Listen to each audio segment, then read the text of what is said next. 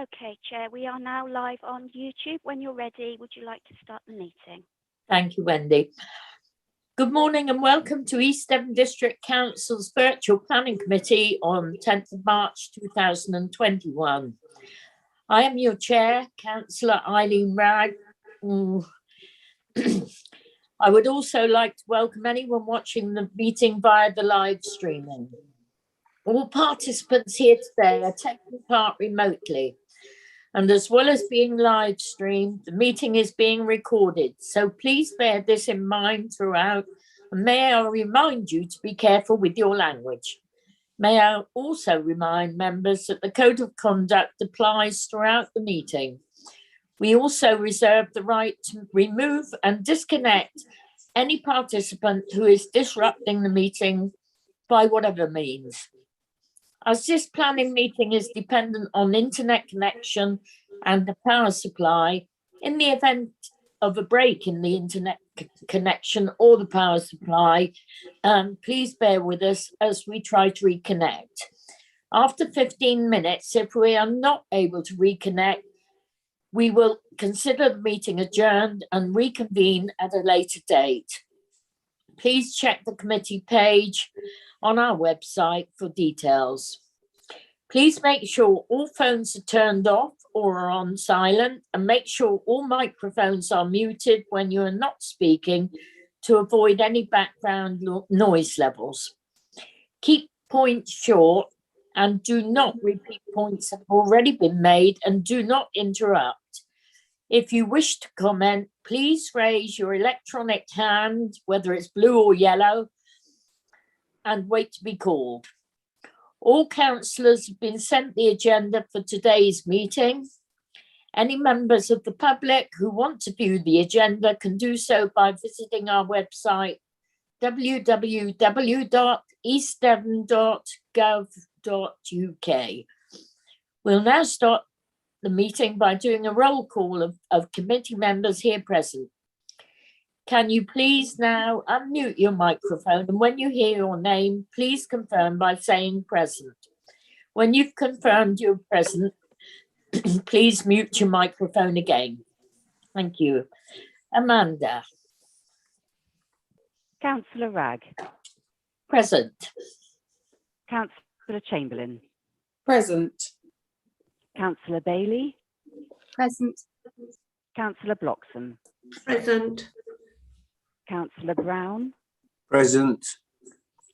Councillor Coleman. He sent his apologies yesterday, Amanda. Thank you. Councillor Davey. Present. Councillor Desaram. Present. Thank you, Amanda. Councillor Gazzard. Present. Councillor Howell. Present. Councillor Key. Present. Councillor Pratt. Present. Thank you. Councillor Skinner. Present. Councillor Whibley. Present. Thanks. And Councillor Woodward. Present. Thank you, Chair. I can confirm you are quorate today. Thank you, Amanda. The running order for today's meeting and the speakers list can be viewed under agenda item 1 on pages 4 to 5.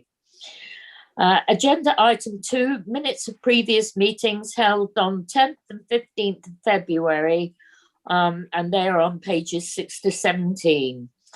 If anyone has any comments on these minutes, please raise your electronic hand. Otherwise, I will take this as an indication that you all agree the minutes of the previous meetings.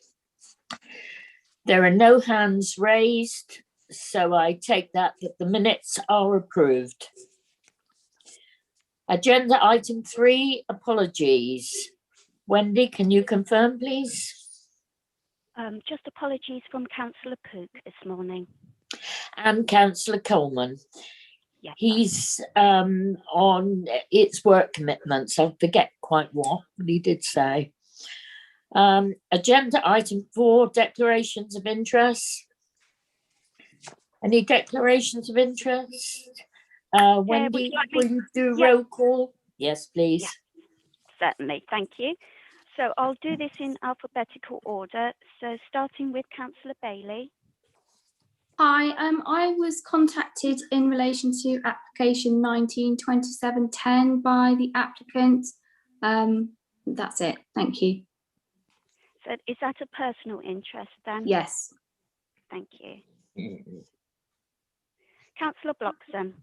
Yes, thank you. Re-agenda item 8. It's a personal interest. I'm a member of Cranbrook Town Council and I lead on Eon for Cranbrook Town Council. I'm also a resident, therefore I'm a recipient of district heating. I was also in receipt of an email and a telephone call regarding 192710 and an email regarding 202265. Thank you. Thank you. Councillor Brown.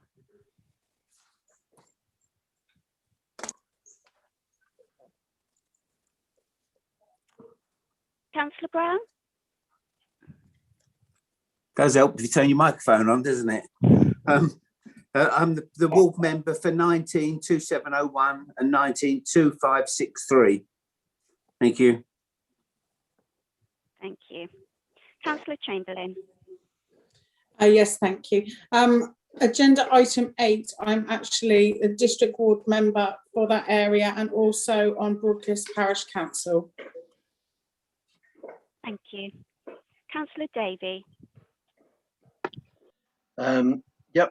This is personal. I'm an Exmouth Town Councillor. I also, this is in respect of agenda item 9, 2018-38 MFUL. I was formerly employed at Roll College for several years and I was also a student there, so I've got happy memories of the building there, the Eldon building, which was the student union. But I shall try not to let that colour my view. Also in respect of 192710 MFUL, I've had a letter, 2 emails and a phone call in respect of that one. And I think that's everything. Oh, and one of the speakers this morning is also known to me, Henry Gent. We're both in the same political party. Which application is that one for? It'll be the Cranbrook Munkerton district heating. Thank you. May I ask, Chair, through you, whether that association could be considered to be bias, or is it just an acquaintance rather than a friendship? I need to clarify. Sorry, which one is this? Yeah, this is in respect of the Cranbrook Munkerton district heating. Well, I don't actually know what Henry's going to say, although we have had some correspondence on that, and we are both members of the same political party. I would say, well, you're the legal beagle, Mrs. Shaw, but I would think that there's no pecuniary interest. It's a personal one. It is personal, yeah, it's not pecuniary. Thank you. Okay, thank you. Thank you. Councillor De Sarum. Thank you very much, Wendy. Item agenda 9, the Royal College one. I am the town council member, and that's I am one of the ward councillors. The McCarthy Stone item 10, 192710. I've received the literature as everyone else has done, and the phone call. And item 202265, I've received the email as everyone else has done. So basically, to sum up, I've received all the information that everyone else has done. And thank you so much, Wendy. Thank you. Councillor Gazzard. Yes, Wendy, Town Councillor for item 9, and like many other Exmouthans, used to frequent the student unions bar at Roll College. Item 10, I am a town councillor and the ward member, and I have received, like everybody else, the promotional material that's been sent out by McCarthy and Stone.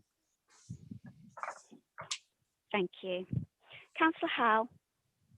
Yes, like everyone else, on item 10, and a phone call asking if there were any questions I would like answered before the meeting, which I found quite distasteful. And item 13, an email. Thank you. Councillor Key.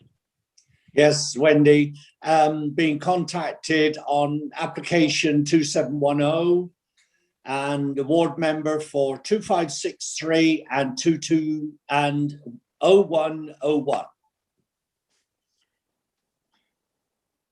Thank Could you. I just say, Wendy, Councillor Bailey has her hand up. I think she might want. Sorry, yes, Sorry, yes, I should have said that I was contacted on 2265 as well by email. Thank you. Thank you, Councillor Bailey. If I can just add there, yeah, I also had that email. I think we probably all did actually. But yeah, that was in respect of 2265 FUL. Thank you, Councillor Davey. I think, sorry, did I get to Councillor Pratt? No, I think so.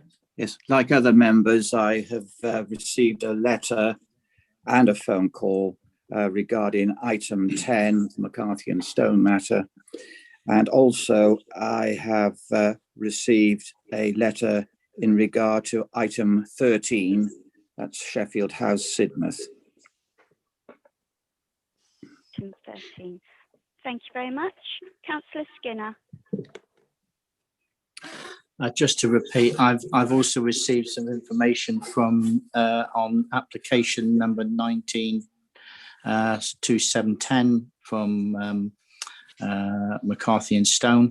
I also had a phone call from McCarthy and Stone, which is fine. And on item 1320/2265 Sheffield House, Sidmouth, I also received an email from them. Thank you. Thank you. Councillor Whibley. Oh, yeah, Exmouth Town Councillor, and I'm also on the planning committee at Exmouth. And I have received the same literature with regard to agenda item 10 and 13, which are personal interests. Thank you very much. Councillor Woodward. Thank you. With regards to items 9 and 10, an Exmouth Town Councillor again received the briefing document from McCarthy and Stone. I didn't have the phone call. Maybe that's because I'm a W at the end of the list. But I'm also the same declaration of personal interest that Ollie Davey made with regard to Henry Gent, a speaker later, because we're all members of the East Devon Green Party. Thank you. Thank you very much. And finally, Councillor Ragg. Yeah, thank you. Well, I'm at the end of the list, Councillor Woodward, and I had the phone call, and I also had a letter, like everybody else I expect. Also had an email regarding the Sheffield House application, and suppose I'll declare an interest, having spent many a happy hour, even at sometimes sitting on the bar of the Student Union building at Roll College when it was University of Plymouth. Thank you. Thank you very much. Back to you. Thank Chair. you. Thank you. Agenda item 5, matters of urgency. There are no matters of urgency to discuss. Item 6, confidential exempt items. There are no confidential exempt items to discuss. Agenda item 7, appeals statistics, pages 18 to 27. Mr. Rose, can you update us on those, please? Thank you, Chair. Yeah, morning, everybody. So you'll see that there were 4 appeals determined on this agenda. 3 of those, I'm pleased to report, were dismissed. 1 was allowed. The one that was allowed relates to a site in Lympstone.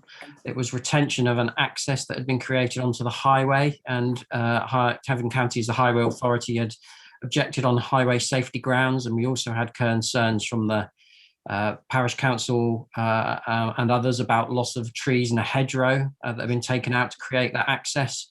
So it was refused on those grounds, but the inspector determined that he didn't feel that there would be an increase in vehicles, so no greater danger or conflict, and didn't consider that the trees or hedge to be lost made a contribution to the wider area.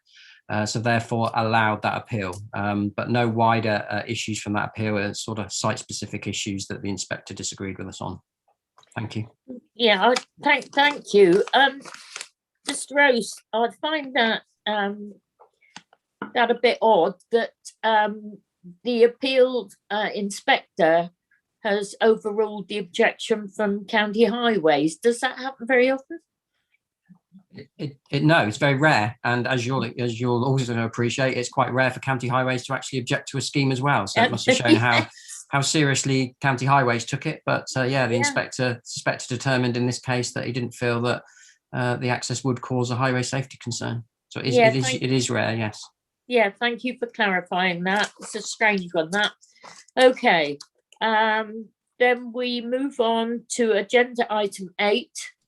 A report on Cranbrook Monkton District Heating from Andy Wood, Service Lead for Growth, Development and Prosperity. That's pages 28 to 38. Right. Now, I think we have Henry Gent, who will be speaking on this. Now, I'm not quite sure which order. Do we have Andy Wood giving his report first? And then the public speaker, or public speaker first? Entirely up to you, Chair. Okay. Well, then I think we'll have the report presented as we usually do, in order of process. Thank you. Okay, thank you, Chair. Morning, members. Morning. I'm just going to, given there's a lot of history here, just quickly talk you through 8 slides just to recap on, if you like, the last 10 or so years and how we've arrived at the current position and what is being proposed in the report. Chris is just going to flick through the slides. We'll go on to the first one. So this is probably, this is at a national level, UK, but it probably exemplifies some of the challenge. Decarbonising heat is a key challenge for the country overall in terms of how we heat our homes, how we get our hot water. And you can see here that the electricity demand is pretty flat and constant throughout the course of a year. This is taken from 2010, which admittedly was a cold year. But you can see the peak in terms of heat demand is much more seasonal, understandably, but also much larger as well. So how, the government's challenge, all our challenges to decarbonise heat is a very critical one going forward. Next slide, please. So in terms of how that's being addressed, I just wanted to talk you through 2 critical parts of, if you like, the national standards. Members be aware that the planning of Cranbrook, there was a very significant lead-in period, and there was a critical report commissioned in 2008 from my perspective, the Element Energy report, which looked at the build-out of Cranbrook, which is obviously going to take place over many years, in the context of the Code for Sustainable Homes, the little logo on the left there, and the expected tightening of the code levels up to Code 6, which was a net zero level at the time in 2016. And it looked at what it would cost to hit those more demanding standards over time. And if you can see in the bar chart, you may just be able to make out that on the right-hand side, the code level 6 bars, the one on the left is for fabric measures particularly, and the one on the right looks at a biomass combined heat and power plus fabric measures as well. And I suppose the key thing that stands out from there is, broadly speaking, if you go down a district heating route, the bar chart, the bar on the right, it was around a third of the cost of going down a house by house measures at the time. No doubt things have changed in the interim, but that was a very seminal piece of work because it really, if you like, set us down the track of looking at rolling out the district heating network to serve both Cranbrook and Sky Park. Unfortunately, in the interim period, the code for stable homes was abolished in 2015, and it's only really latterly, and this is the right of the page of the slide, that we've seen a return to getting towards zero carbon development. The Future Home Standard consultation took place in October 2019, and critically, we've had now the government's response to that consultation, outlining a timetable. That response was published in January of this year, outlining a timetable to the introduction of the Future Home Standard, which is no fossil fueled new homes from 2025, and a commitment of meeting at least 75% carbon savings relative to current build standards. Further consultation will be forthcoming in 2023, but if you can just bear that 75% figure in your mind as we go through, that would be really handy from my perspective. If we can go to the next slide. So this is to localize the situation. So this is a heat map of Exeter, but also the West End of the district. And what is being proposed here, if you look at the right-hand side, is a heat network that effectively connects all those heat loads through to Cranbrook at one end, through to just into the City Council's boundary at Monkerton. So in total, 12,000 homes and just over 2 million square feet of commercial space. Important to say this isn't the only heat network that's being rolled out at the moment. There is also plans to connect the Southwest Exeter development, which straddles the boundary between Exeter City and Teambridge, to a heat network as well, and that's on the basis it would take waste heat from the existing Marsh Barton Energy from Waste plant as well. So that important to say that's part of an overall strategy here. If I can go to the next slide, please, Chris. So to bring that back to Cranbrook Sky Park, this is looking towards Wimple, if that makes sense. So it's looking eastwards. You can see the little regional distribution centre in the foreground, and you can make out the homes there from the first phases of Cranbrook, just slightly further up in the slide. The E.ON Energy Centre is what we're talking about here. That was it's in relation to the Section 106 agreement that was placed on that building back in 2010 regarding getting to biomass CHP, combined heat and power, and that to serve both all of Cranbrook and all of the adjacent Sky Park developments. Thank you. Next slide, Chris. And just to show you the kind of critical ingredients of a heat network, so on the left is the E.ON Energy Centre, where you generate heat and also power at the moment there. You transmit that through heat pipes, so that goes out at about 85 degrees and ideally comes back 50 degrees through insulated pipes. There's about 100 kilometres of heat pipe now in the ground in the west end of the district. And as Councillor Bloxham will know, each house has a heat interface unit, which looks very similar to a ordinary domestic boiler. They are, if you like, a hydraulically separated system. So the heat is passed on to an ordinary wet heating system in the house itself, and you are billed for the units of heat that you use rather than the units of gas, if that makes sense. So next slide, please, Chris. Thank you. So the key ingredients of district heating are set out here in relation to Cranbrook. It's a very long-term concession, 80 years, so still another 70 years still to run. A key part of that was that there would be no gas on site, and that each house would instead pay a connection fee to connect to that district heating network. And then each house, through that heat interface unit, would pay a unit price for heat, and that price was governed and regulated and linked to a basket of local gas prices. So households wouldn't pay any more, if that makes sense, through those price controls. A critical part was to decarbonise the network, to move it from gas, and that is the biomass obligation that is referenced in the report. At 2,000 occupations, installing a biomass combined heat and power plant capable of delivering certain thermal and electrical outputs.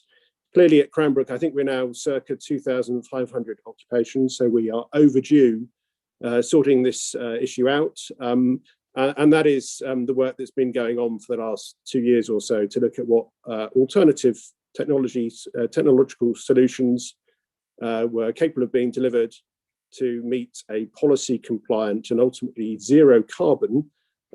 Just bear in mind that the future home standard is at least 75% carbon savings. The Cranbrook policy is for zero carbon for the expansion areas, so 100% carbon savings. So it's more demanding than the national standard. It's also for delivery for the expansion areas from next year, which is well in excess, in advance of the 2025 national standard as well. So next slide, please, Chris. So really, this is the essence of what's being proposed. We have received circa £100,000 of government funding support to commission technical work over the last 2 years. It's been reported through Cabinet to look at some feasibility work that's looked at 10 different technological solutions to meeting future heat demand, and really arrived at this as the preferred way forward. The critical part here is a link in red to the energy from waste plant that has planning permission at Hillbarton, about 5 kilometres of heat pipe to go in the ground, because that generates 23 megawatts thermal, to put it in technical terms, of waste heat. But in very simple terms, it's more than enough to heat all of Cranbrook and all of Munkerton, fundamentally. So utilising that waste heat, which otherwise be released to the atmosphere, is in essence what's being proposed here. And there's been, as I say, a series of technical work to look at the feasibility of that solution.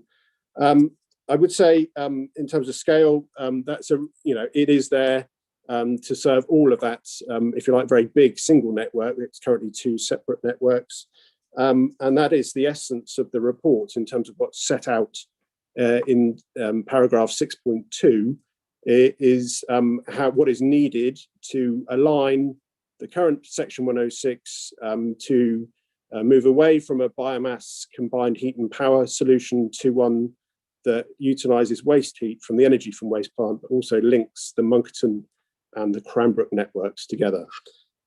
So, Chair, just to summarise, if I can, probably 5 key points. One is this is very much about completing a journey that was started over 10 years ago. Secondly, this is about delivering a policy compliant district heating scheme, or zero carbon scheme, in line with the Cranbrook DPD policy that's set out in the appendix. Thirdly, there's been a lot of technical study work to look at the different technological solutions and what's feasible, which has arrived at what's on the screen now. Fourthly, is cost. We have allowed, within the Cranbrook viability assessment, a figure of £6,588 to get to zero carbon. That is, the overall viability for Cranbrook is extremely challenging still. And so we feel that's a cost-effective solution. And finally, it's a cost-effective solution that can be delivered at scale and at pace. Bear in mind, these are live planning applications, particularly for the expansion areas at Cranbrook. I hope that makes sense, Chair. That's a kind of quick going through of 10 plus years of history here at Cranbrook and district heating more widely. But I'm very happy to take any questions, or perhaps you want to hear from Mr. Gent first.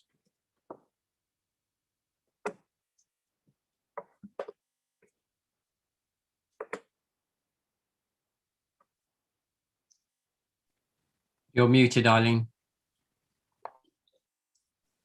Thank you, Mr. Wood, very much. As you say, it's been a long time, pardon the pun, in the pipeline.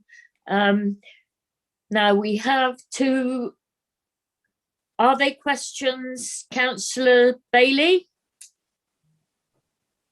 Yes, it's a question for Andy Wood, but I'm happy to wait. Well, if you have a question, you can put it now, please. Thank you. Thank you very much, Andy, for your report. So in terms of it's described as completing the journey, but my question is really around the extent to which we're confident that the energy from waste plant is actually going to be to be built out? Because obviously it talks about construction starting in the summer, and there would be a considerable lead-in time for that. And I just want to know if you're able to tell me what our contractual arrangements are in respect of that. What's our oversight? What are there? Do we have confidence in terms of that actually will happen? So I just would like a little bit of clarity around that, so that we can feel that there will be a completion of the journey and not another stopping of the journey. Thank you. Yes. Yeah, through you, Chair. Yes, please. Yep, thank you. So yes, very important point. The planning authority for the energy from waste plant is the county council. It has planning permission. I think that's 3 years old now, but critically now funding has now been secured to deliver that facility. And it will, from my perspective, in terms of establishing, if you like, the counterfactual position, that plant will come forward anyway. We're not inducing it to happen, but clearly if it doesn't happen, then we would have to change tack. So the other thing that's referenced in the report is we have put in a very large scale bid for £8 million to the government's heat network investment programme, which invests to support the rollout of district heating schemes. We are due that decision any day now, but a part of that bid was £500,000 to support further technical feasibility legal work over the course of the next 12 months to establish connections, contracts, etc. That will all need to be reported through Cabinet still, and that is on the basis that it would be 12 months of feasibility work and then 12 months of construction, which would then be coterminous, if you like, with the operation of the energy from waste plant from the summer of 2023.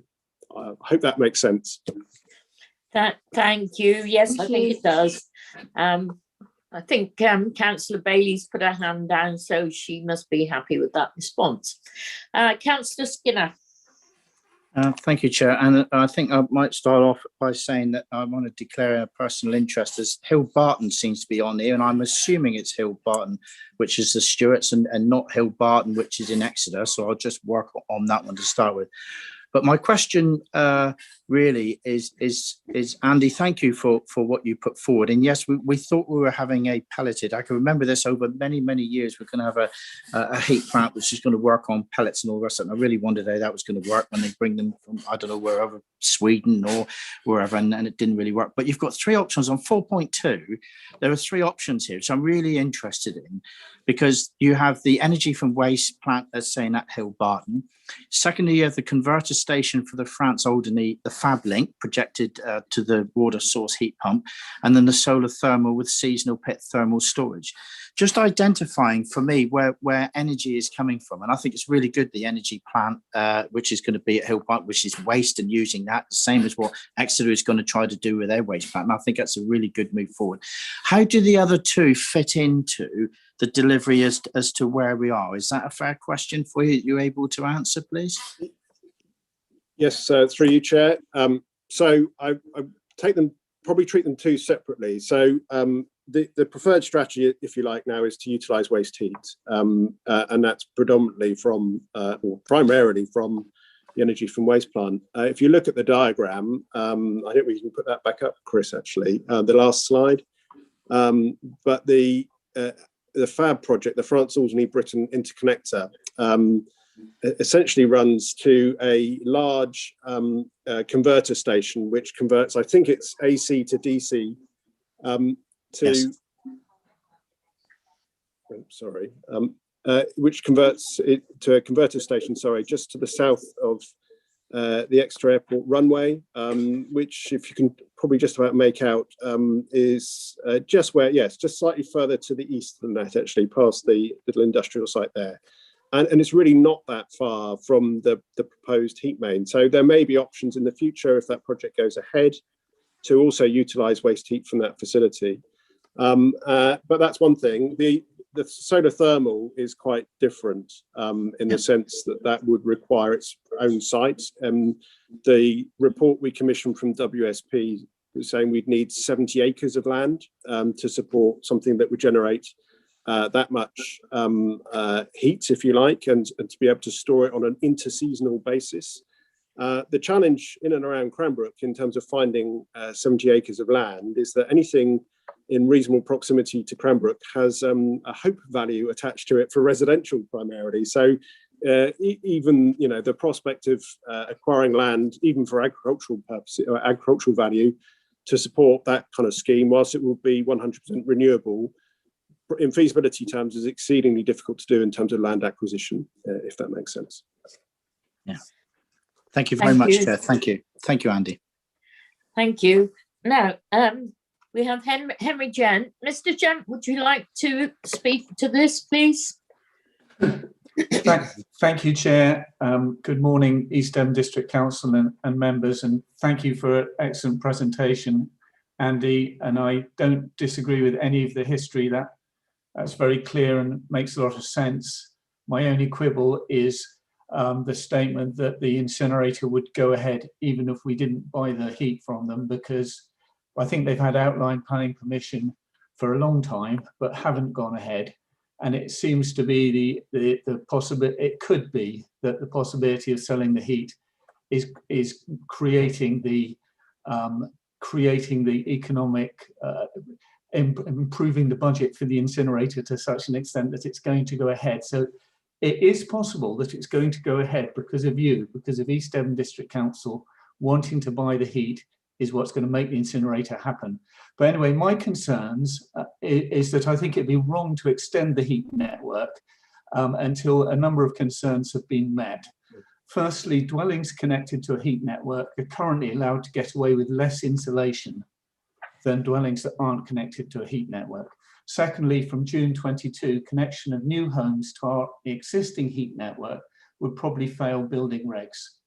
From 2025, the Future Homes Standard will apply, and it's not clear that connection of new homes to a network heated by an incinerator will pass the primary energy efficiency test of the Future Homes Standard. Thirdly, the Climate Change Committee stated in December 2020 that all new energy from waste incinerators should have carbon capture and storage, but the Cliff St Mary incinerator is to be built without carbon capture and storage. Fourthly, houses at Cranbrook and Tybarn have to deal with breakdowns in the supply of heat. These problems occur at present even though the heat source is gas. Breakdowns and interruptions are even more likely with an incinerator fed with commercial rubbish. It seems possible that variations in the supply and calorific value of plastic and other waste will impact on the supply of heat. In this proposal, there are further complications because the heat will have to be pumped further and the supply will be sold to a council-run bulk heat transfer company who will then sell it on to a retailer such as E.ON.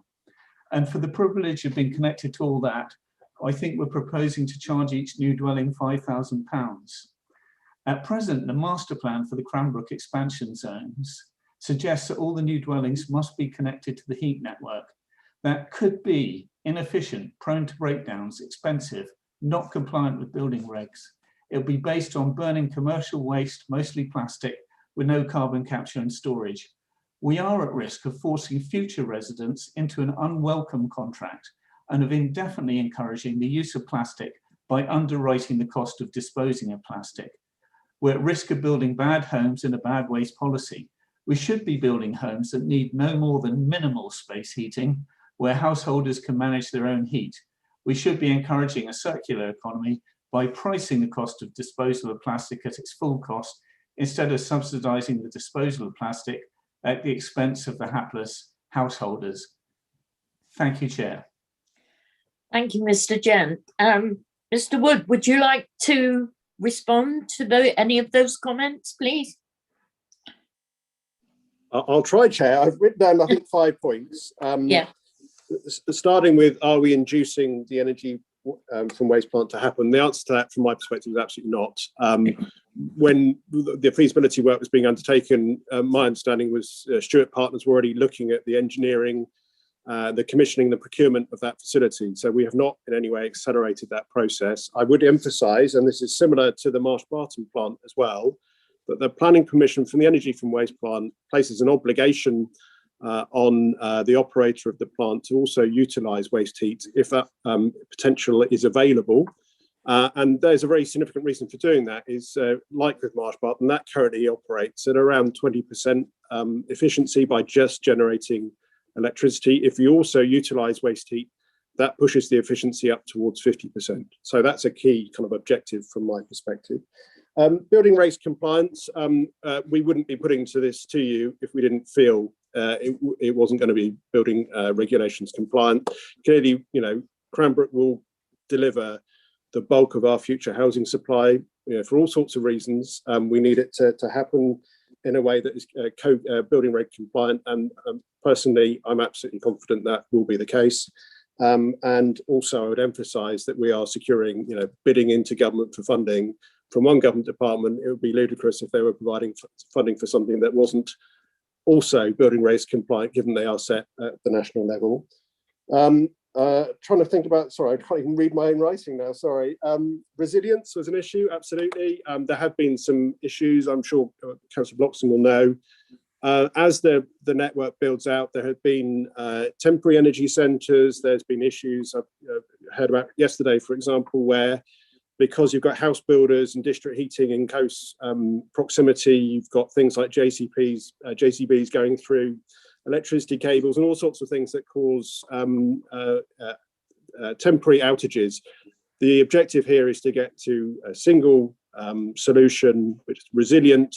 The energy from waste plant won't operate all the time, and therefore you need things like thermal stores, resilience and backup to make sure that regardless of when that's down for maintenance, there are alternative means of providing heat and hot water to the homes. In terms of contracts, it's important to emphasise that this will not be the council contracting with individual households. Far from it, it will be bulk heat supply between Stewart Partners and E.ON. And finally, I absolutely get, you know, the point that's being made around potentially passive house standards. I'm certainly not going to diss, if you like, passive house. I think everyone would love to see more passive house development in the districts.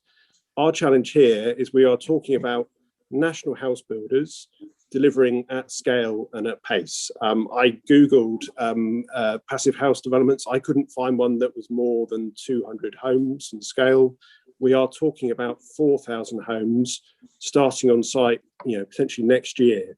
And that is our challenge fundamentally within the context of an extremely challenging overall viability assessment as well. Thank you. Thank you, Mr. Wood. Right.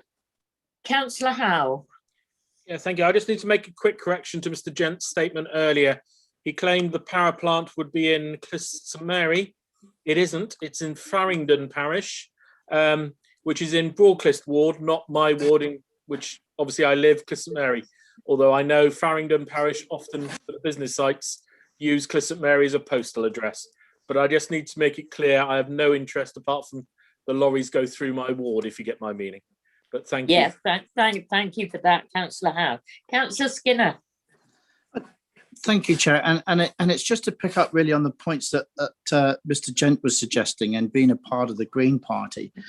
I got a feeling, and unless I'm misguided, and not that I want to get into a debate necessarily, he was almost suggesting that a central plant was not perhaps the way of going forward, and that was opportunity through pricing, which I do get that, the competition in pricing, but there's a way forward in people having the individuality of being able to work into other marketplaces. What that would actually do is, if you put that into place, it would actually see probably the failure of a district heat system. And I don't really understand where he's coming from. The things I will agree with him, and I hope it picks up, and Mr. Wood answered that really well, was talking about the insulation of the houses. And I will accept the fact that we need to be ramping that up so as people can actually use more energy if they can. And I'm sure that will evolve in time as we go forward. So with that bit, I absolutely support.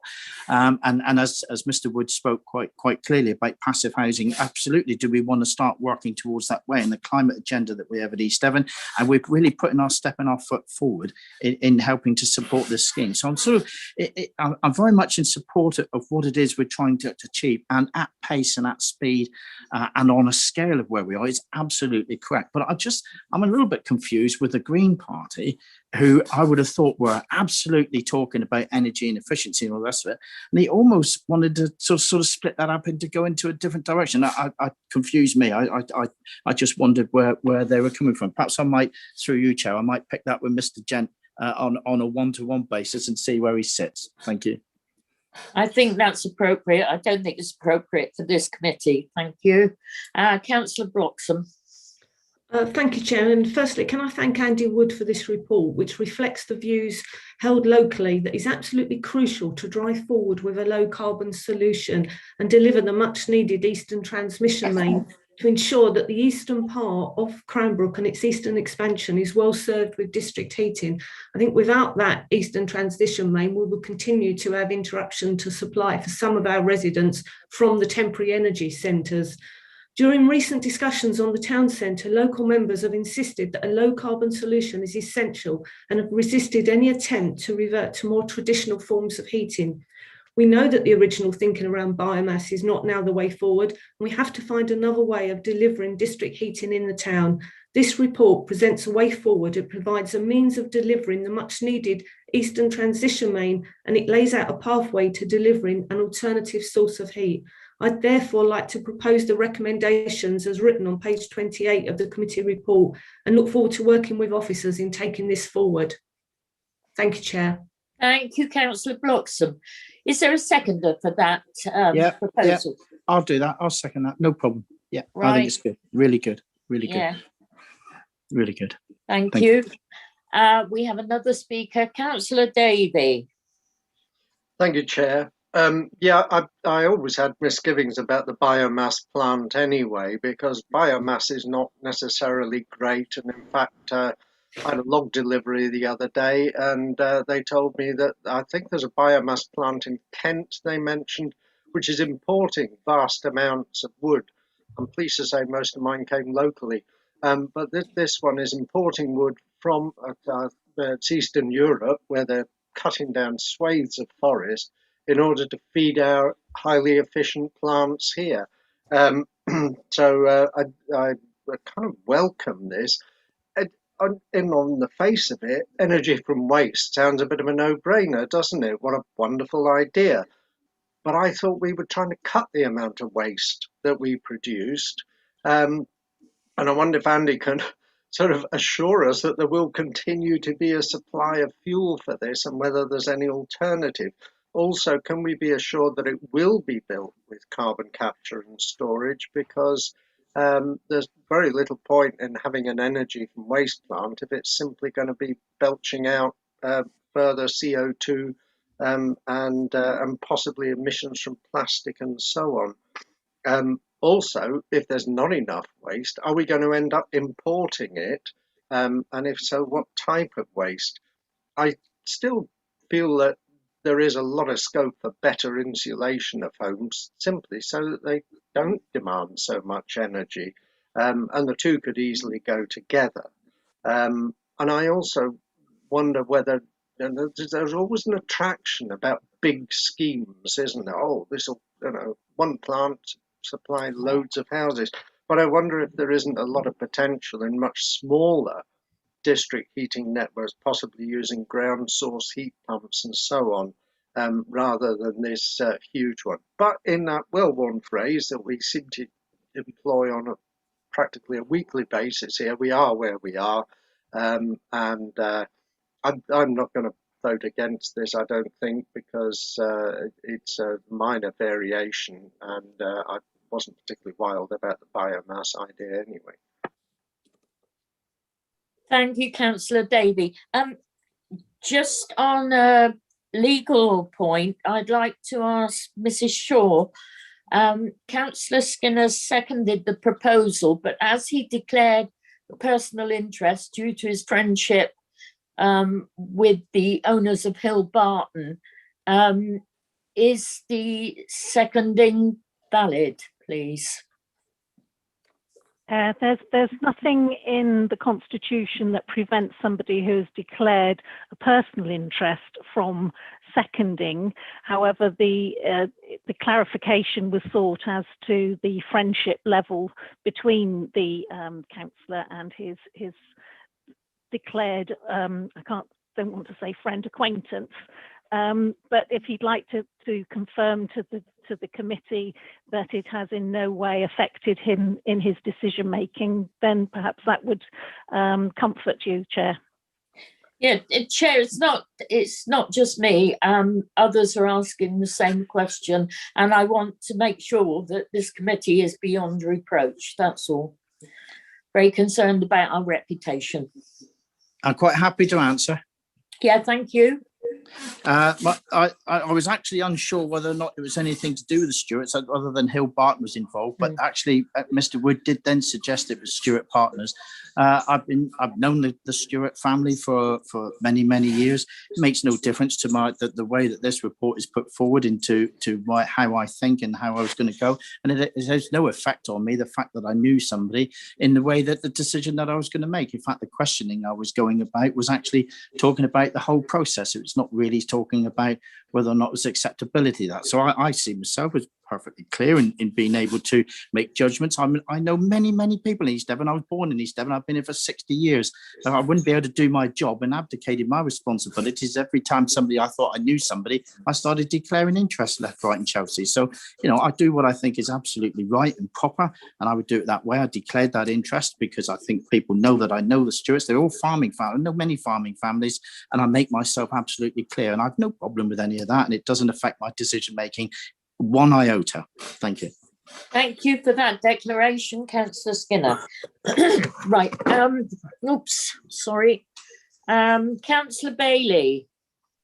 Yes, if I just want to, I maybe feel that I should declare an interest as a personal interest that, it's not directly relevant, but my husband works in the renewable energy field, and I just want to make that declaration as a personal interest. Thank you. Okay, thank you. Right, members, we've had a proposal and the seconder. Could we take to the vote, please? Oh, no, could you sum up, Mrs. Shaw? Thank you, Chair. Members, there's 3 elements to the motion that you have before you. Yeah. Firstly, to note the further technical work that has been undertaken to support the delivery of low and zero carbon development in the West End of the district. Secondly, agree the principle of the proposed deed of variation based on the core provisions set out in paragraph 6.2 of the report. And thirdly, delegate authority to the service lead, strategic planning and development management, in consultation with the chair of planning committee and the ward members to agree the detailed provisions of the deed of variation. Thank you. If when your name is called, you are in support of the motion to approve, you're against the motion to approve, or whether you're abstaining from the vote. Thank you. Thank you. Councillor Howe, you want to come back? No, I just want clarification from Shirley, Ms. Shaw. You said ward members. This crosses boundaries from Broadclist to Cranbrook. I just want to make sure whether you're including all ward members across the 2 boundaries, or you're talking about one set of members or the other, if you get my meaning. I just thought we ought to be clear about who's being consulted. I would have to ask Mr. Wood as to as the report writer, as to which ward members he was intending to consult and assist in the determination. Well, in that case, can I make it easier that I suggest we consult all the ward members across the 2 wards that are affected? Councillor Bloxham, Councillor Skinner, are you happy for that clarification to be in the wording of the motions that you've moved and seconded? Yeah, I'm happy with that. Thank you. And so am I. Thank you. Therefore, that 3rd recommendation should read delegate authority to the service lead, strategic planning and development management, in consultation with the chair of planning committee and all the ward members to agree the detailed provisions of the deed of variation. Thank you. Thank you. Thank you. Wendy, can you take the roll call, please, for the vote? Yeah. Chair, can I just confirm that you want it by roll call or by the green ticks and the red crosses?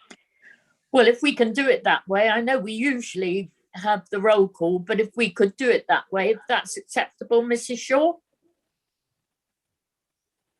Yes, Chair. We had previously agreed that it was by name by the committee members agreeing that process. However, you are chair of the committee and you may wish to take it that way. Well, I think in this instance, we can take it that way. So could you go to your green tick or red cross, please?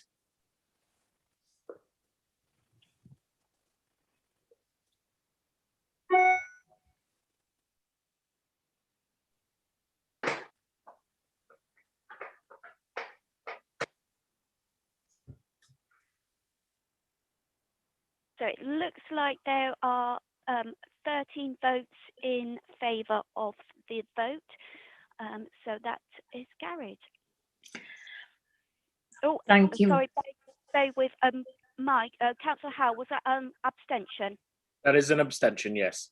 One abstention One. and no votes against. Thank you, Wendy. Thank you. Okay. Then we move on to the next item. Thank you, Mr. Gent, for coming along. Nice to see you again. We go to agenda item 10, application 192710, Major Full, site of Redgate and land at Tesco, Salterton Road, Exmouth, page 118. I'd like to welcome Jeff Skinner. Now, Gian Bendinelli and Councillor Frank Cullis from Exmouth Town Council. Thank you. Mr. Rose, can you present your report, please?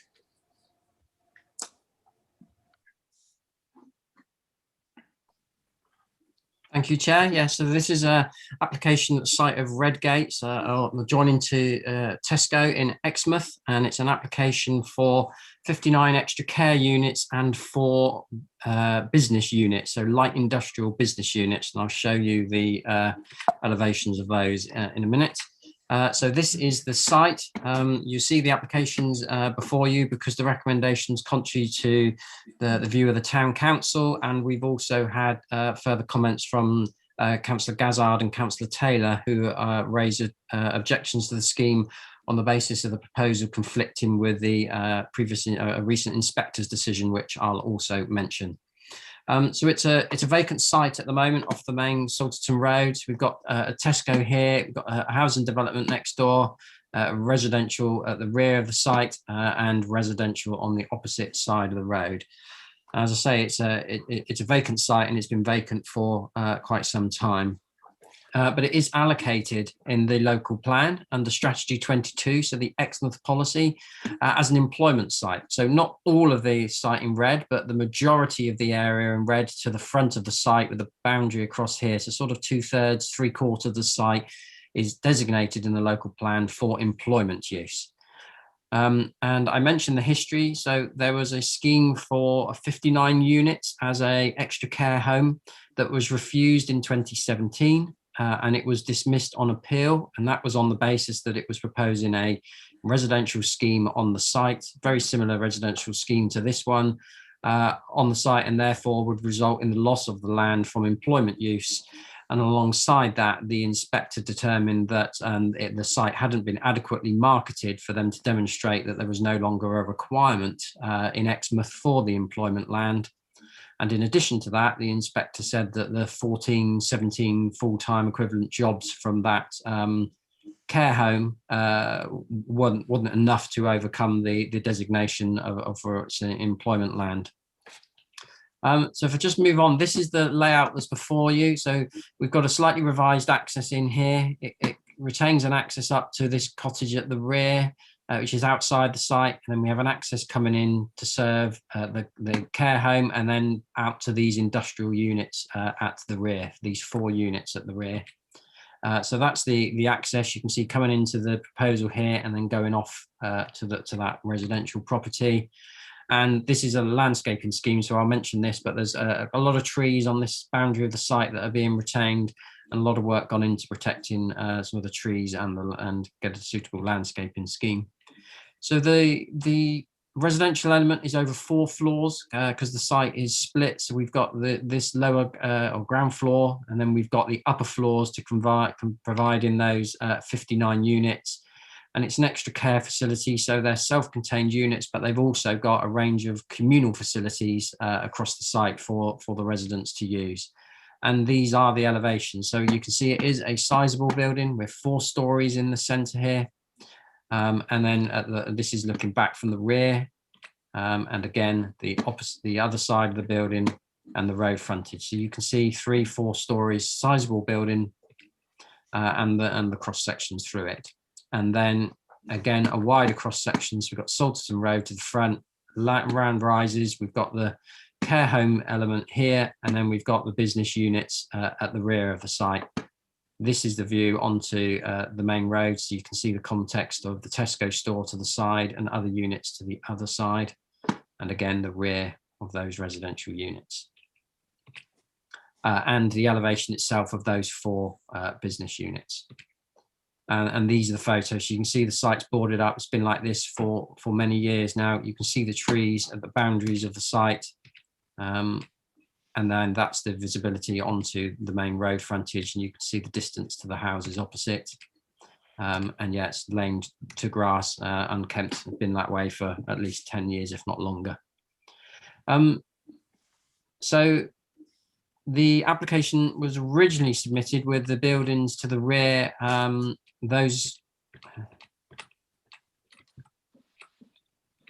this building to the rear here as office units. I think the police had taken an interest in moving their accommodation to there at one point, but then during coronavirus, the demand for that office accommodation pulled out. So reflective of the market and what's happening with home working. So now the uses at the back have reverted or gone to 4 light industrial units of about 350 square meters. And as I say, that's a result of the coronavirus. And again, as with the previous scheme, which was a similar layout to this, there are equivalent of about 14 to 17 full-time equivalent jobs that are generated from the extra care home element of it. So in terms of the principle, we've got strategy 22 of the local plan, and that designates the site for employment use. And you can see that not all of the site is being put to a B use employment. So there is some conflict with that policy. There's also strategy 32 of the local plan, which the previous inspector dealt with, which requires if people are moving away from the designation, the employment designation, that they have to have done marketing of the site. And that was addressed in the previous appeal, where the inspector said that the marketing that was carried out for the solely residential scheme wasn't adequate. But as I've mentioned, we've had this since coronavirus. We've had the interest in an office for the rear pull out, but also there is value in the development coming forward now and proposing these 4 units and the jobs that will create alongside the jobs to the care home. Obviously, the site's been vacant for 10 years. So again, some development of the site is welcome. And the applicant has agreed to provide these industrial units, so to actually build them out, provide them, put them in place before the occupation of 50% of the residential units, to ensure that we don't just get the land, but we actually get the development coming forward. And that weighs in favour of the proposal. Alongside that, strategy 36 of the local plan is also relevant, because that outlines a need over the plan period of 150 extra care units in Exmouth, sorry. The inspector did touch on that on the last appeal, and at that point, I think 76 units had already been provided out of those 150. So the inspector was satisfied that that was moving on, and by the end of the plan period, those 150 would be met. Although that policy, strategy 36, would allow more than 150. So in terms of the principle, it's not strictly policy compliant, because the site is designated for, or certainly this frontage part of the site is designated for employment use. So it's not policy compliant, but given the provision of the 4 units, the fact that they're going to bring them forward and build them out, the jobs combined with the jobs in the care home, the time that the site's been vacant, the fact we've got the current pandemic, which questions what value this site will be in terms of marketing for employment use, on balance, the officer's view is to support the principle of the development. Just running through some of the other issues in terms of the extra care. So it will be a minimum of 2 hours increasing. So each of the residents has to have that element of care to be able to live in there. And then those hours will increase over time. And that's care that's additional to your normal care home. So it's extra care, and that's proposed to be secured through a legal agreement. In terms of the design, there's obviously 2 parts to that. There's the residential element and the employment element. It is a sizable building. There's no way around that. It's 4 floors on that frontage there, but as I say, it will be viewed in association with Tesco. So, and given that they've proposed the balconies, you can see the different coloured render and materials and the pitch roofs and gables. That's considered to break up the building with the use of brick, render, tile, and slate. The design is considered to be acceptable in its context. The business units to the rear, you won't really see them from any of the public domain at all because of the building to the front and to the trees. So again, brick and sheeting, that's considered to be acceptable. Residential amenity, obviously we've looked carefully at that. There's a suitable distance to properties across the road to protect their amenity. It's about 60 metres. Site to the east is well screened by trees. You've got Tesco wrapping around this site, and then you've got the relationship with this dwelling here, again with boundary treatment, and the distance to the main residential block is considered to be acceptable. You see in the report there's quite a lot of time and effort's gone into dealing with trees on the site as a blanket TPO. Most, as you can see, majority of the trees are retained, although there are a couple in the centre of the site here that would be lost. The landscape architect and the tree officer have been heavily involved in making sure that they're happy with the levels across the site and the impact on those trees, and they are happy now subject to conditions. Drainage has also been agreed with DCC flood risk. In fact, there's been an update on that. So they proposed a new condition in the last few days. And so with regard to the section 106, that would secure the care use of the building, the delivery of the employment units prior to 50% occupation, and the required financial mitigation for HABRAGs. So in conclusion, it's an allocated employment site, so it's not fully meeting that need. But there are jobs proposed in the care home and the jobs created through these business units at the rear. So that's the balance that members have to make here. Not fully compliant with policy, but there are a number of jobs coming forward and the benefits of those units, particularly given the times we're in at the moment and what demand there would be for the wider employment site. And given that there's no other harm, officers are recommending approval subject to that legal agreement. But if members were to grant consent, would also welcome a change to the drainage condition number 6 to reflect the latest comments from Devon County's flood risk team. Slight wording to condition 7 to put more tree protection in because the landscape and tree officers have had further input since the report was finalised. Also in relation to condition 10 on landscaping, again, because the landscape officer has been further involved and reworded the condition. And cycle scooter storage to be provided prior to occupation, which is condition 12, and a further reference to a later ecology report for condition 14. So, as I say, recommended for approval, subject to a legal agreement and those conditions. Thank you. Thank you, Mr. Rose. I think I'll reserve my comments until later on. Now, Mr. Jeff Skinner, would you like to speak on this? Could you say who you represent, please? I'm guessing it's Exmouth Community Association, but you have 3 minutes. Thank you. Thank you. Good morning. I'm representing the Exmouth Community Association, and Ian Cann has asked me to speak on behalf of the Exmouth Civic Society as well. We object most strongly to this application, as we have done throughout. As has been well stated previously, this represents misuse of land designated in the local plan for employment purposes. Employment land is precious in Exmouth, and the compromise to build industrial units on only half of the land is unacceptable in our opinion. There's no urgent need for more housing for the elderly, and this development will do nothing to address the age imbalance in Exmouth, as sought by both the local plan and the neighbourhood plans. In fact, it will do just the reverse.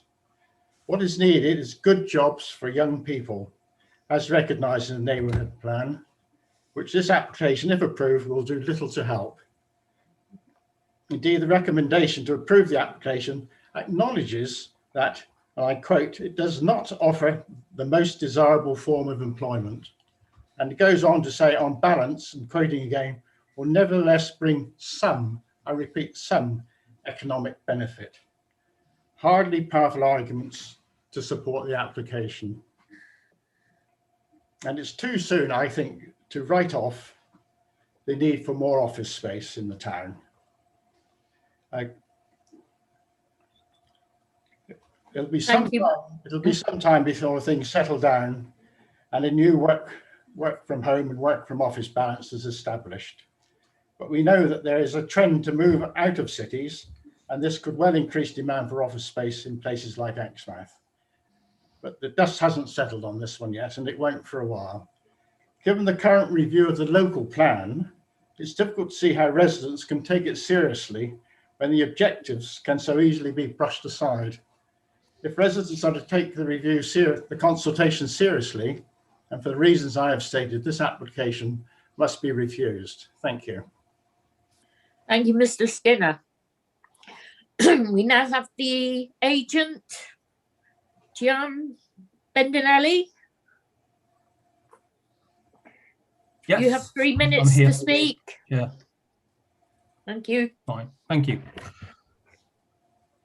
Chair and members of the committee, you have a very detailed planning report, so I will confine myself to a few brief comments.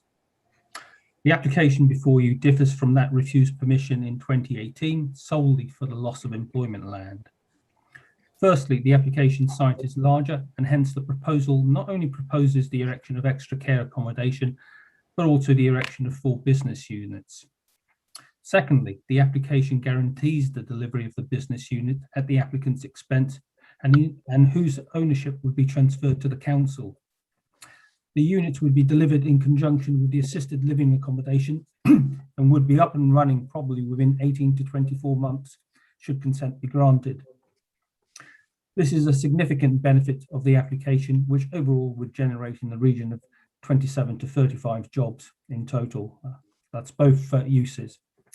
To put the delivery of the commercial units in context, it should be noted that part of the site was allocated for employment under the East Devon Local Plan 1995 to 2011. But despite the allocation, it has lain undeveloped for about 25 years or so. As the application report notes, there is little prospect of any speculative office building being financially viable at the present time, particularly given the changing nature of working practices with significant trends towards home working and falling demand for office space. The report goes on to state, data from economic development also shows a clearly evidenced demand for small workshops and office developments across the district.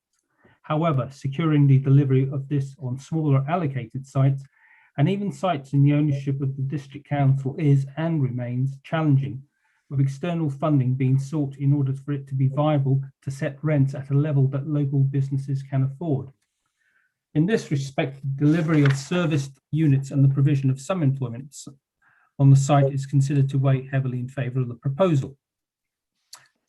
With respect to the assisted living element of the scheme, its provision was previously acceptable, and in this regard I would reiterate the East Devon Local Plan 2013 to 2031 at paragraph 10.6. It states, "We will enhance Exmouth by seeking to secure extra care housing provision in the town for the elderly." Strategy 36 refers to, "We will aim to secure care and extra care homes in all our towns and larger villages in line with the provision of 150 extra care home spaces at Exmouth." This is also recognised in policy H1 of the neighbourhood plan. People are living longer and the proportion of older people in the population is increasing. As a result, the government's guidance note, Housing for Older and Disabled People, published in 2019, states, The need to provide housing for older people is critical. This is the only type of new accommodation required that is categorised as having a critical need on a national scale, with only 2% of housing in the UK specifically designed to meet the needs of older people. In conclusion, as indicated in the planning report, planning policies must be considered with due regard to all material circumstances and not applied in a vacuum. In this case, the site has been vacant for 20-25 years or so, with little prospect of this changing. In contrast, the application would deliver two sources of employment, as well as meeting a critical need for specialist accommodation for older people. I would therefore request that the officer's recommendation is endorsed and the application is approved. Thank you very much. Thank you. Right, now we have Exmouth Town Councillor Frank Cullis. Councillor Cullis, you have 3 minutes. Thank you for allowing me to speak on this planning application. I'm Exmouth Town Councillor representing Withycombe and I sit on the Planning Committee. The Exmouth Town Council Planning Committee has been firm in their objection to this development of this site as an assisted living care home, sustaining that objection throughout the variations and applications submitted. This parcel of land is needed for jobs, proper jobs for the young people of Exmouth. The Exmouth local plan clearly recognised this, and in recognising the state of Exmouth's economy, sets out a vision for the town that promotes, and I quote, an employment-led agenda. In the local plan policy framework section 14, it goes on to say that translating that vision into action can take a number of forms, insofar that includes the allocation of land at Redgate. This is shown in the map marked figure 17 on page 63 of the Exmouth local plan, with Redgate quite clearly coloured yellow with a key employment allocation EDDC local plan strategy 22. There's been some debate about how much of this application site is actually designated employment land, and in the executive summary on the documents in front of you today regarding 192710 M4, it states that only around half is. Well, even if it is that is the case, according to the same executive summary, only around a quarter of the proposed application site is given to specific employment use, and that's clearly not enough. I'd also like to comment on another part of the executive statement in front of you today that states additional evidence has been provided to demonstrate there is little prospect of any speculative office building being financially viable in the present time. Well, okay, but the key word there is present time. As planners, we need to plan not just for today, but for the future too. Future jobs are vital for Exmouth's future. Yet another care home isn't.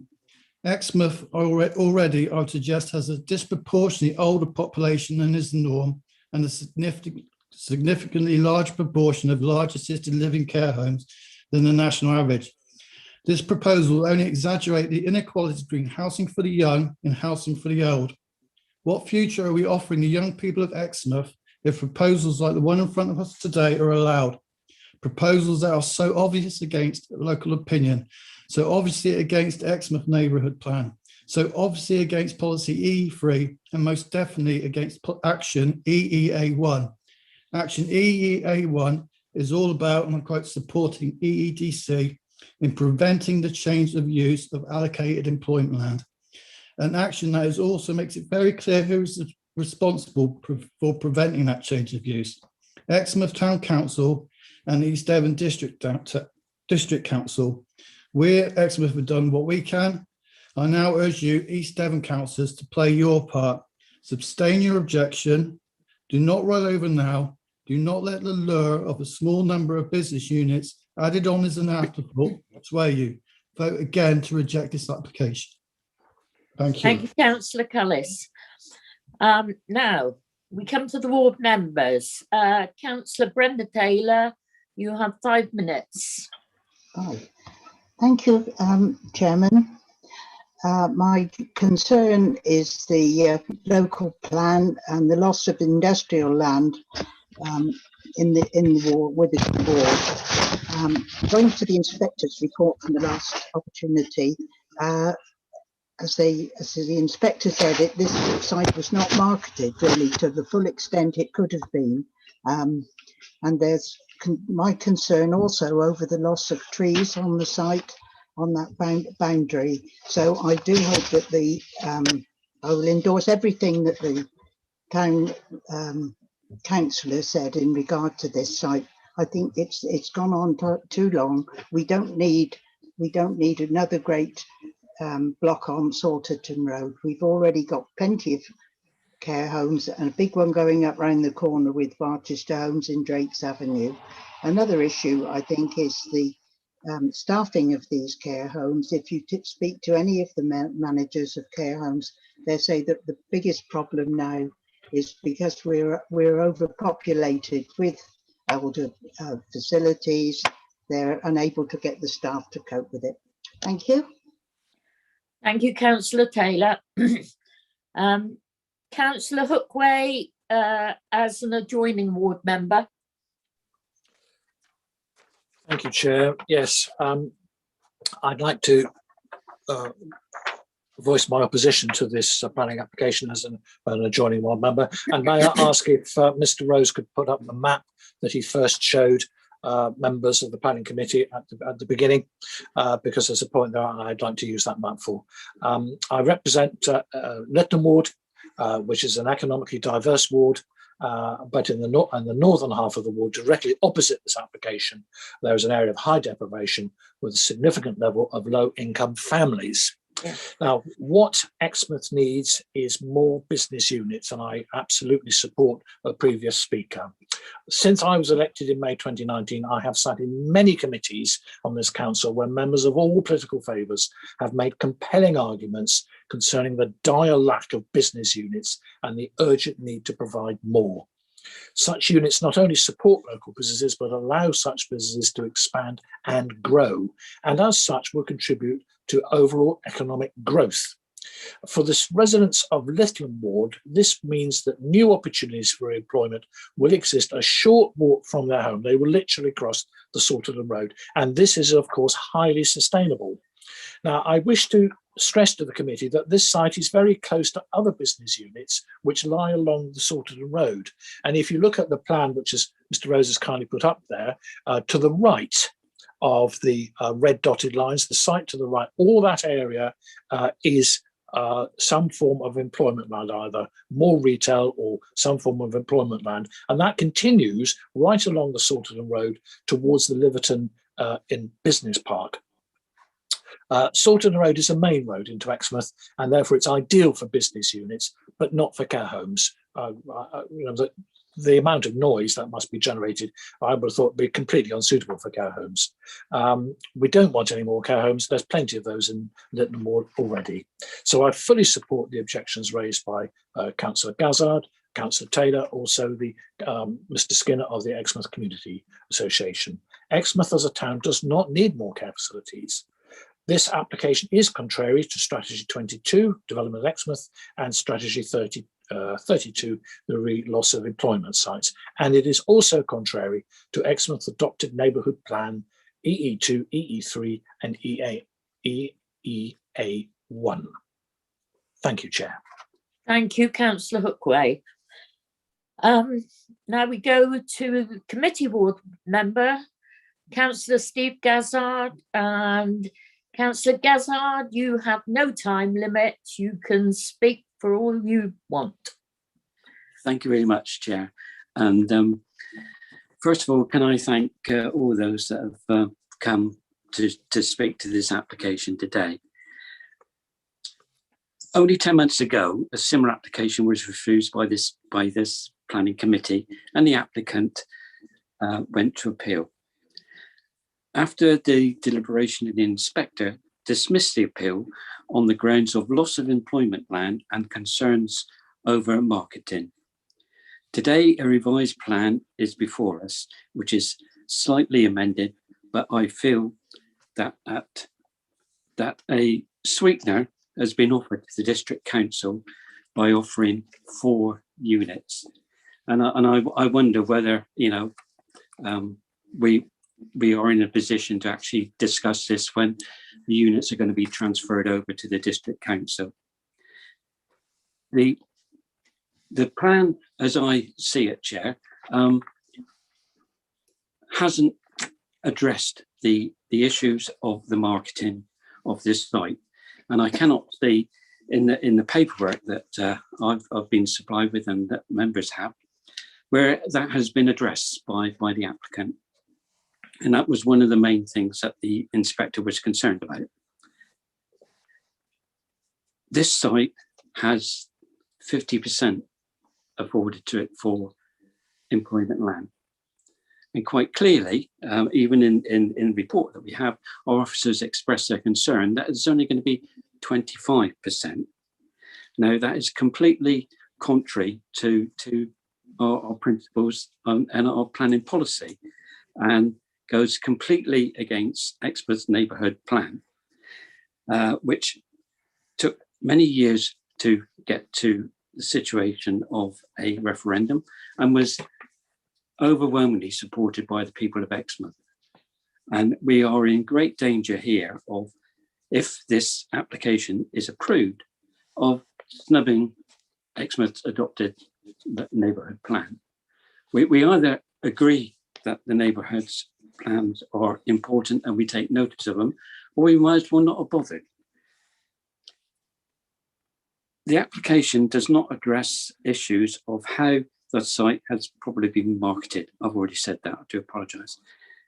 The application will have an impact, in my view, on wildlife and the area which is known as the Millennium Wood, which is the old tip.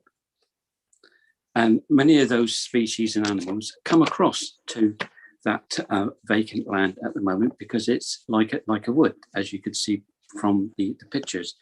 And I'd just like, if I could, address the comment that the agent made that that land has been left vacant for 20, 25 years. And I don't disagree with that. But why was it left vacant? Tesco's bought that site originally to expand Tesco's, to make Tesco's bigger, for clothing, and to bring back a cafe on there. But that they had permission for it, and that never came about. So what do? They sold the land. Exmouth Town Council have been absolutely strongly against this application from day one. And I know members do take notice of what councils and parish councils say about planning applications. So I would ask that, as the town council has been consistent in their dismissive attitude towards this application, that members please take that point on board. We have more than enough of these types of care facilities in Exmouth. And as my colleague said earlier before me, we have one around the corner that is still being built. And if you go around Shelton Road, around Douglas Avenue, we have more than enough.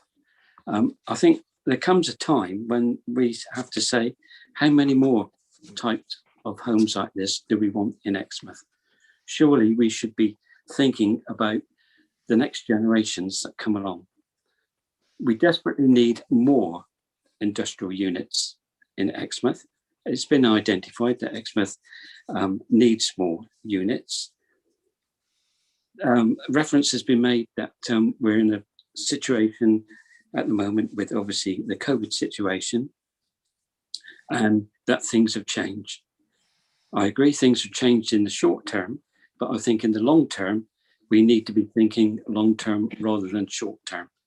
So from my point of view, I think that we need more industrial units in Exmouth, because there are plenty of entrepreneurs in Exmouth that wish to set up business in Exmouth, and we should be giving them a hand to do that. And to take away another 25% of industrial land in Exmouth, I think is wrong. I have concerns also about some of the trees that have been taken away, because I don't think that large trees should be taken down. Bearing in mind that we've declared as a council we have a climate emergency, and big trees do so much work for taking away the carbon dioxide for us, and putting smaller trees back in will take a long time for them to do what we want them to do. I have reservations about the highway issues because, as you all will know, the Salterton Road is a very busy road, and I do have concerns about all these extra vehicles that will be going in there for staff. Should this go ahead, will create, and obviously the big large lorries that will go in to bring goods in. This facility will, if approved, put extra stress on our overstretched doctor's surgeries and local hospital in Exmouth. And I appreciate that Rhodes may come back to me and say, well, you know, we can't ask for any S106 money to go towards the NHS, and I understand the reasons for that. But I think we have to take that on board, that these facilities will put extra pressure onto the overstretched NHS, and you know, they haven't got enough money to operate at the moment, so it's going to put more pressure on them. So in conclusion, Chair, I would like to move refusal of this application on the grounds, and I've listened to the debate, and if members wish to add any further reasons, I will take those on board. But it does not comply with the Exmouth Neighbourhood Plan EE2, EE3 and Action EE1, and is contrary to the EDC Local Plan Strategy 22. I so move, Chair. Thank you, Councillor Gazzard. Is there a seconder for that Yes. proposal, please? Councillor Woodward? Yes, I'll second it. Would you like to speak to it, please? Yes, well, I don't want to repeat, everybody else has said what I would like to have said. Before on this committee, we've looked at the balance departure from local plans, but I think in this case, there are the disadvantages of moving away from the local plan and the neighbourhood plan, being non-compliant with strategy 22 and 32. I think the supposed benefits don't outweigh the harm that would do. Particularly, as mentioned, we're in the process of going through revising the local plan, and what is the point if we don't really give it the due weight? It's disappointing also that there's actually less employment land. When you go to the other end of Littleham and you see the Pankhurst Engineering Works, which is now a housing estate.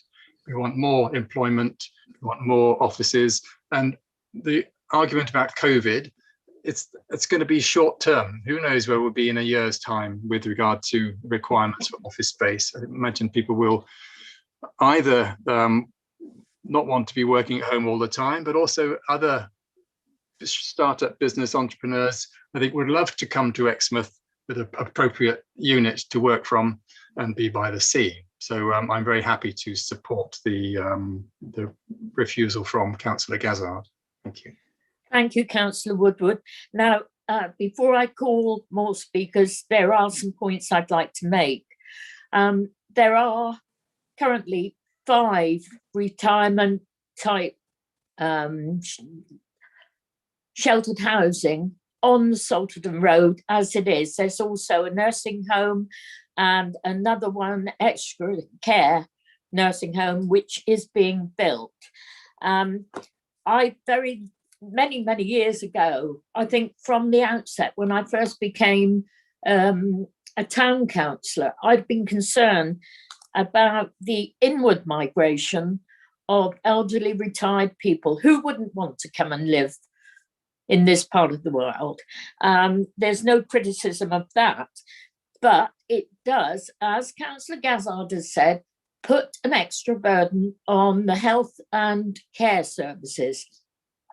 And for many years, I've called for a special contribution from companies who build these sheltered housing complexes to make a contribution towards health and social care provision. So I've said that, but there are, as I've said, there are already 5 sheltered housing developments along the Salterton Road. And that's apart from the 4 that I can think of that exist in the town centre. I think we have to address this. Hopefully, we can incorporate it into our new local plan. Right, I've said my bit. I'm not predetermined on it. I wait to listen to the other speakers, and we have Councillor Philip Skinner, and I think I can guess where he's coming from regarding employment land. Thank you, Chair. And I first want to really congratulate both Mr. Skinner, my namesake, and just for everybody's knowledge, I don't think we're related in any shape, way or form, Mr. Skinner. So there we go. That clears that one. And Mr. Cullis from the Town Council, I thought you spoke very well, very eloquently, and you both put down some very relevant points. The councillors as well, Councillor Gazzard has spoken excellently in the things that he's said, and some of the things have been said. But I do want to clear some ground, and Councillor Gazzard, being a man been in the town for many years, understands. It's all very well coming up with a concept that it's been for 25 years, this land, or 25 years.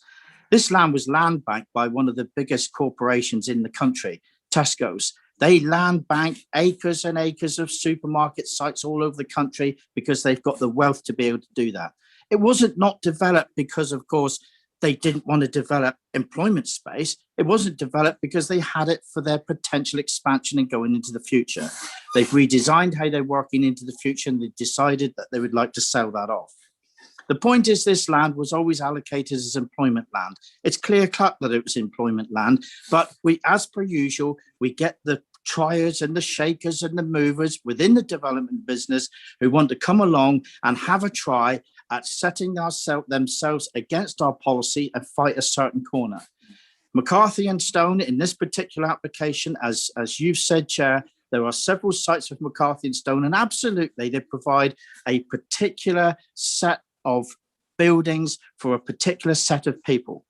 I would tend to say, and this application is slightly different from the ones they've had before, but I would tend to say it is for inward migration. That is the imbalance that we're having with the young people in Exmouth who actually want employment. So for me, when we talk about, and it was said, and it's actually been identified by the applicants, that the dire need, it's within the report, the dire need of employment space. Well, if there's a dire need for the employment space, we'd far sooner have the whole of the employment space rather than have a home one. As far as delivering out and talking about office space and whether or not that would be developable and whether it be profitable or commercially driven in the marketplace that we have today is pure speculation. That only holds if the land values are very high to start with.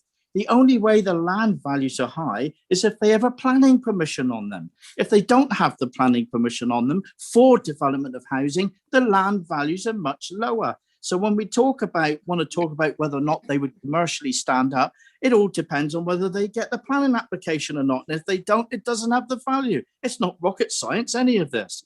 And when we talk about office space, why is there necessarily a corner for office space? And I'm sure members of this committee will know, as I was Regeneration Chairman of Exmouth, I was desperate, absolutely desperate to have flat employment space for Exmouth, because Exmouth has got nearly now 38,000 people in it, and the clear lack of employment space is evident for everybody to see. And for me, Chair, through you, for me, I just cannot support this. I cannot support it. It throws against everything that we do. Lack of employment space. It throws out age population imbalance. It shows out that what I think we really need to do, we need to stick to our guns and provide employment space. And as Councillor Gazzard quite rightly pointed out, it's here in the document. This had an application whereby it went to the planning inspectorate 10 months ago, according to this document. And the planning inspectorate threw it out.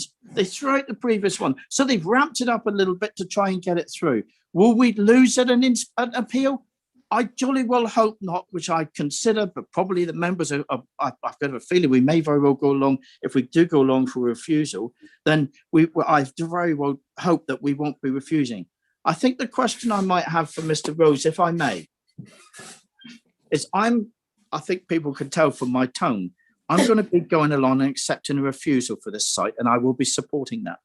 But what I'd like to know from Mr. Rose at this point is if we do go along for a refusal of this, I'd like to know, and I can't use the words clad iron because nobody can do clad iron, but I would like to know in his professional opinion that we as a committee, if we're going to go against the officer's recommendation, that we have a duty as councillors to put forward recommendations that are going to be sound in defending the decision that we make as a committee. And I'd like to know from Mr. Rose, in his professional opinion, he's forgot more about planning than I'll ever know. In his professional opinion, what does he feel that we can actually put up as real concrete evidence in supporting a recommendation of refusal? Through you, Chair. Thank you, Councillor Skinner. Well, you've saved me the trouble of saying just that, because I was going to go to Mr. Rose. Mr. Rose, would you like to respond, please? Yeah, thanks. So if this was a clear refusal, then we would have recommended refusal. And the reason that we haven't is because we feel that if we get to an appeal, it certainly isn't clear cut. And the reasons I say that is because the employment allocation doesn't cover all of the sites. So the bit of land that's that adjoins Tesco isn't in the site, and neither is in the part of the employment designation, and neither is the bit where the 4 employment units are. And an inspector is going to take that into account. An inspector is also going to take into account the fact that the application came in with an office development, with somebody interested, and that's fallen away during the pandemic. And I take the point about we don't know where we might be in 2 years' time, but I think an inspector is still going to give some weight to the fact that that interest disappeared. We've also supported on the basis that they are proposing 4 business units, and 4 business units that would be built out now alongside the residential scheme. So they would be secured before 50% occupation. And again, I think an inspector is going to give that quite a bit of weight. The inspector acknowledged the value last time of the 17 full-time equivalent jobs in the care home.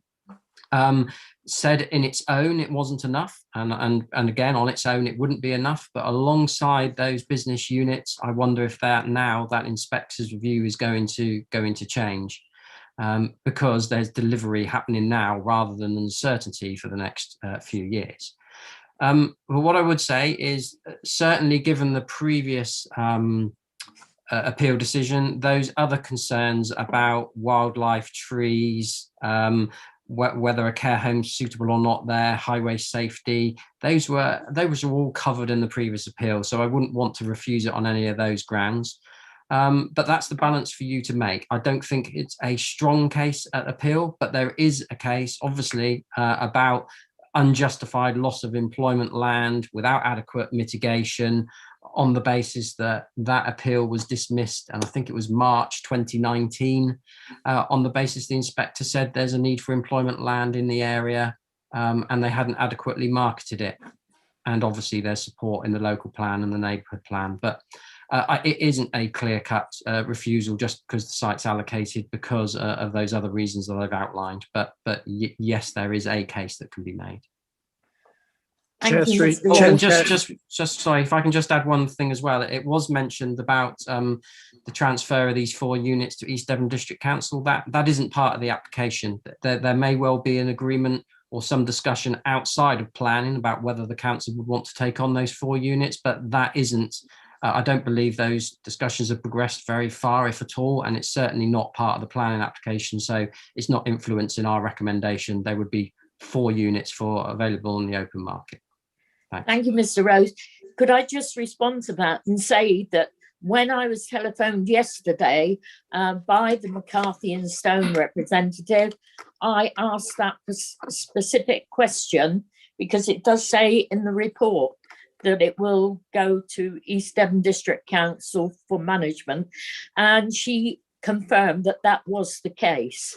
And I find it a bit incongruous that there would be this type of housing where people are going to pay 120 plus a week in management costs, and yet they'd be situated next to industrial units. I find that that's a bit bizarre to me.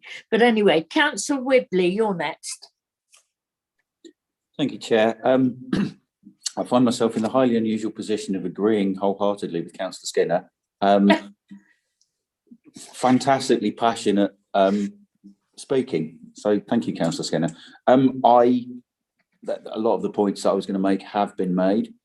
I think this confusion over what happens with the industrial units and whether or not they are coming to under the control of East Devon it really needs to be sorted. And as Councillor Gazard said, I think it puts us in a really difficult position, sort of morally, over various conflicts of interest.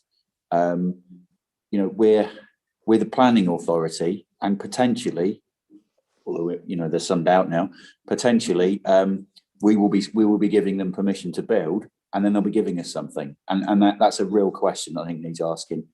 Agree with Councillor Cullis and everybody else about the neighbourhood plan.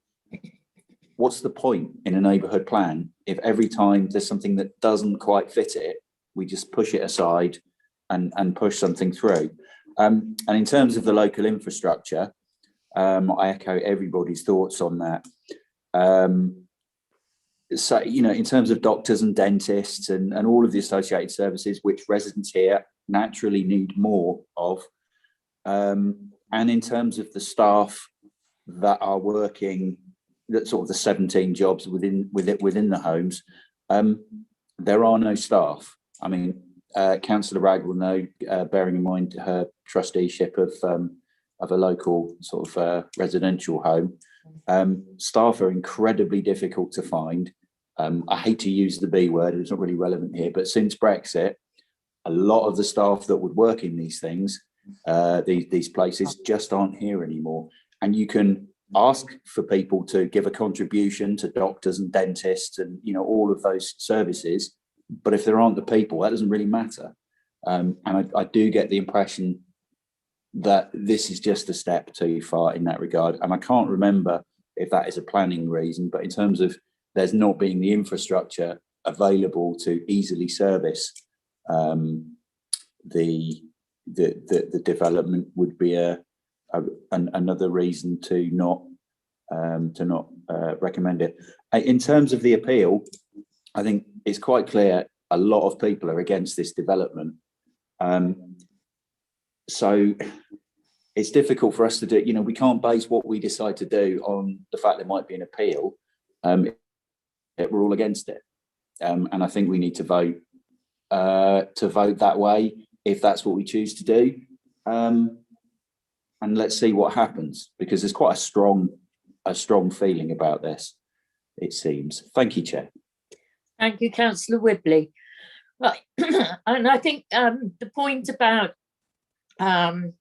district council may be acquiring these units, we do have to make decisions on applications on land within our ownership. So there's nothing unusual about that. I think you'd agree, Mrs. Shaw? Yes, thank you, Chair. I was going to raise that matter that as a local planning authority, we are separate from the workings of the council as a landowner or a potential landowner. The draft in the report, the wording is that the Section 106 draft agreement it is proposed the units would initially be offered at no cost to EDDC to either hold as a long-term investment or further market. However, that is for another part of the council to decide if it was to come to fruition. It was just a heads of term for the draft Section 106. Yeah. Thank you, Mrs. Shaw. Right, Councillor De Sarum. Thank you, Chair. I have listened, as everyone else, to this debate, very vigorous debate, and I think that for me there's two issues which stand out, particularly the fact that there's only going to be 25% allocated to employment, which I think is very significant, and also page 155 says the design of the building evolved during pre-application discussions, and it is somewhat larger than other development in the immediate vicinity.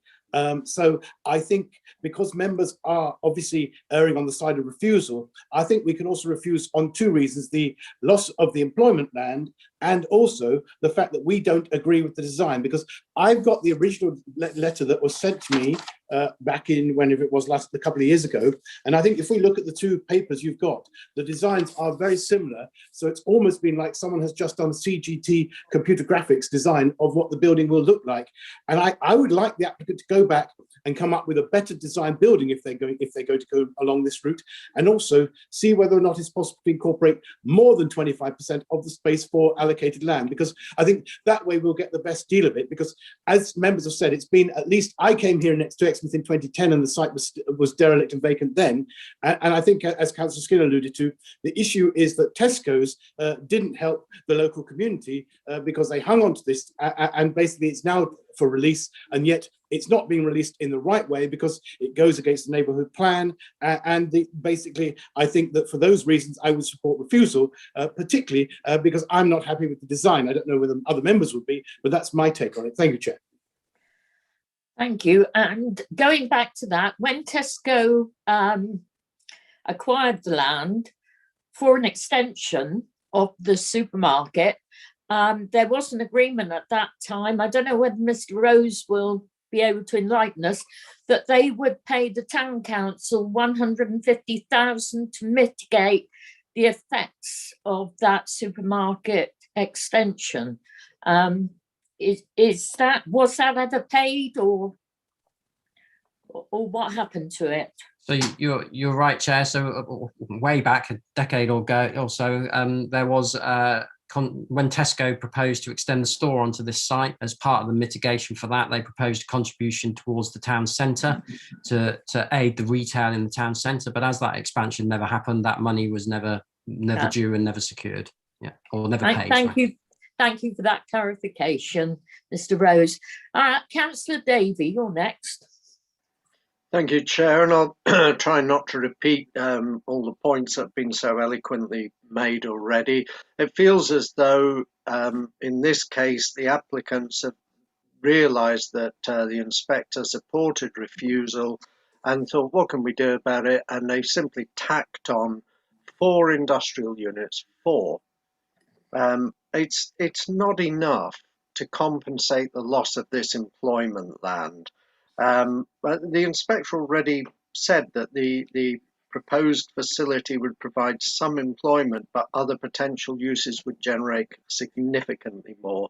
We've lost so much employment land in Exmouth, and there is an over provision of housing for care homes, not just along Salterton Road, but along Douglas Avenue. There's a huge amount. So we've already provided half of the anticipated 150 spaces, and that's only 5 years into the local plan, over a period 2016 to 31.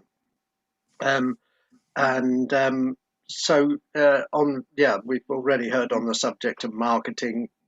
It was vacant for so long because Tesco acquired it and then sat on it.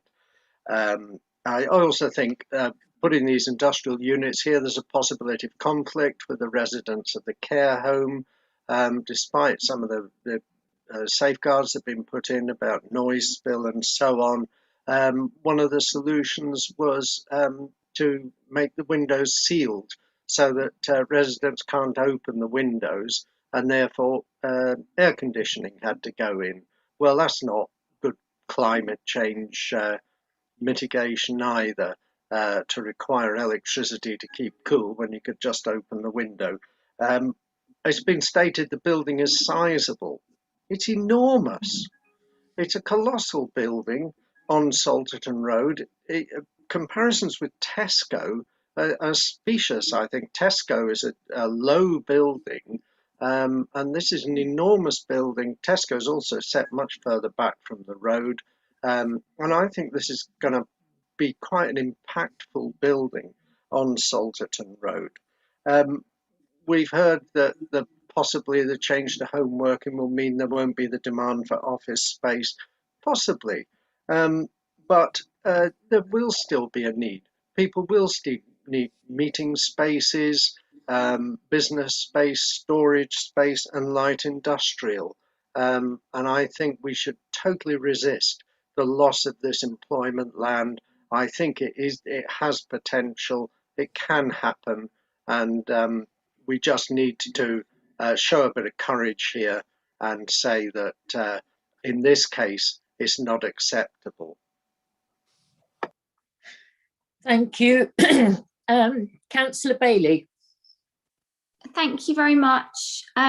Yes, I agree with the points that everybody has made, and in particular about the design. I would like to see a comment if the objection goes forward, that there is a specific comment about an objection to the design. It's too big, it's too bulky, it's too obtrusive, and I don't think those balconies that Mr. Rose referred to breaks it up at all. So I just wanted to add that in. Thank you. Thank you. Right, Councillor Pratt. Yes, thank you, Chair. I'd just like to say that I'm a great supporter of neighbourhood plans, and their policy should not be ignored by the applicants.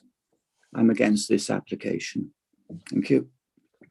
Thank you, Councillor Pratt. And Councillor Howe. Although I support everything everyone has said, I do need to just, not a word of caution at all, because I will vote against this. I've got no problem voting against it. But I do want to support Mr. Rose as well. Although we're doing nothing wrong, and I cannot see any reason for costs against us if an appeal does go against us, I do believe it is not clear cut. So there is a risk this will be imposed on us by an inspector. That's not a thing for us to worry about, particularly provided we act correctly, and we are acting correctly. I do wish to pick up, though, mainly about the design and the height and mass of this building that a number of councillors have mentioned. And actually, I'm actually supportive of this application, because if we don't start getting better density in some of our developments, then we need to build on green fields more. And some brownfields where you can find them, but they're not readily coming forward in most places. So we always need to be careful about our way up, about density of population. This is the wrong development. I believe it's wrong on many ways that have all been explained, but we do need to be careful when we're arguing against a bulking, massive building. This is actually quite a nice design in itself, and it would accommodate a lot of people in a very small space. The only other alternative, as I say, is you start building more on green fields. We need to be really careful about how we're working out what density and what population we need in what areas, etc. But as I say, I'm more than happy to vote against this, mainly because of the employment aspects, and then I'm sure it'll go to appeal. Thank you. Thank you. Mr. Rose, I'd just like to ask the point that Councillor Davey raised, about which I read in the report, of course, as I hope you all have, about having sealed windows, and therefore that would require air conditioning. Could that be going against our target for being carbon neutral? Could that be, perhaps if this is refused, could that be used as one of the reasons for refusal?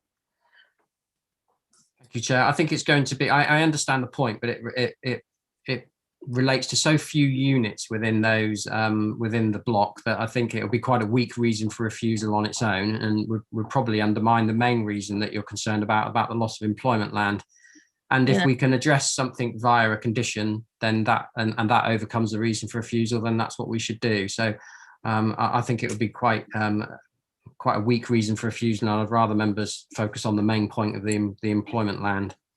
And if I can, just why I've got people's attention, I understand the concerns about the design and the bulk and the mass, but it was a virtually very similar, if not almost identical building that was considered as part of the previous appeal, and the inspector raised no concerns about the design or bulk at that point. So again, I wouldn't want to add, although I hear the concerns from some of the members, I wouldn't want to add that into a refusal, because an inspector's already determined that something very, very similar was acceptable. Yeah, the point I was making was, if it goes for refusal, could that be tagged on? I think it could be, even though it seems a pretty weak argument, perhaps. Councillor Skinner, you've got your hand up, but you haven't got your yellow hand up. No, sorry, I've just got my hand up. I do want to make a comment after we've had the vote, but we'll do the vote. You've got to do the vote in the date now. Yeah, over to you then, Mrs. Shaw. There are no more speakers. Perhaps through you, Chair, we could ask Chris Rose to clarify the grounds for the reasons for refusal. Councillor Gazzard gave us some strategies and policy that the decision would be against. If we could just clarify the actual reasons. Thank you. Thank you. Yes, I'd be grateful if you could, if the motion goes through, that you could delegate the exact wording to us to resolve. But it's along the lines of the proposed development would result in an unjustified loss of employment land without adequate mitigation, and that would be contrary to strategies 22, 32, the MPPF and Exmouth Neighbourhood Plan policies EE2, EE3 and EEA1. Thank you. Thank you. Could I add something to that, Chair, please? Just some help, maybe. Yeah. For Mr. Rose, for the benefit in putting into this, we've obviously got emerging plans coming forward with lots of housing development for Exmouth. The percentage numbers between the housing developments that are coming forward and the balance between that and employment land, would this not be part of helping to mitigate the whole of this site in part of not only the current plans that we have today, but the emerging plans in coming forward, that the land is incorporated, that it seems to be within the local neighbourhood plan that the town council have adopted and that we've adopted as a district council. Is that helpful at all or not? Thank you. Yes, I mean that will be part of the argument that we would be put forward as part of the appeal. And I think that will be adequately covered, I think, by the along the lines of the wording that I used. I think that we can encompass it in that. That's fine. Can I therefore ask if the proposer, Councillor Gazzard, and the seconder, Councillor Skinner, accept the amendment to delegate the exact wording of the reason for refusal on those grounds? I don't think I was the seconder. I think somebody else was. Yes, I mean, I don't mind, but somebody else was. Councillor Woodward. Woodward. Yes, I'm happy, Councillor Gazzard. Thank you. And Councillor Woodward? Yes, I'm happy. Thank you. Therefore, members, you've heard the reason for refusal. If, when your name is called, you indicate whether you are in support of the motion to refuse, whether you're against the motion to refuse, or whether you're abstaining from the vote. Thank you. Thank you, Mrs. Shaw. So I'll start with Councillor Bailey. Against the application. So you're against the motion to refuse? Sorry, no, I support the motion to refuse. I beg your pardon. Thank you. Councillor Bloxham. Support the motion to refuse. Councillor Brown. Support. Councillor Chamberlain. Support the motion to refuse. Councillor Davey. Support refusal. Councillor De Sarum. Support motion to refuse. Councillor Gazzard. Support refusal. Councillor Howe. Support refusal. Councillor Key. Support refusal. Councillor Pratt. Support refusal. Councillor Skinner. Support the motion to refuse. Thank you. Councillor Whibley. Support refusal. Thank you. Councillor Woodward. Support refusal. Councillor Ragg. Abstain. Thank you. So with just one abstention and the rest in support of refusal, I can confirm the motion to refuse has been carried. Thank you, Wendy. Right. We move on now to another major application, agenda item 9. 2018-38 major full and 2018-39 listed building. Land at former Row College, page 39. And we have one ward member and one committee board member to speak.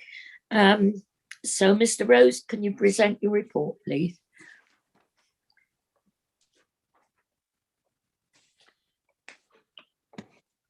Thank you, Chairman. Yeah, so as you said, this is land at the former or part of the former Royal College site. So we've got the plan up there. So it relates to this site. The remainder of this site off to the side has been taken by the Deaf Academy and redeveloped for their purposes. And then as part of that, this area of land was left over. So it's demolition of buildings on the site other than the listed building, Elgin building here, and conversion of this. So all the other buildings are to be demolished and to construct 33 units. So that would be 10 houses. So that's 3 bungalows, 7 houses, 19 apartments in a new block to the front, and 4 apartments in the converted listed building, which is to be retained.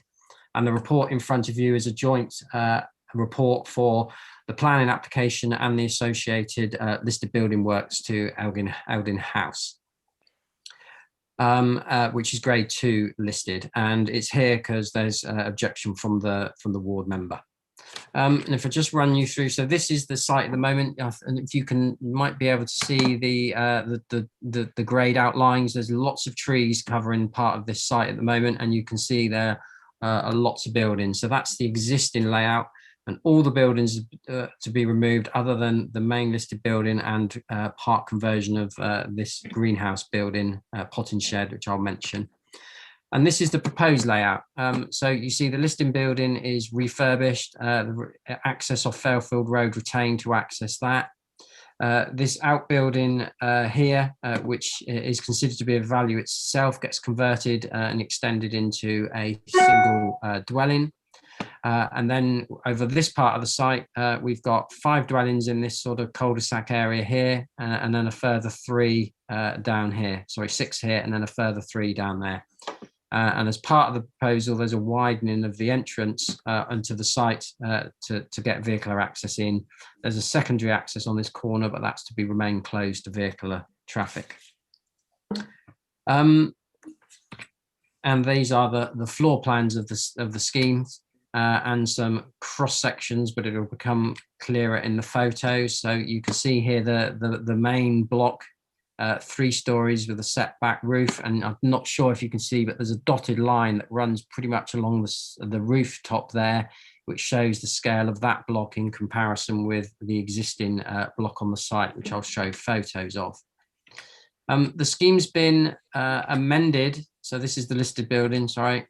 And there are just a few internal changes, partitions to that building. This is the main block of flats. Originally it came in and it was a 5-story building, and you see in the report there's reference there to objections and concerns from ward member, town council and various other parties because, as I say, this building originally was 5 floors right at the back of the road, which would have been out of character. So through discussions and negotiations, it's come down to this 3 floors with a setback roof to match the scale of the existing buildings. And then we've got the elevations of each of the individual dwellings, which are high quality in themselves, use of good materials. And the potting shed greenhouse building that I mentioned, that's going to partly be converted and partly extended. And so these are the photos. So the site's in behind this wall off to the left here. So you can see the relationship with, this is the closest relationship with the nearest property to the north. And then as you move around the site, again, this is the listed building. So you can see the wall that encloses the site. You can see the trees and you can see the distance across the road. So the listed building, just that you can see, is in need of some repair and refurbishment. And we've got this potting shed and greenhouse building, single story to the left, which was part of the listed building. And then you can see the 3-story block that's proposed to be demolished and replaced by the new dwelling, the new flatted scheme.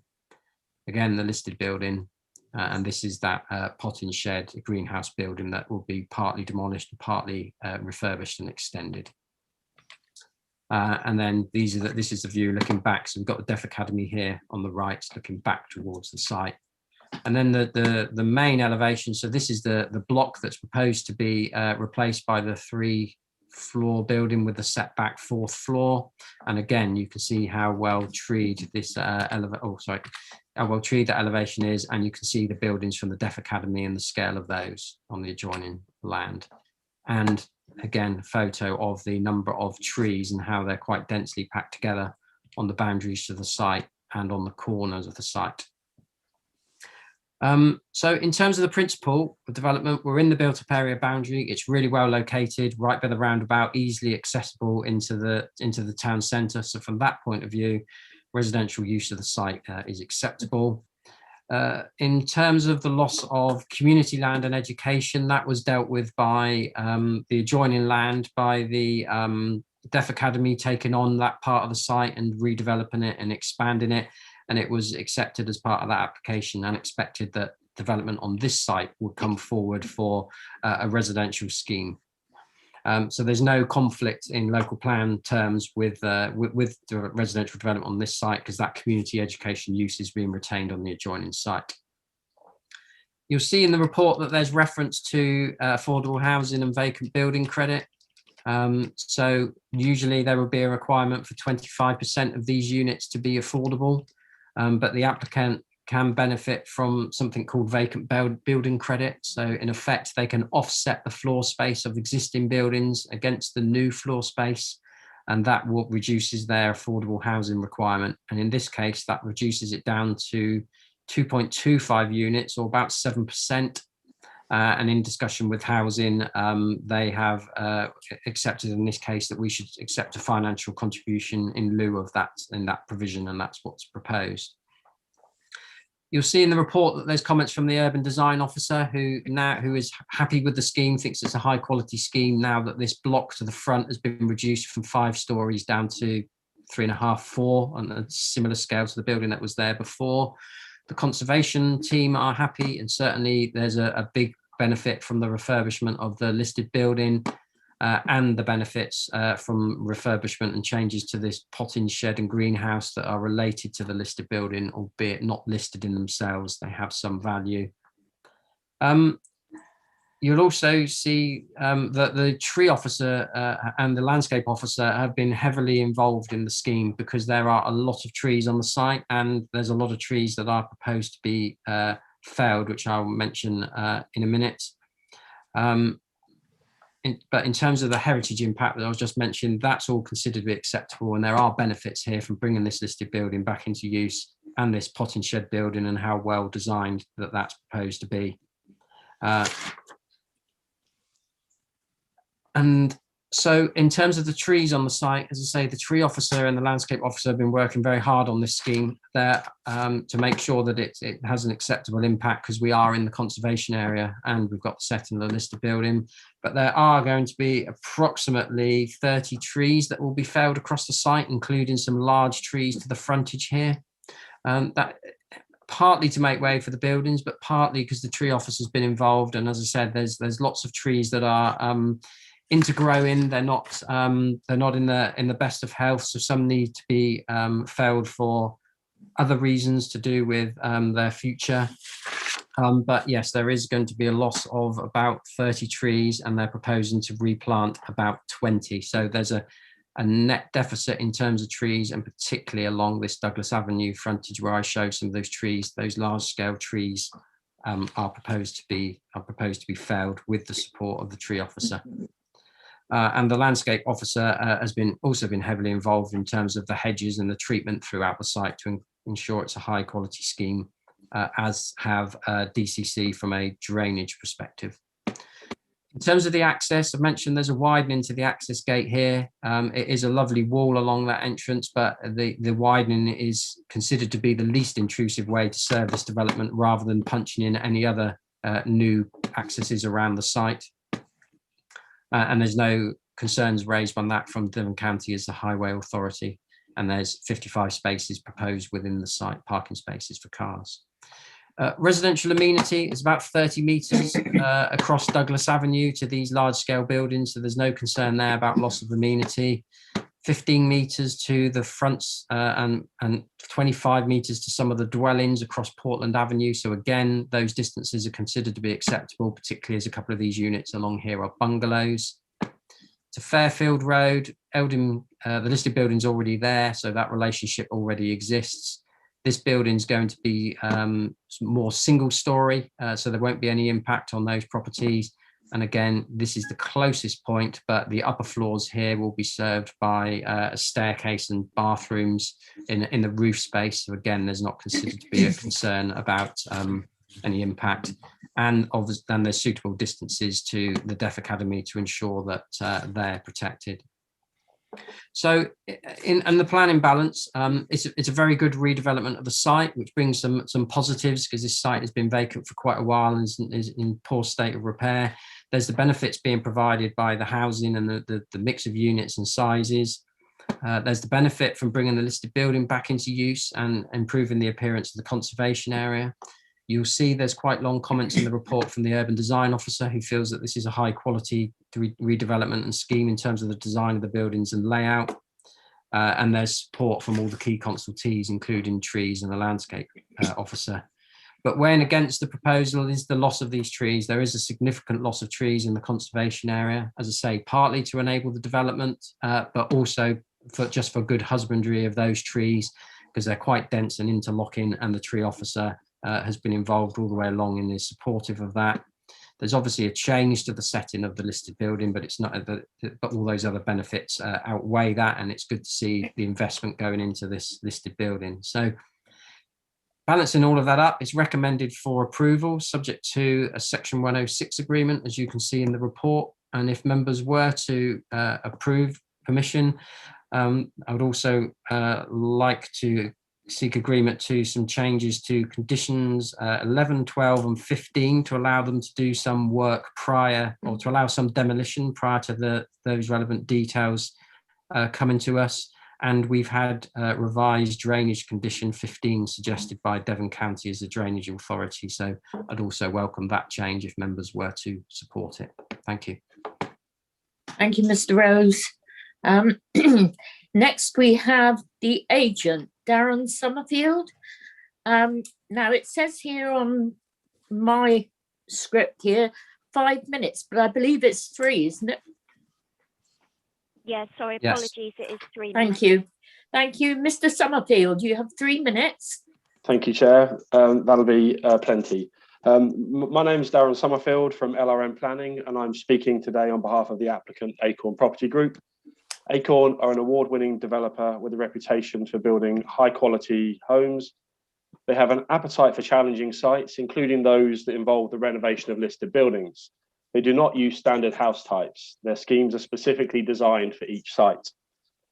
Acorn are developing the former Deaf Academy site in Exeter, and this has led them to take on Roll College, which was surplus to the Academy's requirements. In addition to providing a development opportunity, the sale of the site has supported the work on the new campus and helped to secure the Academy's financial position. The application site was occupied by a number of vacant buildings, and as members will be aware, these have sadly become subject to significant vandalism, and there's also been antisocial behaviour and crime on the site. The redevelopment of this site is overdue in our view. In technical terms, this is incredibly challenging and expensive site. Heritage, levels, drainage, access, ecology, landscape and amenity have all had to be considered very thoroughly and carefully. Trees are also a particular challenge, as Mr. Rose has pointed out. In addition to designing a scheme that retains the most important specimens, we've also had to deal with the impact that some of the existing trees and shrubs are having on boundary walls and surrounding pavements. In short, there are a number of large trees and shrubs on this site that are in the wrong place. The team worked hard to address all these issues before submission, and whilst our original scheme was in our view a good one, the council's officers have pushed us very hard to make it even better. We've worked closely and in collaboration with your trees, conservation, landscape and planning teams and urban design to improve this scheme. Notably, this has involved a reduction in the height of the apartment building, fewer dwellings on the site, extensive work related to ensuring the protection of trees and some changes to the design. Getting to this point has taken time and involved a number of meetings and some rigorous but healthy debate.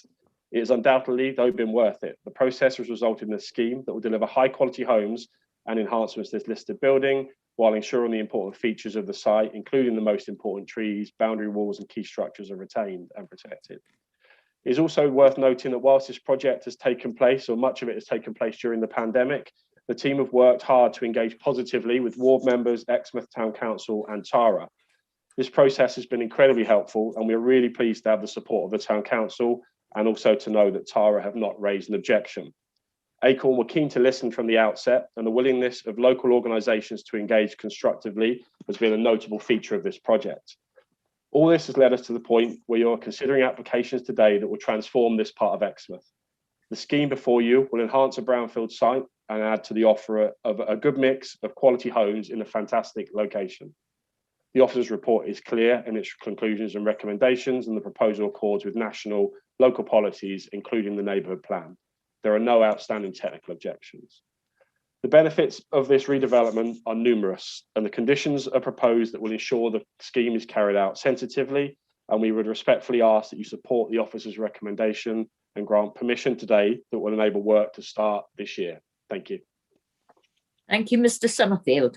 And for enlightenment, Tara is the Avenues Residents Association. So, right, I'd like to invite Councillor Hookway, please, to speak. You have 5 minutes, Councillor Hookway. Thank you, Chair. That's very kind of you. Yes, this is a site that needs to be transformed. That's absolutely right. It is in a poor state, but it's also a very important site. And the more I find out about this development, the more issues really that are raised by it. Excuse me. My three main issues really are the loss of important species of trees that are protected on the site, the presence of Eldin House as a Grade 2 listed building, and the lack of affordable housing. Now, I fully support the proposals to renovate the Eldon House as a listed building. My issues really centre around the way in which the development has been centred around Eldon House. And it's, I think, a real shame, particularly in regards to the apartment block, that the applicants have followed the existing layout. In other words, they've demolished one building, an old teaching block, and they're going to really build straight on top of that. So basically, why is this apartment block so close to Eldon House? Surely the presence of a Grade 2 listed building should be celebrated on this site, and should we not keep the original driveway to it from Douglas Avenue? Now, if you look at this particular map that Mr. Rose has kindly put on the screen, you will see that there is one tree shown on the left there, which is a Monterey pine, and that Mr. Rose has indicated that this entrance is to be widened.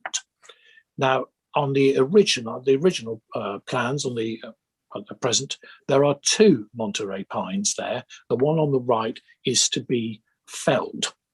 Now, these are protected trees. They have preservation orders on them, and it's identified on the plan as T906. Now, my question is, why has that not been made a design feature? Why have those not true trees been kept there, the original path been kept there, and so that the approach to Eldon House can be dealt with more sympathetically and in character? There are a great many trees on the site, that is absolutely right, and some of them are just scrub trees that grow anywhere in Exmouth and can easily be taken down. But the trees that are protected, that have preservation orders on them, those should remain, in my view. And just to emphasise what the tree officer has said, this is a complex site with trees intimately linked with historic structures and changes in ground levels. And though I'm not an expert on tree root balls, I do understand there are very considerable constraints upon the developers in trying to make sure that they don't damage trees that are kept on site. Along with many other residents who've contacted me about this development, many of us feel that the apartment block should be sited on the southeast corner of the site, where the levels of the land are much lower. That would make it easier to build, and that it would not be so obtrusive, particularly when looking from it from the seafront.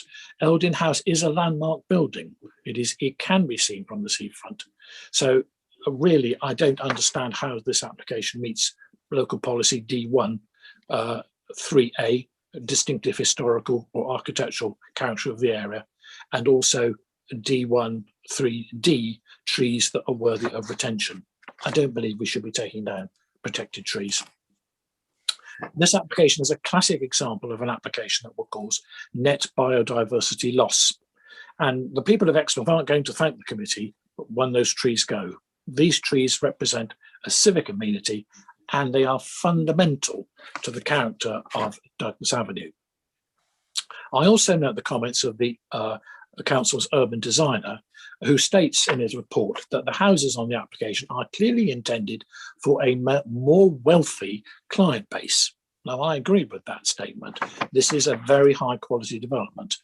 And I therefore ask why there are so many residential units, 33 in all, why so many on this site? This site is going to sell very quickly indeed. Right, it won't need much marketing, and it's probably the last development of this type in Exmouth. So my question here is, with fewer residential units on the site, would it not be possible to produce a layout that does not require the felling of protected trees and still gives the applicant a satisfactory return? I strongly suggest to the committee, and I would request that the committee do make a site visit to see for themselves just what potential this site has. And finally, I have to say I am really at a loss over the question of affordable housing. I am really, really cross about this. The Litherland ward and the entire district of East Devon are crying out for affordable housing, as officers know full well.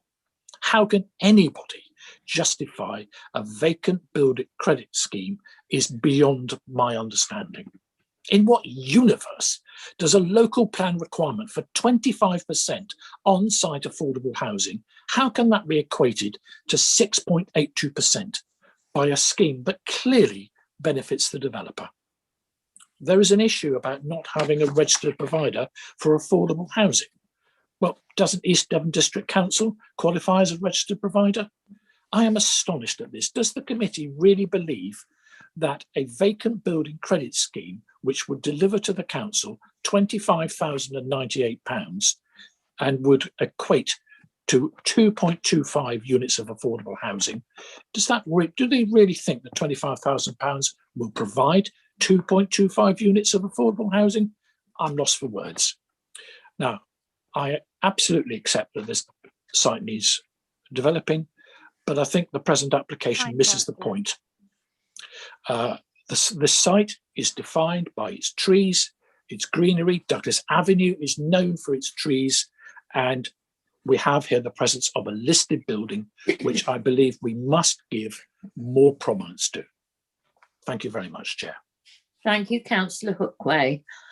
And I do understand your concerns about the trees. They are really quite a feature of Douglas Avenue. Right, now, Councillor De Sarum, you're the ward member, so you have no time limit. That's thank you very much indeed, Chair. Thanks also to the officers who have prepared this very comprehensive report, and to all who have taken part in the debate so far. To provide members with a quick bit of background, I myself got involved with this application in early 2020 when I did a site visit along with Councillor Hookway. So I have visited the site. And as you can see from the report, we both submitted our comments, which brings us to why we're here today, as we came at it with very different recommendations, as you've heard from Councillor Hookway's thoughts.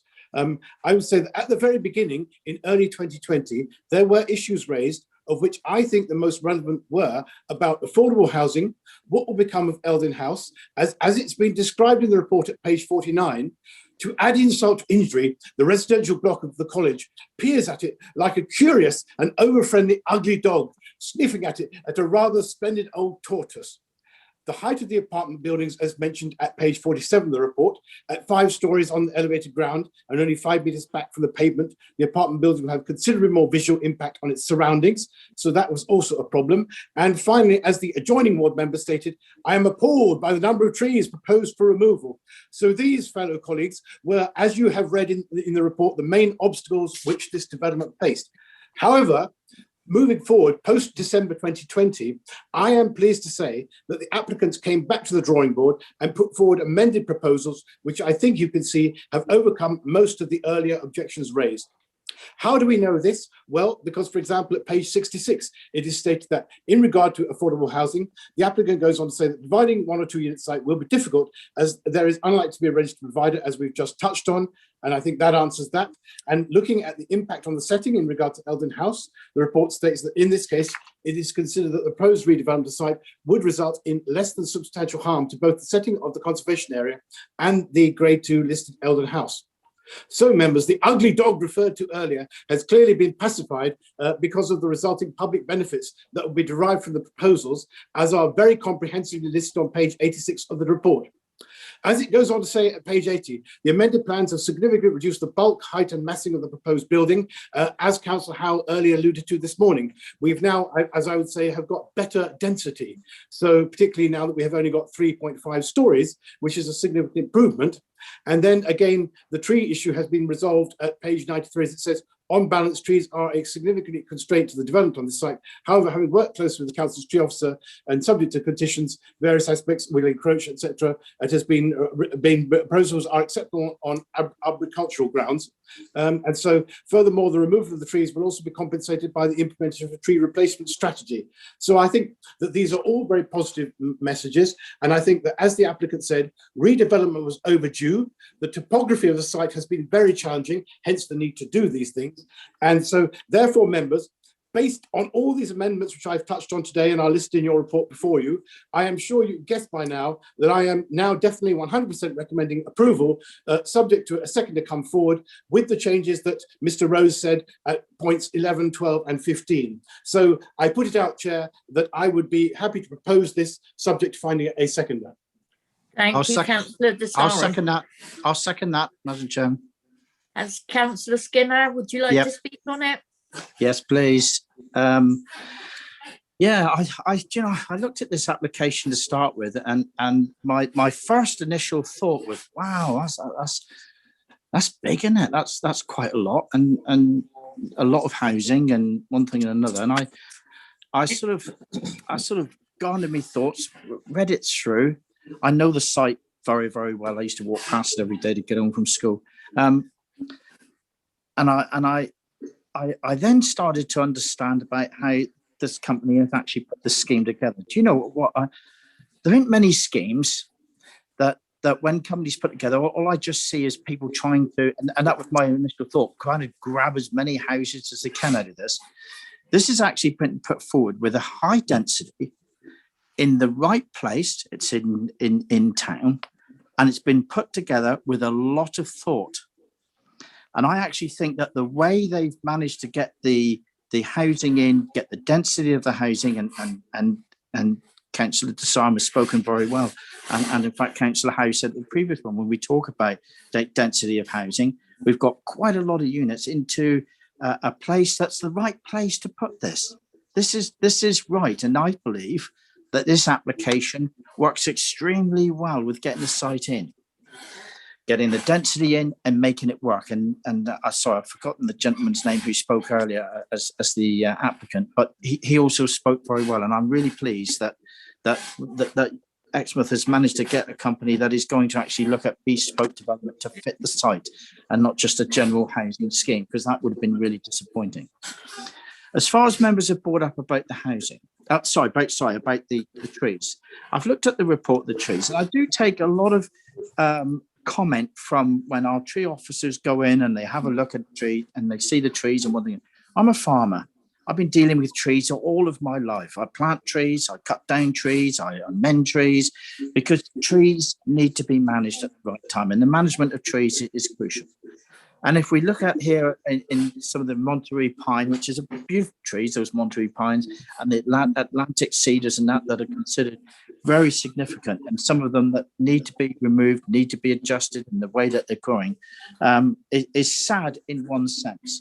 But I also pick up on what Councillor Hookway suggested earlier in his comments, saying it's about being within the avenues. And Councillor Bruce Desari spoke of the avenues. We have trees in the avenues. That's why you have avenues.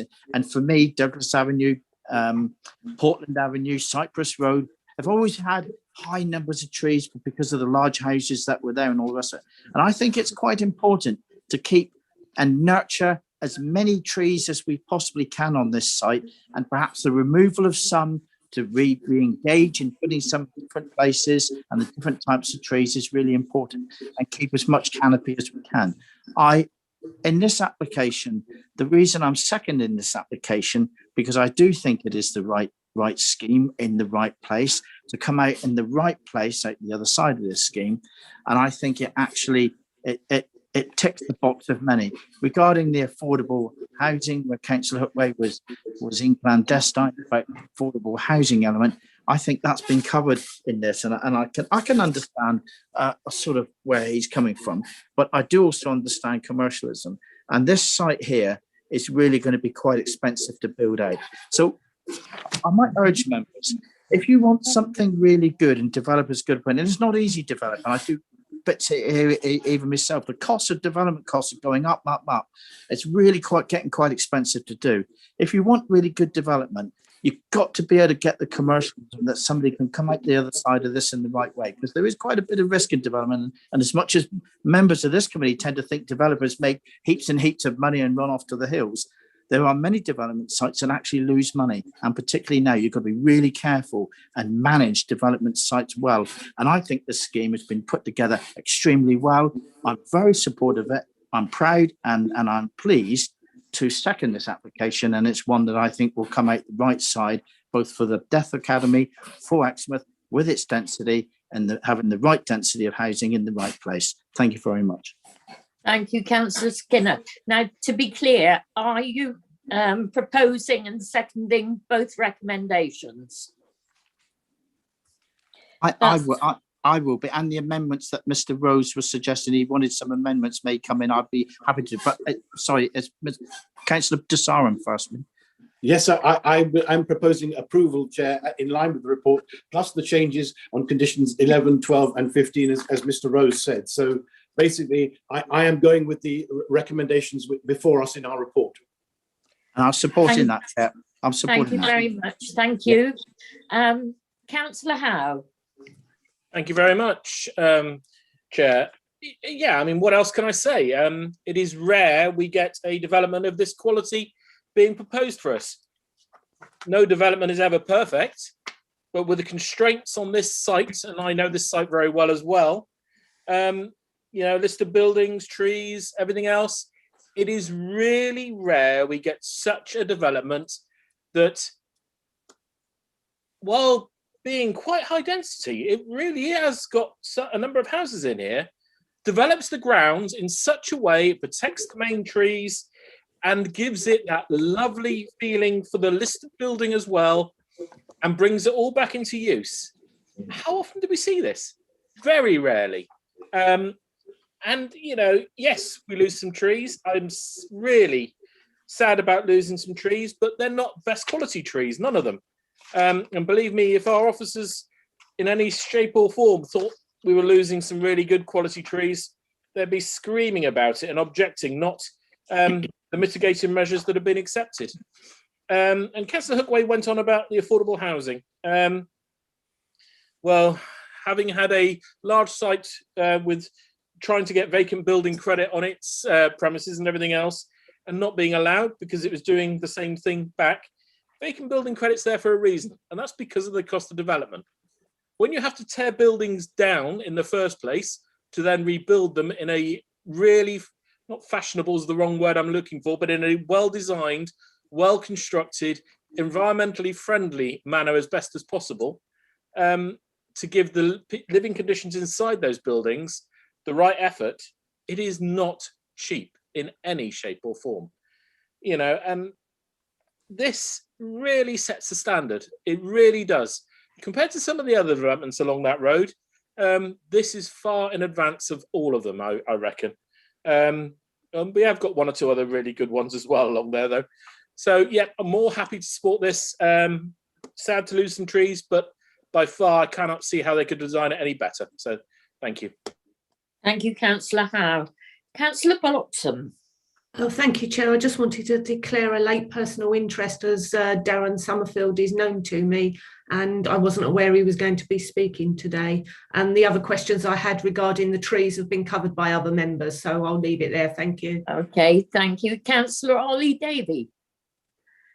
Thank you, Chair. I think, yeah, as Councillor Howard said, this is a high quality development. And I think there is a lesson for other developers here because the applicants have clearly worked very closely with EDDC officers. And I want to pay tribute to the work of our officers because I think we have achieved a much better scheme coming before us than could otherwise be the case.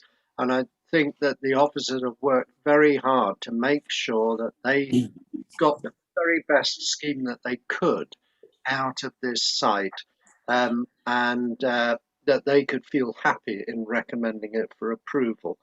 I do mourn the loss of the trees. I think it is a real shame, but if the tree officers and the landscape officers feel that is the best that we are going to get, then I am happy to accept their view.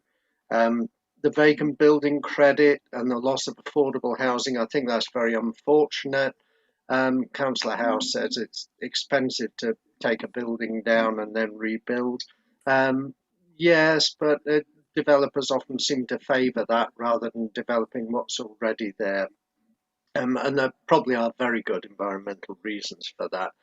Councillor Hookways mentioned why put the new building exactly where the old one is. Well, I think partly because the old building is where it is. And therefore it won't change the street scene that much, and it also reuses the existing building footprint. And I think if you'd moved that apartment block, it could have resulted in the loss of even more trees. So I think the site has been developed as best it could within the constraints that we had. I also want to thank the urban design officer for a highly entertaining report. It's one of the most amusing I've read, and at times it made me laugh out loud. And I think Councillor De Serra mentioned one of the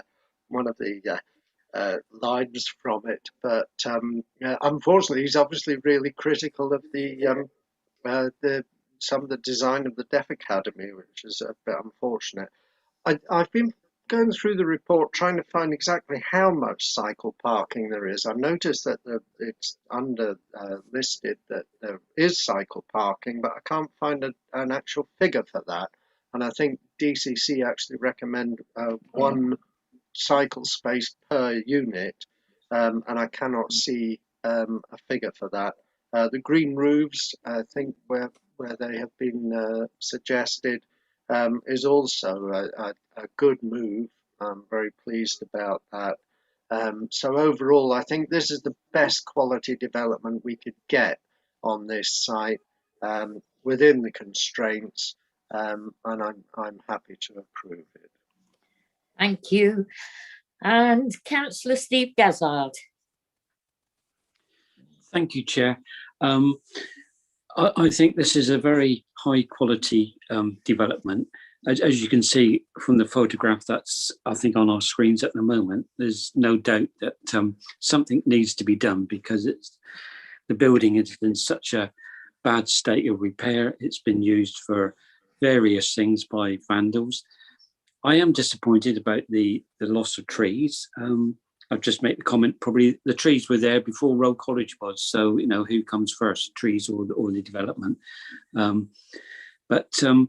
I'd just like to make a comment on the listed building. I'm not sure if it goes ahead, this development, whether the developer knows that somewhere on the driveway by the development, there is an Exmouth Town time capsule that is buried. So if it is found, could it be put back somewhere with a plaque? Because it is very important to the town.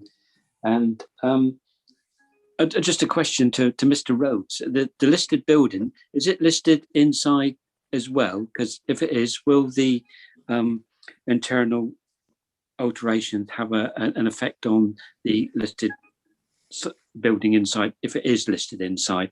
Thank you, Chair, but I'm happy to support the recommendation. Thank you, Councillor Gazzard. Right, over to you, Mrs. Shaw, to sum up, please. Thank you, Chair. I just have a couple of housekeeping issues.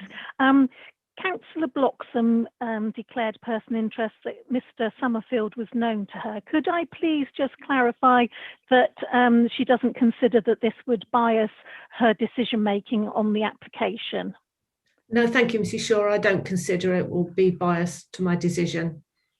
Thank you very much. Yeah. And secondly, as a housekeeping issue, during a member's debate, it has come to light that legal may not have checked the Section 106 undertaking for the affordable housing contribution. Therefore, I would ask the mover and a seconder if they would consider amending the recommendation to include the requirement for Section 106 for the affordable housing contribution before we go to the vote.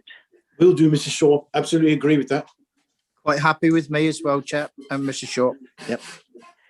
Thank you very much, councillors. Therefore, you have two applications to vote on now. You have the full planning application, which has motion to adopt the appropriate assessment attached to the report, approve with the conditions as listed and as amendments recommended by Mr. Rose for conditions 11, 12 and 15, and also for this one, the affordable housing contribution section 106. Please, when your name is called, if you are in support of the motion to approve, would you indicate to support the motion, whether you're against the motion or whether you are abstaining from the vote. Thank you. Thank you. I'll start with Councillor Bailey. Support. Thank you. Councillor Bloxham. Support. Councillor Brown. I don't know her. But Support. Councillor Chamberlain. Support. Yes. Councillor Davey. He didn't actually go to school. Support. But his younger sister did. Sorry, I'm not quite sure who's talking. I'll carry on. Councillor De Sarum. Support motion to approve with conditions. Thank you. Councillor Gazzard. Support. Councillor Howe. Support. Councillor Key. Support both. Thank you. Councillor Pratt. Support. Thank you. Councillor Skinner. Support. Councillor Whibley. Support, thank you. Thank you. Councillor Woodward. Support. Thank you. Councillor Ragg. Support the recommendations and the motion. Thank you. The motion to approve is carried. Thank Thank you. you. We have the second part of the motion in relation to the listed building consent now, and that is to approve subject to the conditions as listed. Please, again, when your name is called, would you indicate whether you're in support of that motion to approve, whether you're against the motion to approve, or whether you're abstaining from the vote? Councillor Bailey. Support. Councillor Bloxham. Support. Councillor Brown. Support. Councillor Chamberlain. Support. Councillor Davey. Support. Councillor De Sarum. Support. Councillor Gazzard. Support. Councillor Howe. Support. Councillor Key. Support. Councillor Pratt. Support. Councillor Skinner. Support. Councillor Whibley. Support. Councillor Woodward. Support. Councillor Ragg. Support. Thank you. Again, that motion to approve has been carried. Thank you. And thank you, Mr. Summerfield and Councillor Hookway for coming along. Thank you. Now, members, think at this point we might take a break. What do members think? Happy to take a break for half an hour? Yep, good idea. Yep. Yeah. Well, say we come back 1:20. Thank you. Cheers. Thanks, Eileen. Could you all stop your video and mute to save time from leaving live stream, please? Thank you.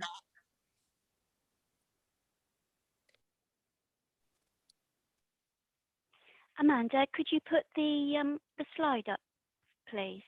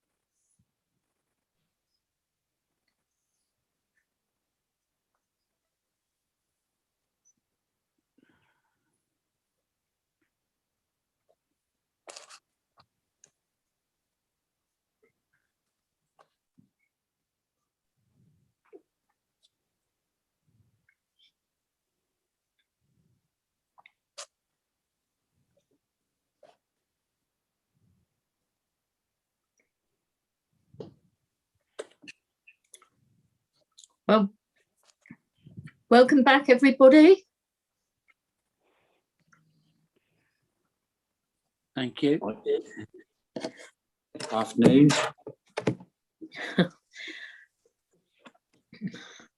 And I'm afraid I made an omission this morning because I simply didn't know. We have a new member on this committee. It's Councillor Jess Bailey.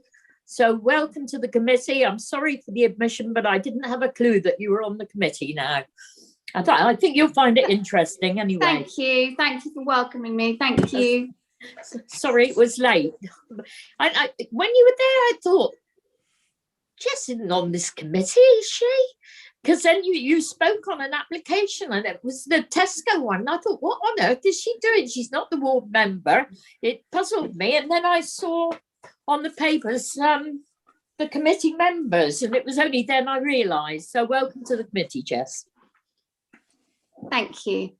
Welcome, Jess. Welcome, Jess. Chair, I will be a couple of minutes. Thank you. Yeah, okay, Joe. Wendy, can you see if everyone's here?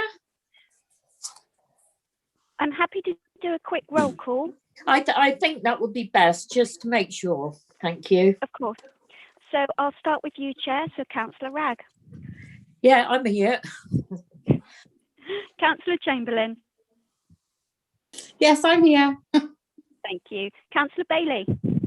Yes, definitely here. Councillor Bloxham. Present, thank you. Councillor Brown. Yes. Councillor Davey. Present. Councillor Desaram. Yes, present, thank you. Councillor Gazzard. Present, thank you. Councillor Howe. Yes, unfortunately. Councillor Oh, Keane. don't be like that, boy. Oh, Yes. you like it Be too much, like boy. that. I just mean, you know what I mean. You like it too I much. take it personally. Not You you, like it too Eileen. much. Councillor Keane. I did say yes, Wendy, but the fracas that was going on. Sorry, David.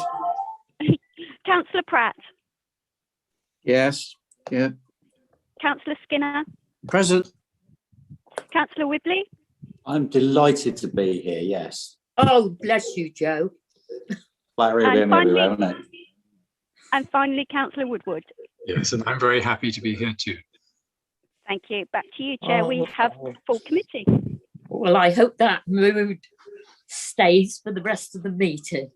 Right, item number 12 then.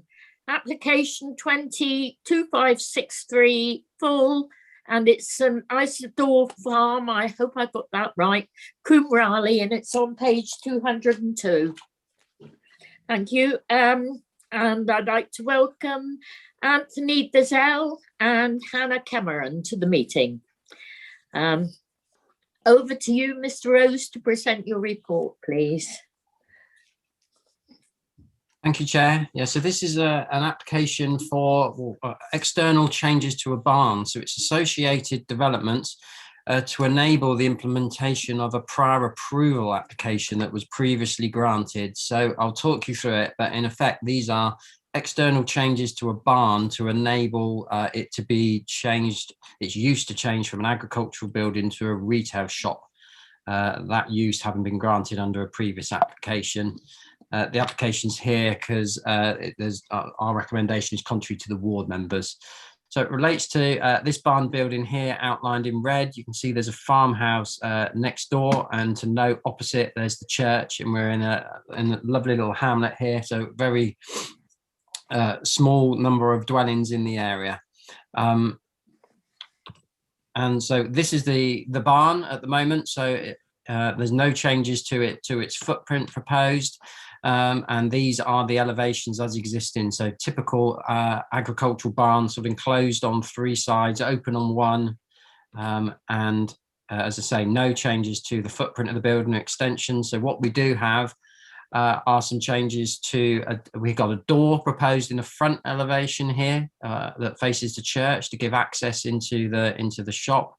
We've got metal cladding to the rear and timber. and we've got a fibre cement roof going to a corrugated roof. And then on this rear elevation, you can see the insertion of doors and windows to get some light into the building. So on the floor plan, door to the front, most of the unit used are the retail space, and then these doors and windows, the upper floor windows being covered by hit and miss timber boarding.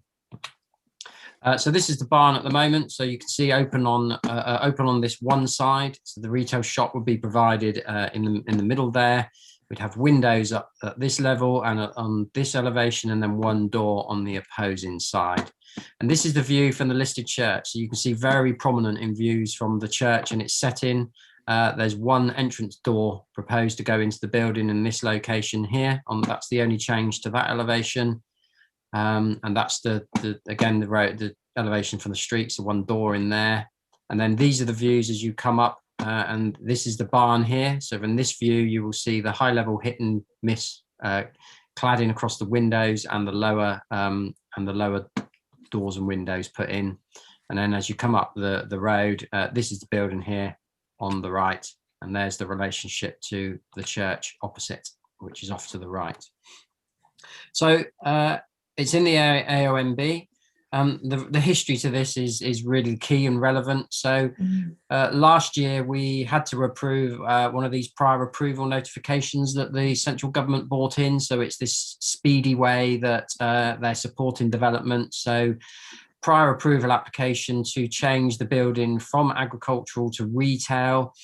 I think it's fair to say we as planners weren't happy with the proposal because it goes against policies in the local plan in terms of retail location, but our hands were tied in terms of the things that we could consider. We were down to issues such as contamination and flood risk, highway safety, and with no objection from county highways on highway grounds, and not being able to consider the location of the development in terms of sustainability.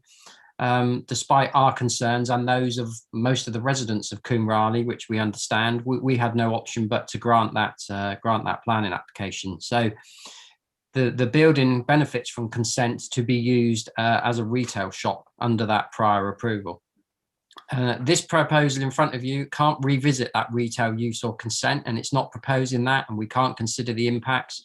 All we can consider are the changes to the elevation of the building. So those doors, the windows, and the cladding and the materials. And you'll see from the report that although we're in the AONB and there's a listed building opposite, it's not considered that the small door to the front is going to have any material impact on the setting of the area or the listed building. And the windows to the rear, we consider to be acceptable, being viewed in association with the house. And only glimpsed views, and you'll see in the report that we're trying to control the impact on lighting through conditions and to ensure that the doors are closed when the building's not in use.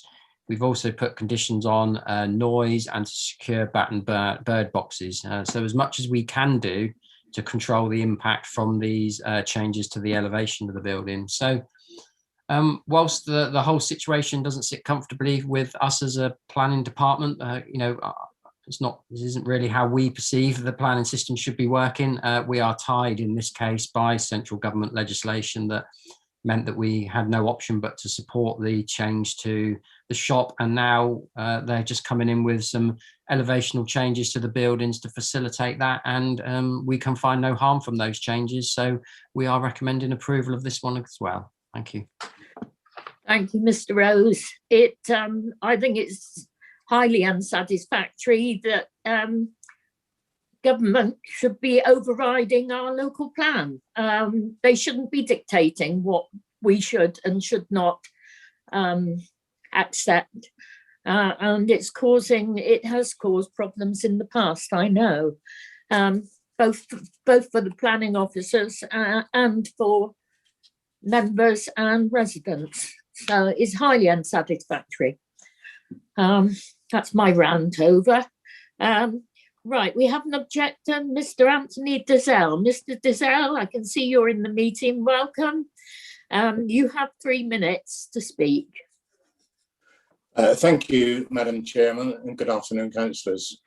I'd like to thank the committee for allowing me the opportunity to comment on this application, and I can confirm that I'm doing so on behalf of all the villages in Cymraeg that oppose the granting of approval.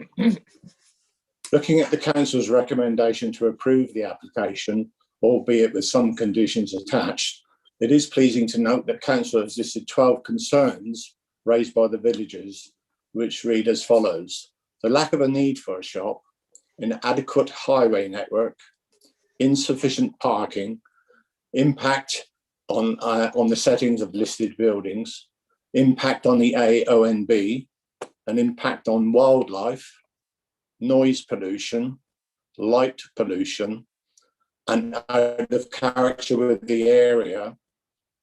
Design lacks local distinctiveness, impact of future signage, and a loss of privacy to nearby residents. Now, for a business to be successful, a large amount of footfall is required. Villagers do not want the shop, therefore a substantial amount of clientele from the surrounding area would be required.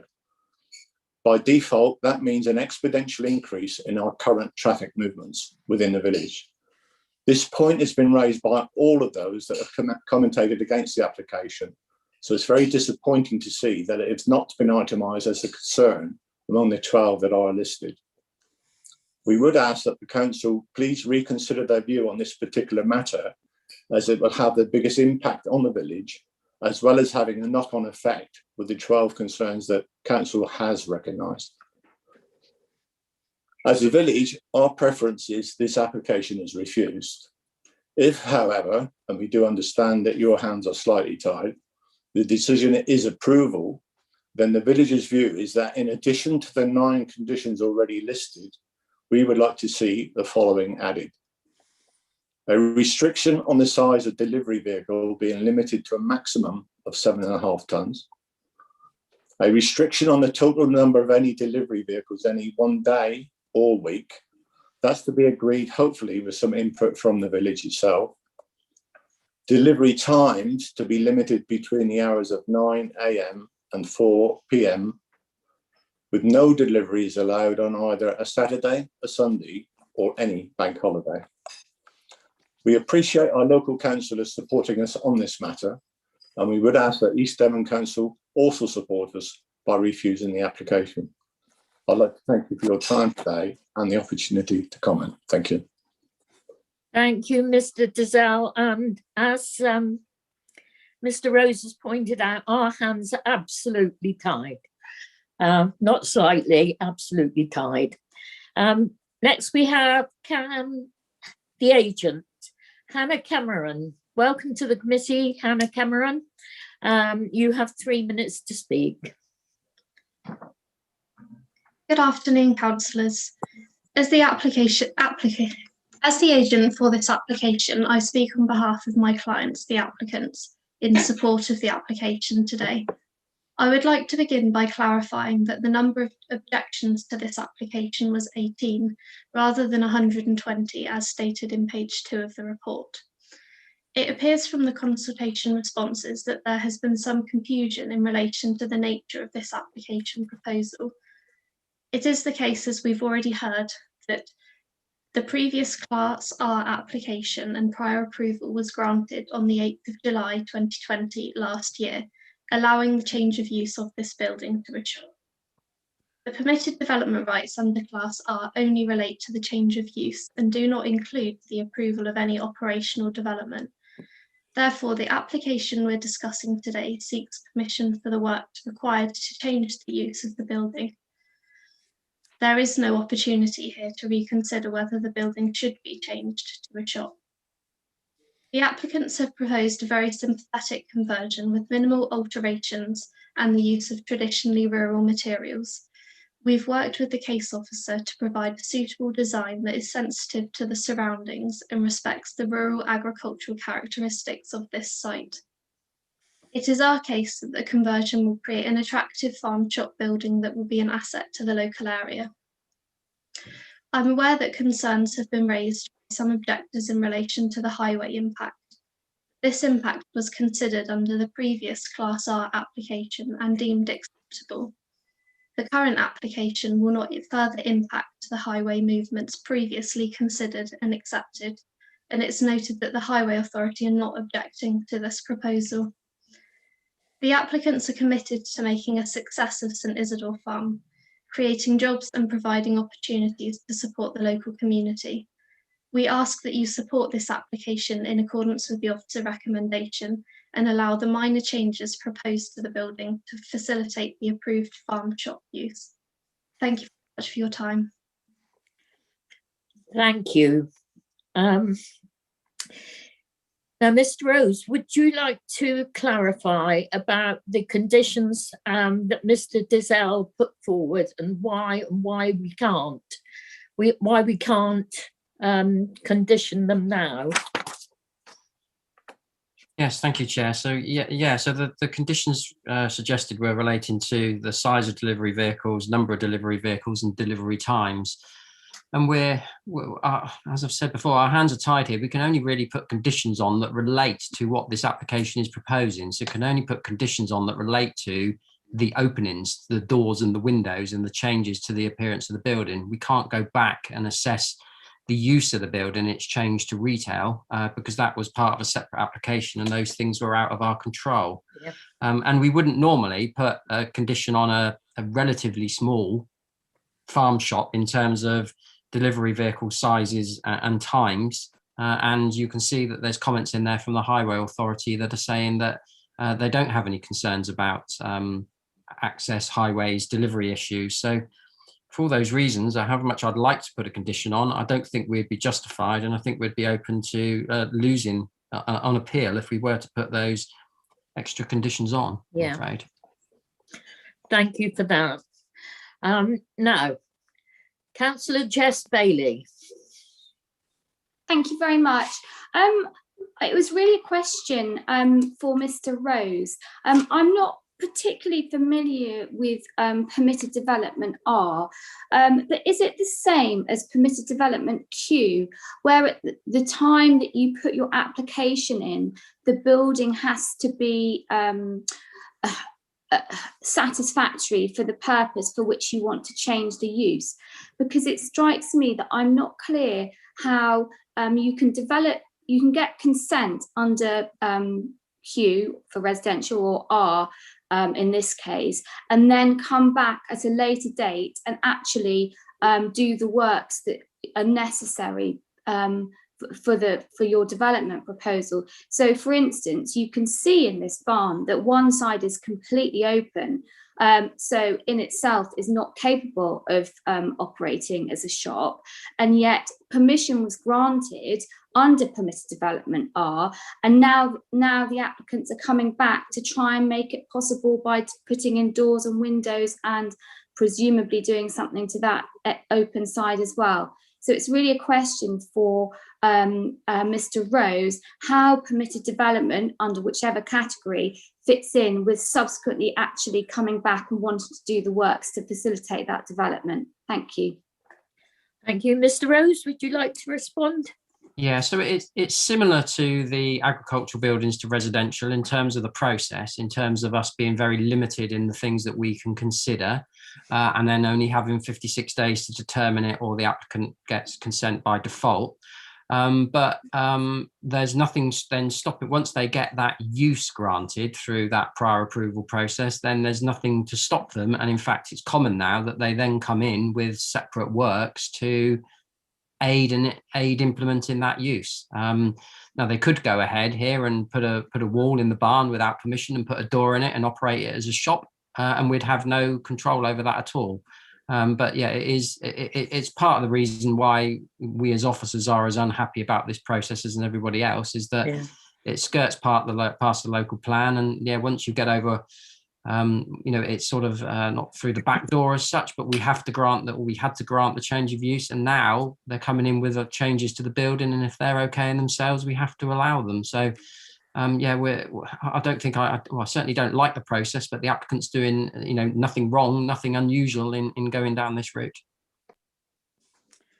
Thank you. Councillor Skinner. Chairman, what about the ward member? Yeah, I was going to say. Oh, sorry. the ward members need to wait a speak minute. first. Yeah. It's all right. I'm doing all this on my iPhone, so I didn't scroll down far enough. My apologies. Councillor Brown, please. Yeah, thank you for giving me the opportunity to speak today, Chairman or Chair.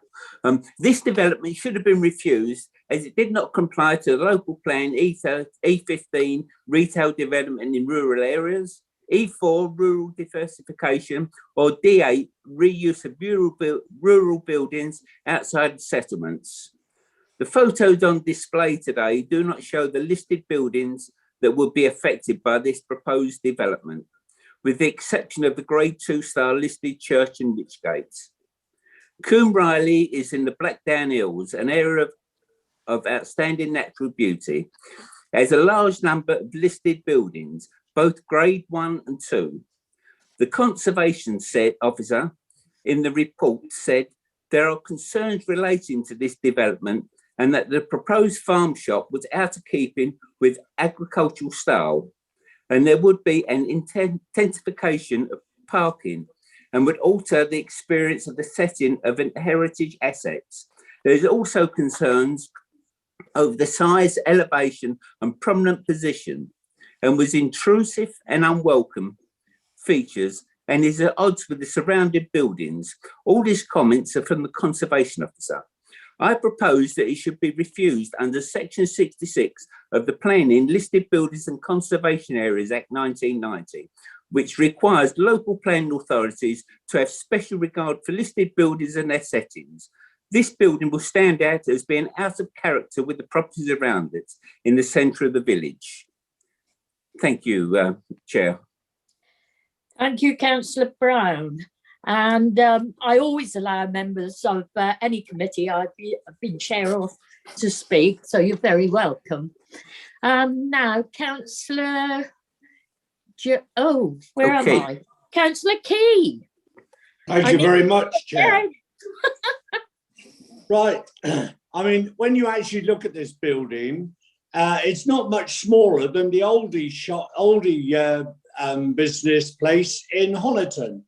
And for the aged, in actual fact, I was told that she's probably misunderstood, but I was told that there were 120 objections to it.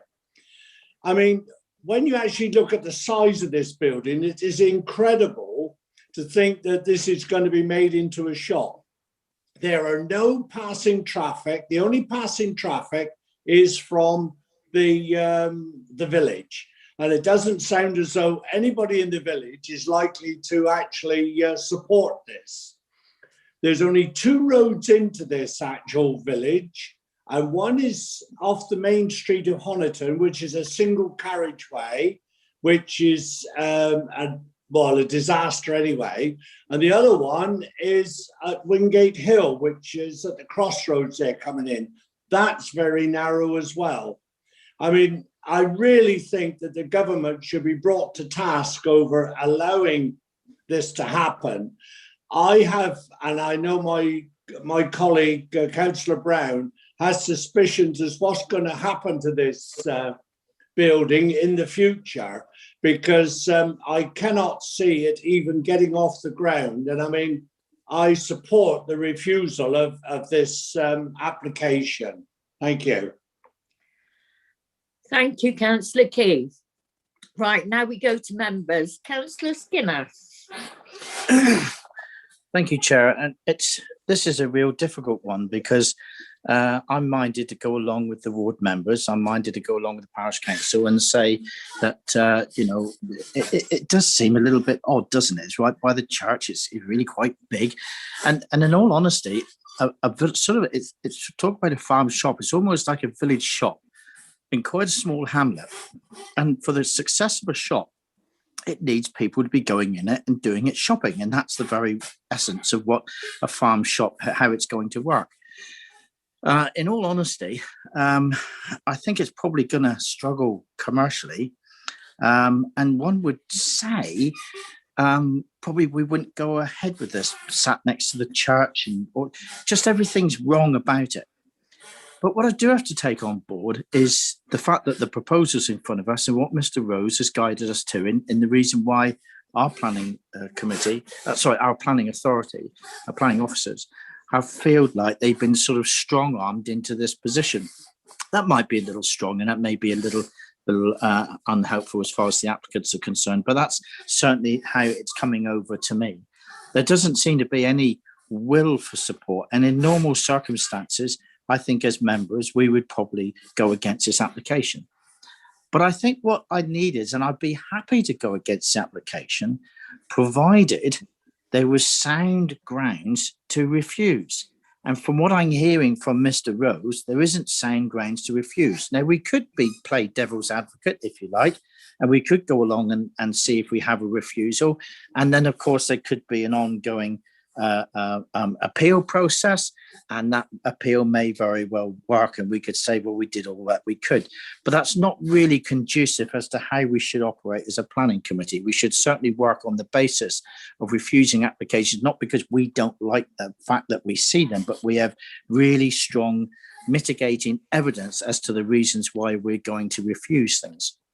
So I'm caught in the crossfire here regarding I want to refuse, but I just feel that we are likely, I don't want our officers to have to go to a battle on the basis of how he is going to defend this one out. If I could ask through you, Chair, if I could ask Mr. Rose, could I ask if there was any attempt of anything at all that we could hang our hat on with a refusal? You as a senior planning officer, what do you think we could use that has any credibility at all, knowing that you've already written it up for approval? And I appreciate that.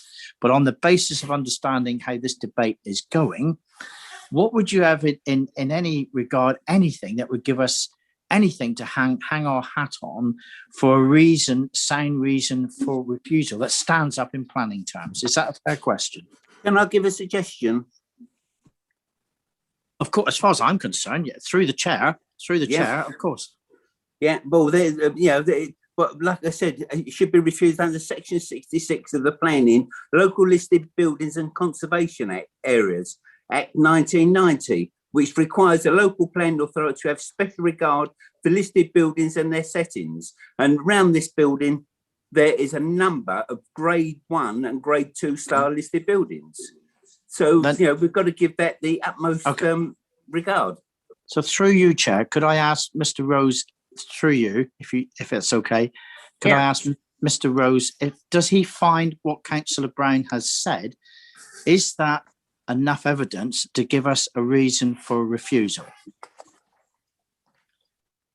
Thank you. So the short answer is no. So the impact that we're going to have on the church is really just through the insertion of this one door on this front elevation. So it's one door in an agricultural building. So I can't see me going to an inspector and arguing that the insertion of one small door in a large agricultural building is going to harm the setting of that church, or these windows in the rear on the approach to it.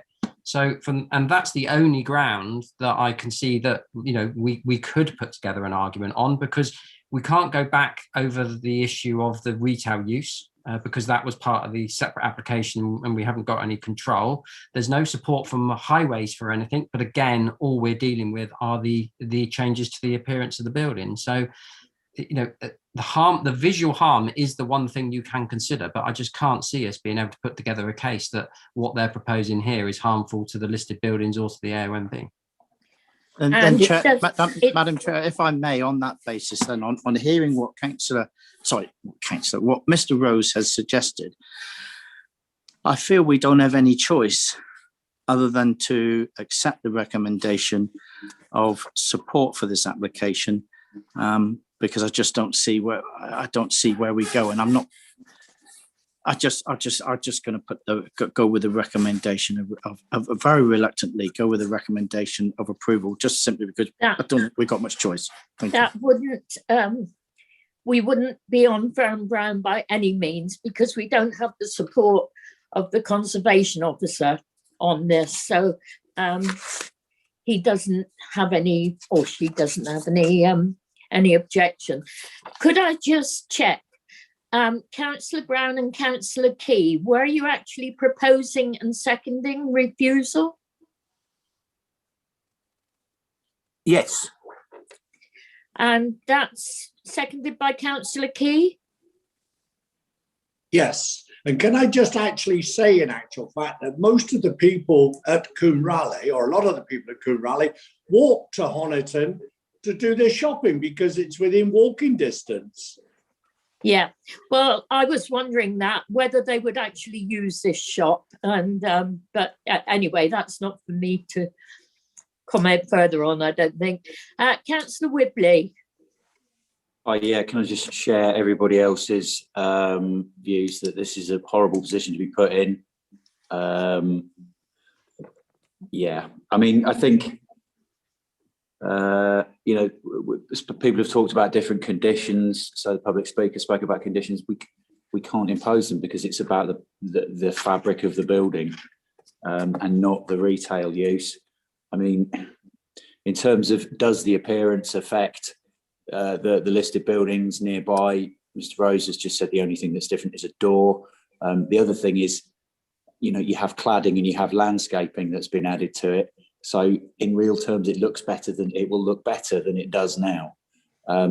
So because it's just a barn at the moment, you can argue that this is anything other than an improvement in its appearance. So again, reluctantly, that there's no point pursuing something where you know where there's no chance of victory and an appeal, and I think it would be putting our officers in a really, really difficult position to go down that road and then have them, you know, sort of appear in front of an appeal panel with no evidence. So you know, I agree with Councillor Skinner again, that we have no real choice but to accept the recommendations. Thank you, Chair.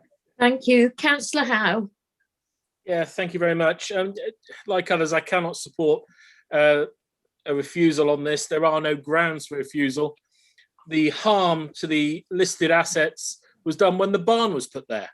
The conversion of a barn to the shop with a door in is so minimal, there is not a hope in hell. We'll get costs against us. Blatantly, we'll get costs against us. Yeah. You know, it is just so blatant. So I cannot refuse. I cannot, as much as I'd like to, often we'd all like to, I cannot support a motion to refuse that is on the table. But if that gets turned down, which I hope it does in a strange way, not for the residents' concerns, but we have a condition 8 that I'd like to pick up if we end up going to approval afterwards, where there is the condition of no lights shall be on within the building outside the hours of 7 till 9.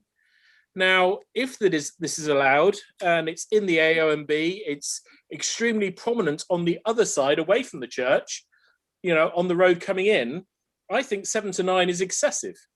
I get the 7. I don't believe 9 when it goes dark during the winter months at 4 o'clock even, you know, 9 is acceptable. I think 6 o'clock possibly, maybe 7 at the latest, would be a lot more acceptable to mitigate the harm, or have glass that doesn't allow the light to spill out, as we have done in Dunkerswell, which Councillor Brown will remember. So we've got to get over the first motion first, and that is to refuse, and I cannot support that as much as I'd like to. There is just no reason for refusal, so thank you. Right, thank you. Could I go to Mr. Rose and ask if he can comment? It was an interesting point on the lights being on, please. Thank you, Chair. Yeah, I mean, it's within members' gift. If members think that 7 a.m. is too early or 9 p.m. is too late because you feel that there will be a visual impact or harm to the AONB from these windows in the rear elevation, then yes, you'd be entitled to come up with some other hours. You know, I don't think 7 a.m. is unreasonable. If members wanted to go earlier in the evening and they felt that that would overcome some harm to the AONB, then they'd be entitled to do that. Thank you. Councillor Ollie Davey. Thank you, Chair. Well, just following on from that, yes, I would suggest something like 7 a.m. to 7 p.m. Because I don't think you'd want it to stay open after that anyway.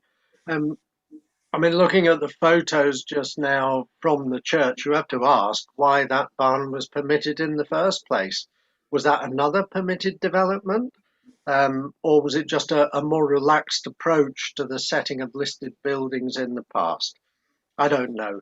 I mean, I've spoken out before about some of these permitted developments, particularly on these metal barns. I can understand if you want a sensitive conversion of a redundant agricultural building that is made of local stone, then there's a lot of possibilities there. I've got huge sympathy for the residents here. As you've heard Mr. Rose say, our hands are completely tied, and it's not us you need to talk to. You need to contact your MP and point out that this is a possibly unintended consequence of permitted development. And you have to ask, why have a local planning authority when central government can simply override it by coming up with these blanket permissions? And I think we need to be very watchful for further erosion of local autonomy like this by permitted development. So there's nothing we can do about it, and our hands are completely tied. Councillor Key, I think it was, said that most people in Coombe Raleigh walk into Honiton to do their shopping. It's possible if they make this attractive enough, people will also walk from Honiton to Coombe Raleigh. If it becomes another Darts farm, although God help us if it does. Thank you. And Councillor Gazard, please. Thank you, Chair. Yes, I've got every sympathy with the ward members and the objectors, but not only have we got our hands tied with this, Chair, but we're in a straitjacket with it. We can't do anything about it. And as Mr. Rhodes has said, all we are looking at are the small alterations that will probably enhance the building. So as much as I would like to vote against it, I feel that we don't have any option, but I think we have to go for approval. Thank you. Thank you. Well, I think that we should be writing to our MPs about this to see if they can put pressure on the government. I think that's about as much as we can do. Councillor Key. Yes, thank you, Chair. That building, in actual fact, was put up about 30 years ago. So I don't know whether there was permitted development back then. Going back to what Councillor Howe said, yes, I mean, if this does go through, then we have 3 farm shops in our area, and they all close during the winter at 6 and during the summer at 7. So I think that is quite adequate with it. Could I just ask Mr. Rose a question? Mr. Rose, is there anything any permitted development we could put on that it remains as a shop and not to be converted as a residence? Is there any chance of that? No. They would need planning permission to do that anyway, so there's no need to cover that by condition. They'd have to apply. We'd need further applications from them. Right. Thank you. I'd like to ask the proposer and seconder what reasons they would give for refusal, please. Reasons that would stand up at appeal. I can't see any at all.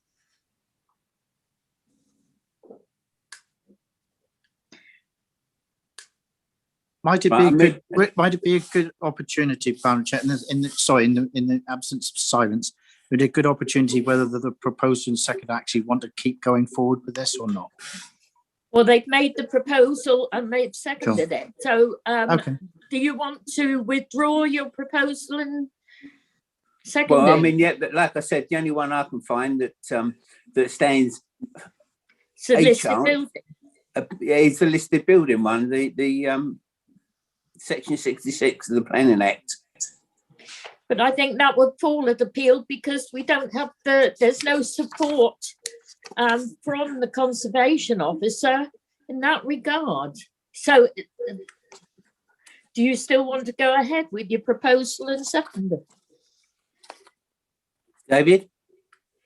From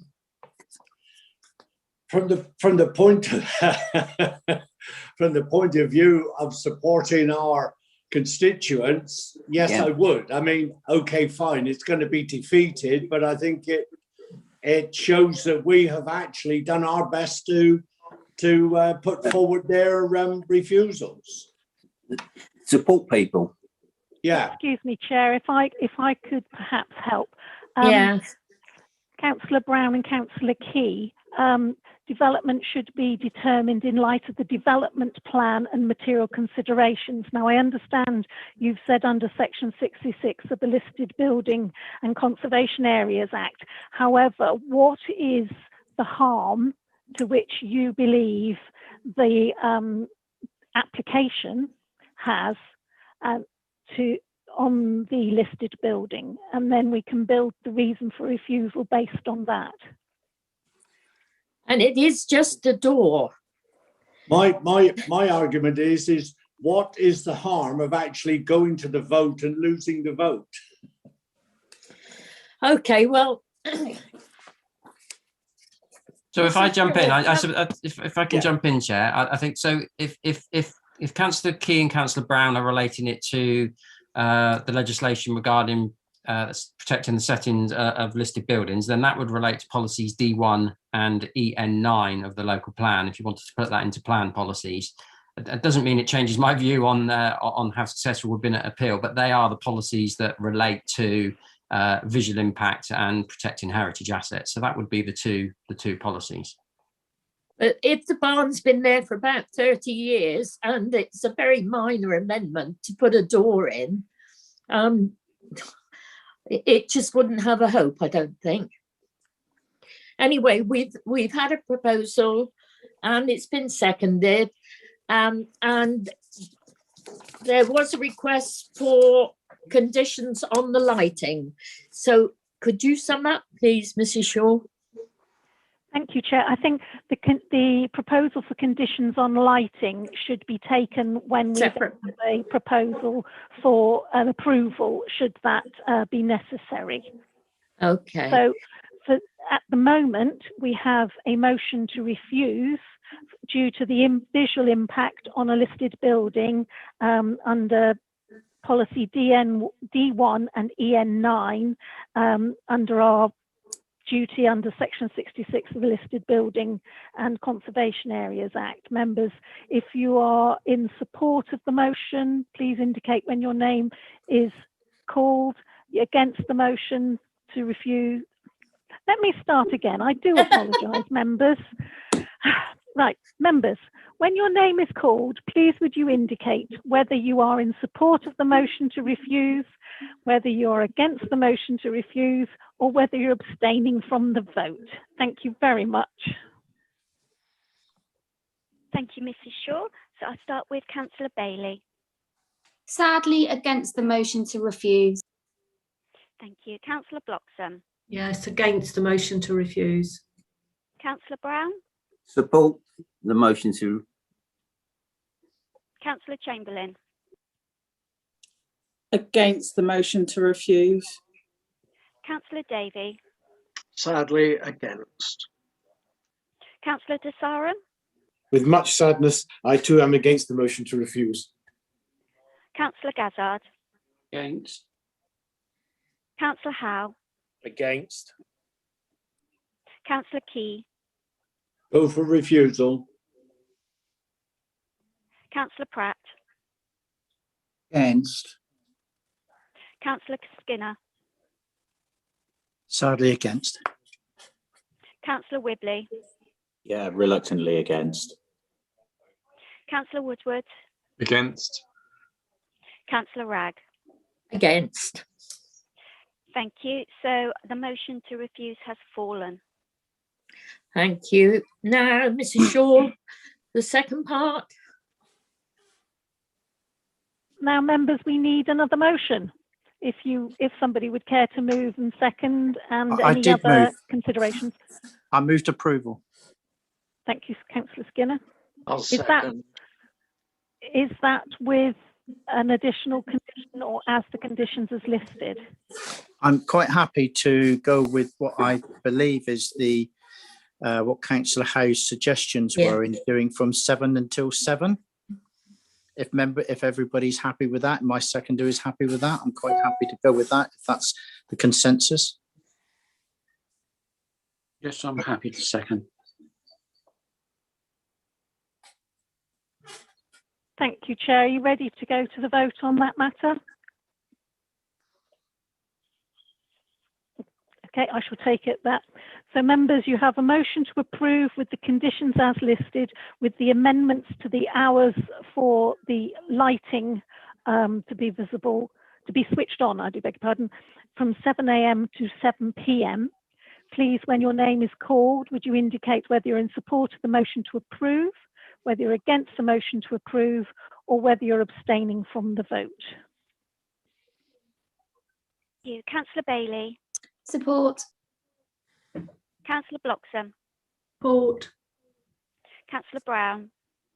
Against. Councillor Chamberlain. Support. Councillor Davey. Support. Councillor Desaram. Support motion to approve. Councillor Gazzard. Support. Councillor Howe. Support. Councillor Key. Refuse. Councillor Pratt. Support. Councillor Skinner. Support. Councillor Wibley. Support.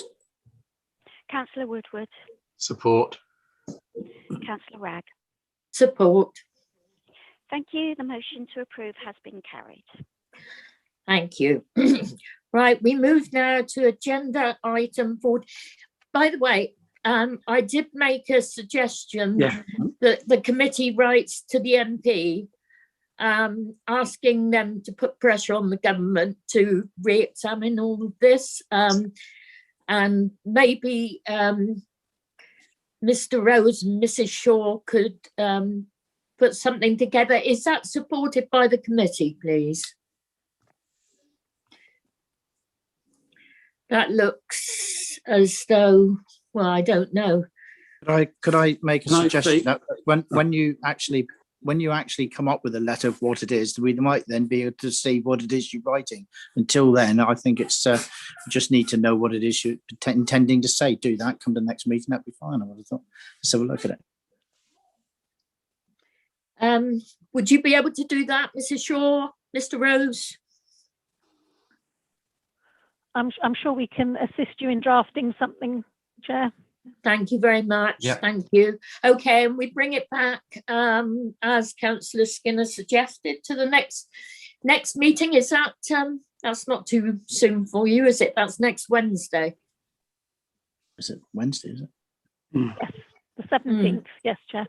It'll have to go as some sort of late item with your agreement, because obviously the agenda's been published and it's not out there, but we can get something done in that time. Okay, that's fine. If everybody's agreed on that, or most are agreed, I think we are. I think from the sentiments expressed that there's quite a lot of concern around these prior developments, prior permissions.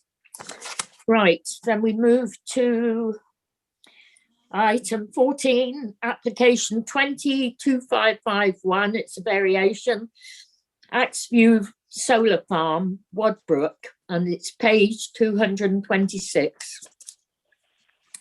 We have the agent, Kate Cantwell, and ward member, Councillor Hayward. So over to you, Mr. Rose. Welcome, Kate Cantwell, to the meeting. You will have 3 minutes to speak after Mr. Rose has given his report. Thank you. Thank you, Chair. Is it my order? On my order here, I've got Greenways Orliscombe down next, but I might be wrong rather than you.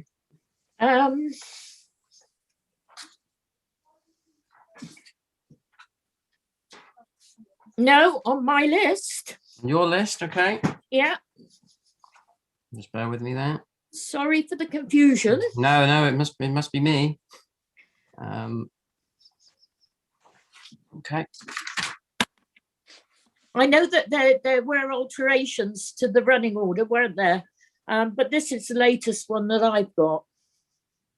Okay, no problem. Okay. Yeah, so Axview Solar Farm in Wadbrook. So we've got, before I go on, just to say I've had late comments on this application from the parish council, removing their objection. So this has been in the last couple of days. They originally made their comments, as you'll see from the report, on the basis that they felt that this application was extending the 40-year life of the permission, but that had already been covered by a previous application.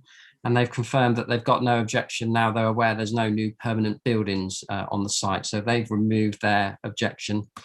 The application's before committee, as it's a major application, and there's an objection from the ward member. It's a variation to previous permission, and it's trying to regularise some changes that have made, regularise some changes that we've granted through non-material amendments, so by letter form, if you like, because they're insignificant in themselves. And the changes are additional storage container in the centre of the site, additional CCTV cameras, so 2 poles, very slight changes to the layout of the arrays on this solar farm. And the converter station is a slightly different colour green to approved, and appearance of fencing at the main gate. So they're the only changes. So this is the layout to the site. So the panels have changed, well, very minor layout changes that you wouldn't perceive them to the naked eye. We've then got the container building proposed in the centre of the site. And then we've got changes, as I say, to the colouring of the gates and the fencing. So very minor changes. These are the buildings in the site at the moment, the main gates, the access, and you can see surrounded by trees. So this application was granted on appeal back in 2016, granted consent for 25 years. It was refused by committee, granted on appeal. And then the timescale for its lifetime was extended to 30 years in 2017 and 40 years in 2019. So the main issues here are the visual impact of these changes. As I say, the changes, very slight changes to the arrays and their positions aren't noticeable from outside the site or even from the access. The inverter station that was previously approved is acceptable, and again we have agreed the visual impact of these with the agent. The fencing, the access gates have been widened ever so slightly, but again there's no visual harm or impact from that. They've used a slightly different colour green to the fencing than was approved on appeal, but hopefully you can see from these photos that the green that they have used is acceptable. There's 2 extra CCTV poles around the site. There's already quite a number already there that you can see from these dots, but there's been 2 more that have put in. Again, you don't notice them, no visual harm. And then we come down to this container that they want to propose in the centre of the site, which single story, middle of the site, next to 2 existing containers that are there. And in fact, originally, as approved and appeal, there were 4 buildings to be proposed in here anyway, and they've only constructed 2 of them. So there's no harm from that. You will see in the report, however, that the landscape architect has raised comments. He's picked up whilst commenting on this application that some of the landscaping that was approved and put in on the back of that appeal in 2016 is starting to die back or fade. So outside of this planning application, we've got the enforcement officer and the landscape officer following that up with the applicant to ensure that that planting that's put in that's now starting to die or is inadequate is properly replaced and maintained in accordance with the condition as it should be. But that's being followed up, as I say, with the enforcement officer and the landscaping officer. So in light of the fact that these are very, very minor changes to the layout of the scheme that was approved at appeal, we are recommending approval. Thank you. Thank you, Mr. Rose. Now, the agent, Kate Cantwell, welcome to the meeting. You have 3 minutes. Good afternoon. I'm Kate Cantwell, Principal Consultant at Aardvark EM Limited, and representing Greensells, the applicant. I'm a chartered member of the Royal Town Planning Institute and have worked in planning in Devon for over 20 years. The planning officer's summary in the report on the first page is a really helpful description of the nature of this application and the site history, which has involved a number of changes to the original consent. The case officer summaries highlighted that the parish council has removed its objection after I was able to provide some clarity about the details of the application and attended its meeting held on the 23rd of February. Councillor Hayward's further comments object to the application on principle of yet more damage and blight to the parish. I've been in touch with Councillor Hayward and not clear yet exactly what the minor changes proposed are considered to damage and blight in this particular location. And I just wanted to highlight that it's important for members to remember that this is an extant planning consent. The development's already in place, as we can see from those photographs, and the variations sought relate to small changes which have already taken place, as well as an update to the plans list in condition 2 to collate the various amendments that have happened in earlier applications. I'm not aware that any complaint has been reported to the council in respect of the changes proposed, which I suggest reflects the fact that they are not easily discernible and don't have an adverse visual or landscape character impact. The application prompted a visit, as Chris Rose said, by the council's landscape architect. He's flagged up some problems with the planting scheme. I have reported this back to my client at Greensells, and they've advised me this week that the site owner is looking for some suppliers to carry out the necessary works. Whether or not they can be completed in the timeframe suggested by the landscape consultant will depend somewhat on the availability of contractors, because we're at the back end of the planting season at the moment. I've also updated the enforcement officer this week and will be working towards resolving this particular issue. There are always also some comments from Devon County Council's heritage architect, commenting that the post-excavation assessment hadn't yet been submitted, so that's also been followed up. The work is currently underway. We're expecting to have a draft by the end of next week, and at that point it can then be advertised in compliance with the archaeology condition on the consent. Overall, therefore, I agree with the planning officer's report, which establishes that the main issue for consideration here is the scale of impact of the changes on the character and appearance of the wider landscape. As Chris Rose says, they are minor changes to the specification and don't extend the footprint of the array. The planning officer has determined it does not give rise to any landscape or visual impacts, and so I'd suggest there's no material planning reason to reject the recommendation and consent should be given. Thank you. Thank you. Councillor Hayward. Hello, Chair and members. Hello. Welcome to the meeting. Good morning. It's been fascinating listening to your debates today. Yes, so since my comments were submitted, the Parish Council has met again and resolved to withdraw their comments.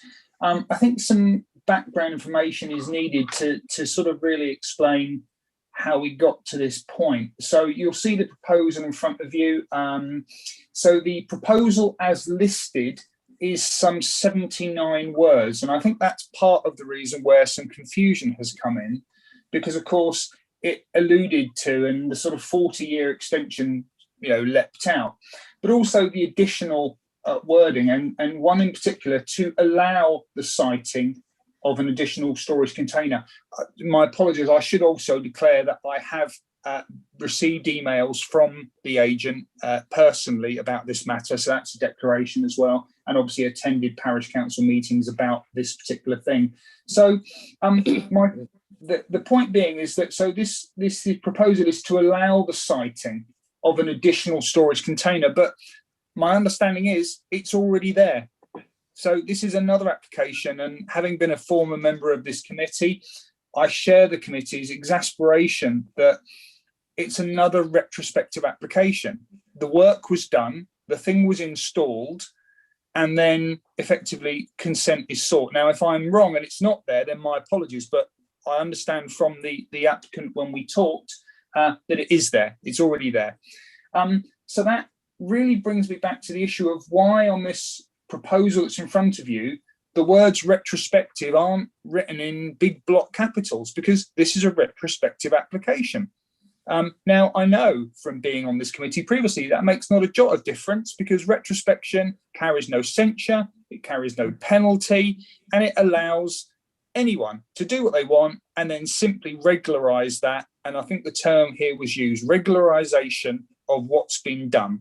Now, can't do anything about that, but I can continually voice my aggravation that our planning system is so lax that it allows it without penalty and without censure, because for everyone in Hawkchurch and across East Devon, it's a source of never-ending frustration. So going down to my comments, yes, Hawkchurch is not in the AONB, it's open countryside, and as I say, this application was approved on appeal, and since then bits have been added on, extensions of time, and my comment that the agent kindly paraphrased is just that. I am sadly still opposed, as poor Hawkchurch has suffered enough from this blight. Each application in this regard just piles on a little more woe, and even though I know in my heart it will go through, and there's the telling point, I'm still opposed on the principle of yet more damage and blight to this beautiful parish that was sadly never included in the AONB. Yes, on this occasion, it's a couple more poles, it's a different fence, it's another green container. So on planning grounds, we really, and the committee has not a leg to stand on. It is a minor variation to a major application, but I have been contacted by so many residents of Hawkchurch who just wanted me as their representative to voice their concerns. The parish council discussed it again. The agent spoke very eloquently and quite correctly on planning law, and that's why the parish council removed their application. So I suppose my comments do stand. I consider it just unfortunate that this is another green commercial industrial building in the open countryside. And yes, in the wider context, it will make no difference. But it's just sad that the proposal as it was didn't make it eminently clear to anyone. And members of the parish council are used to seeing applications. To a member of the public, you know, you read that 79-word statement, you haven't got a clue what's going on. But the fact is, yeah, that's saying we are where we are. So I'll stop now. I'll listen in intently. Chair, members of the committee, obviously you must consider that's your job, and I'll listen intently. Thank you very much, Chair. Thank you, Councillor Hayward. And yes, we do understand your irritation with retrospectives, but there again, it is a risk that a developer takes because enforcement action can ensue if it's refused.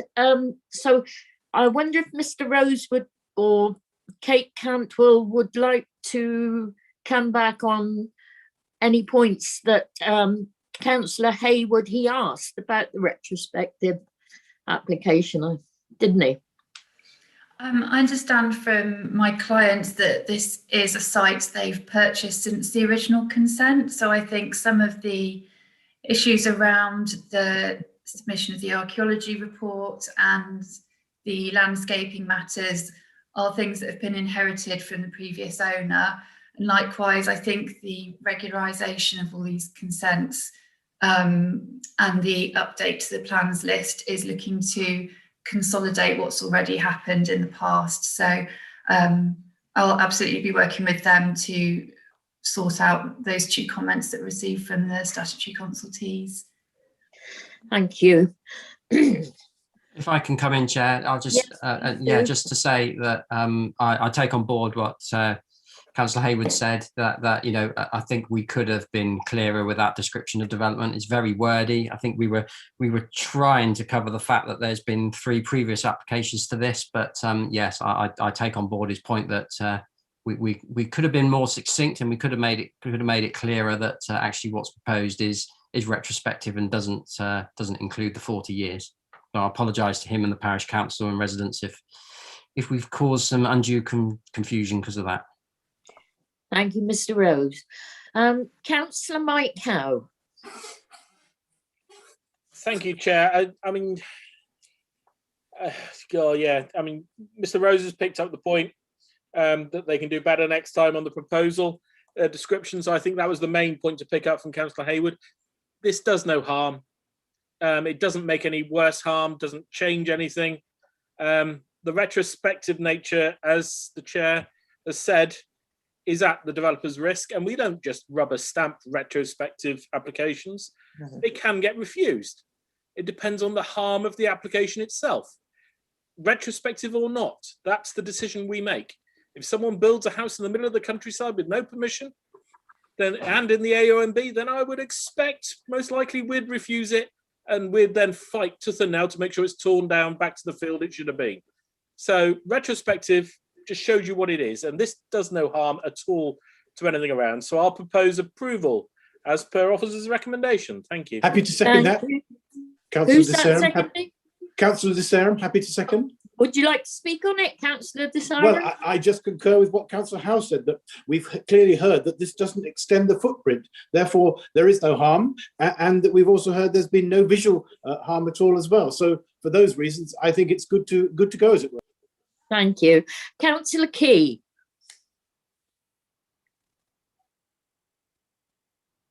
You're muted. Yes, thank you, Chair. Yes, I mean, with regard to retrospective planning with this here, there was criticism about it, but I've got a feeling that all these sites are locked, and therefore the planning officer, if he actually visited this site, would not have been able to see it because it's right in the middle of the of all the panels that are there. So I do defend the planning officer a little bit there, that these sites are. I mean, I was very much against this application when it came in originally, but there we are. I mean, we have to accept it, and that's the situation as it is now. So yes, I mean, I can't see a problem. It's right in the middle of the application, and so I fully support it. Thank you. Councillor Skinner, do you have something to add? Not really, Chair. No. I think it's all been said, so I think I'm just going to support the application. Thank you. Okay, Councillor Gazzard, you take your hand down. So I think it's all been said. Mrs. Shaw, would you sum up, please? Thank you, Chair. Yes, members, you have one motion here, and that is to approve subject to the conditions as listed. Again, when your name is called, please would you indicate whether you're in support of the motion to approve, whether you're against the motion to approve, or whether you're abstaining from the vote. Thank you. Councillor Bailey. Support. Councillor Bloxham. Support. Councillor Brown. Support. Councillor Chamberlain. Support. Councillor Davey. Support. Councillor Desarum. Support motion to approve. Councillor Gazzard. Support. Councillor Howe. Support. Councillor Key. Support. Councillor Pratt. Support. Councillor Skinner. Support. Councillor Whibley. Support. Councillor Woodward. Support. Councillor Ragg. Support approval. Thank you. That's unanimously carried. Thank you. Agenda item 11, application 190101, full application, Greenways, Orliscombe, Honiton, on page 174. I'd like to welcome Paul Humphreys to the meeting. Is Hi. he here? Yes. Yeah. Hello, Paul. Hi. Welcome to the meeting. And over to Chris Rose to present his report, please. Thank you, Chair. Yeah, so this is an application relates to Greenways at Orliscombe, and you can see the site on the plan here. So we're off the main road, up the little lane, and then we've got a field, and it's got an unusual red line because there's a suds pond proposed as part of it.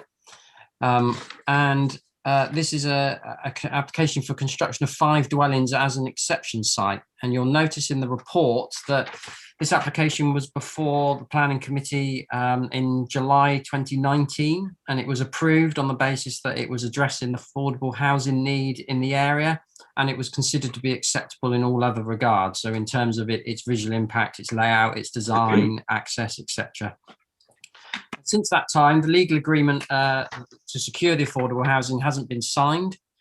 That was secure in 3 of the 5 dwellings as affordable, and that was on the basis that 2 would be for rent and 1 would be for shared ownership. Plus, there'd be a £17,000 contribution to affordable housing on top of that. And the 2 for rent and 1 shared ownership was meeting the affordable housing need for the area. Hence, the proposal was supported as an exception site. This application, so it's come back to you now because that legal agreement hasn't been able to be signed because the applicant now wants to change the tenure from those 2 rented and 1 shared ownership to 3 shared ownership units. So it's the implications of that are in the report in front of you. And if I just run through, so this is the site as was considered before. Nothing has changed from the committee in 2019. So we've got 2 open market units at the front, the affordable ones at the back, parking area, and then down to this retention basin. Units were good sizes. The designs was considered to be acceptable in the location, and there was changes to a visibility display at the road junction. So this is the road up to the site. It's in off the left there, so in off this access into this field. So down that road off to the right, and this is the access. So there's no other changes to the application. So everything in terms of design, layout, highway safety are as before and are still considered to be acceptable along, along the lines of the recommendation that members made at that time. But in the last 18 months, the applicant hasn't been able to get a registered provider, so hasn't been able to get a housing association on board that would take on the units as 2 units for rent and 1 for shared ownership. Partly because of the tenure, but partly because of the size of the scheme being only 3 units. And in the last couple of years, registered providers have wanted to take on larger sites. The 2 rented units and 1 shared ownership was secured at that time because it was meeting the local housing need. So there was a housing needs survey done at the time, and that identified the need for 2 units for rent and 1 for shared ownership. And members will be aware that Strategy 35 of the local plan allows exception sites, but one of the criteria to that is it has to be meeting the need as identified in a local housing needs survey. So simple principle that will allow development outside of built-up area boundaries in the countryside to provide affordable housing where it meets that need that's been identified. As I say, we had no registered providers interested in taking on these units. The one provider that has now expressed an interest, but they're only willing to take them on as 3 shared ownership units, so not to provide the 2 rented units. So that means that the proposal doesn't now meet the need that's been identified in the housing needs survey. So as I say, that was for 1 shared ownership and 2 rented. So it doesn't now meet that need. And as it doesn't meet that need, it now conflicts with Strategy 35 of the local plan. If the application is approved, that as it's not meeting that local need, it's likely that the occupiers for those 2 other shared units might not come from the local area. So they'll come from a wider area and they won't be local and therefore meeting that local need. And then in addition to that, there's a risk that if the application is approved, that need for those 2 rented units still needs to be provided in the area. So we'd potentially have to find another site somewhere at the edge of this settlement and further development to meet that need. There is, though, a point about the age of the housing needs survey back from the 2019 application. The longer it goes on, the more those housing needs surveys can be out of date. So we can't now necessarily be sure that the demand is still for 2 rent and 1 shared ownership. But equally, we can't be sure that it's for 3 shared ownership units. But we don't have any further information on that. So we as officers can't be sure that the 3 shared ownership would meet that local need. So on the basis that Strategy 35 allows these exception sites where it meets an identified local need, and this proposal isn't now meeting that identified local need, we are now recommending that this application be refused as it isn't meeting that need. Thank you.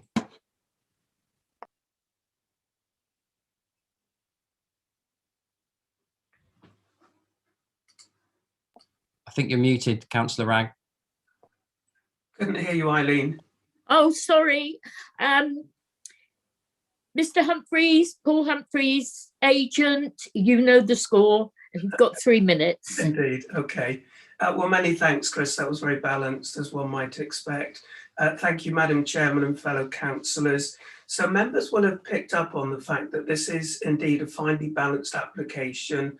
Officers, through conversation, have acknowledged this, and the council's own affordable homes officer identifies the ongoing dilemma of providing affordable homes within rural locations. And the housing needs survey respondents stated that actually they would like shared ownership. A few years ago, as part of the District Council's design review panel, reviewing rural exceptions site, I witnessed the problem firsthand. And the Council for the Protection of Rural England has also highlighted this as an ongoing issue too.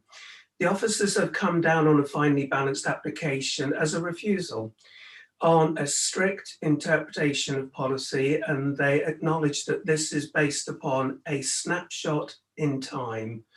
For members' information, the original housing needs survey had a much higher response than the latest one and a need for more than 3 shared ownership.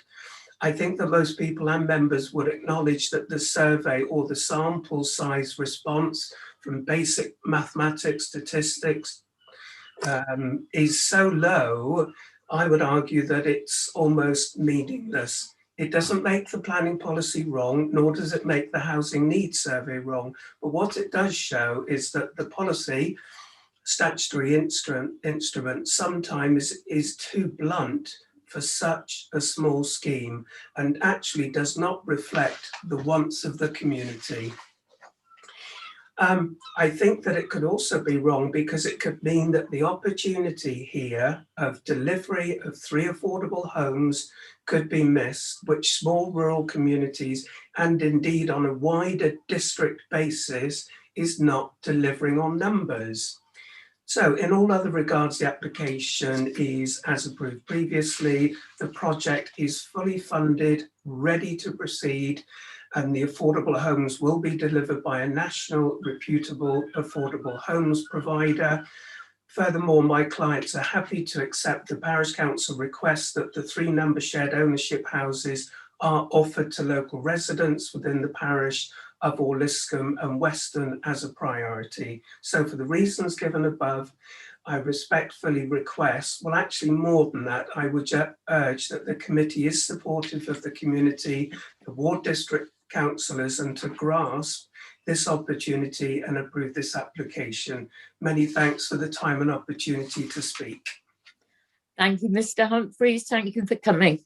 Now, go to the ward members. Councillor Brown. Yeah, thank you, Chair.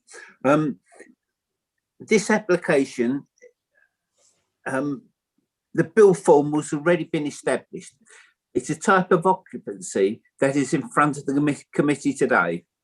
This site was granted planning permission for 5 units, 2 open market and 3 affordable, with a commuted sum of £17,000 on a housing needs survey, which is now 3 years out of date. And as the Housing Enabling Officer said in the report, It should be remembered that these surveys are a snapshot in time and people's circumstances change. 3 shared ownership properties on this site will enable 3 young couples to get on the housing ladder, providing they comply with Strategy 35. And that is a connection which is one or more of the following reasons. People have been permanently residents for 3 years out of 5 prior to the house being offered to them, being formally permanent residents for 5 years, having his or her place of work for the last 12 months in this area, or demonstrate a close family connection to the district, as on page 115 of the local plan. The housing officer said in the report, if this scheme is to come forward for development, then flexibility on the tenure of the affordable units is required to enable it to proceed. Therefore, I recommend this for approval. Thank you. Thank you. Is there a seconder, please? Yes. Councillor Key, Yes. it's your turn to speak anyway. Right, thank you. Yes, I mean, when this originally came up, this site, the first application, I mean, we fought hard to actually get this. And sadly, it's been changed, you know, sort of over the period of time. What concerns me is a little bit is the fact of the housing enabling officer is very sort of apprehensive with regard to the actual not a rented full rental on these, because that to me is what I call affordable. It's a shame, and the others should be, as we see, are shared equity. If there was the possibility of the owner or the person that actually builds these, I do feel that Oliscombe should have the right to actually say that they are for local people. What concerns me, and I'd like to ask Mr. Rose, is if he can't find people in Oliscombe that actually can cope with this shared equity, he's between a rock and a hard place. What then happens? He wouldn't be able to, if it was legally binding, he wouldn't be able to actually go outside of that area of Oliscombe and Weston. You know, well, I mean, he would be the responsible one for actually building them and doing that. But what would happen? I mean, is it on his shoulders, Mr. Rose, that he would have to, you know, sort of cooperate with the parish requests? So through you, Chairman, yeah, I suppose that's the balance here that members have to make, is that usually when we have exception sites, we know through a local survey that there's a need, that there are people there that will have a need for those units. In this case, we don't have that information. So yes, you can proceed with it and you can put in the legal agreement that the first port of call is that these units go to local people, and we can hope that they come forward. I suppose what you need to be wary of, though, is if those people don't come forward, it might be that these units then have to be offered to somebody that isn't local to that area. So that's the risk and judgment that you have to make. You might find that acceptable, but as I say, if that were to happen and these units were to go to people outside of those grouped parishes, then you then arguably might have pressure at a later date for another exception site to come forward in the area to meet that local need, because we can't be sure that this one is. So that's the balance and tension that you've got. And that's why we're recommending refusal this time, is because Strategy 35 says, well, get your local housing needs, get your evidence that there's people there that want to occupy them, and then you can go forward and with the confidence that they're going to be occupied by local people. And without that information at this point in time, we don't have that comfort. Thank you. Thank you very much for that. Thank you. That was very clearly explained. Thank you. Exactly. Yes. Yeah. Councillor Howe. I'm going to say those fateful words that I hate saying. And that is, I think this needs deferment. And it needs deferment for a number of reasons. This report, to me, unless I've misread it or not understood it or missed something, so I'm looking forward to Mr. Rose's added information if he's got any. As far as I'm aware, this council has not been approached as a registered provider. We should be the registered provider of last resort, and particularly last resort in our countryside locations where registered providers generally don't work because it is too small in our villages. We should have our housing stock all the way through our countryside. In all our villages, there should be small pockets of housing. So for reason one, I wish to know from our housing team, have they looked at this? And if they've rejected it, why have they rejected it? Because obviously if they look at it and they can make the finances work, they don't have to borrow because they've got a housing revenue account that sits there ready for this sort of application. You know, then we don't have the borrowing consent problems that our housing officer, our housing enabling officer, puts on mortgages that you have to get if you're capping the mortgage at 80% maximum ownership. So I need to know that as number one. There's still this query, as Mr. Rose has raised, of if the local demands are not met, then we've gone back to square one because you'll have to put more housing in. So I don't want to refuse it. I absolutely do not want to refuse it. But I do need to know why we as a council haven't looked at it, or haven't we been approached, or have we looked at it and refused it for our own reasons? So I need certainty of that, and also to understand how long it would take for a new housing review of the local area to be done to see if this fits. I really want to support this, but I can't just support it when it won't necessarily meet the demands of the local people, because it's just storing up further problems further down the line. So I ask for deferment for those matters to be looked at, if possible, unless Mr. Rose can answer them already. Well, through you, Chair, a survey is going to take a few months to do, a couple of months probably if it was done very quickly.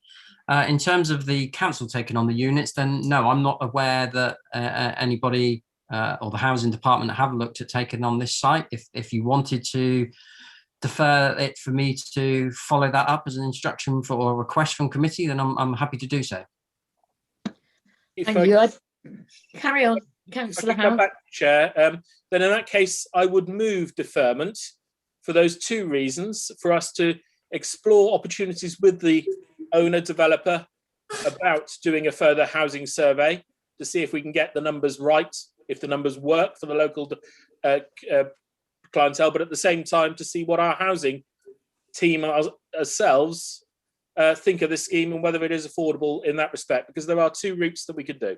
So I'm more than happy to move that and hopefully found favour. I'll second that, Chair. Chair, I would like to just say that if a survey is going to take a few months, then the applicant could go to appeal for non-determination. Is that right, Mrs. Shaw?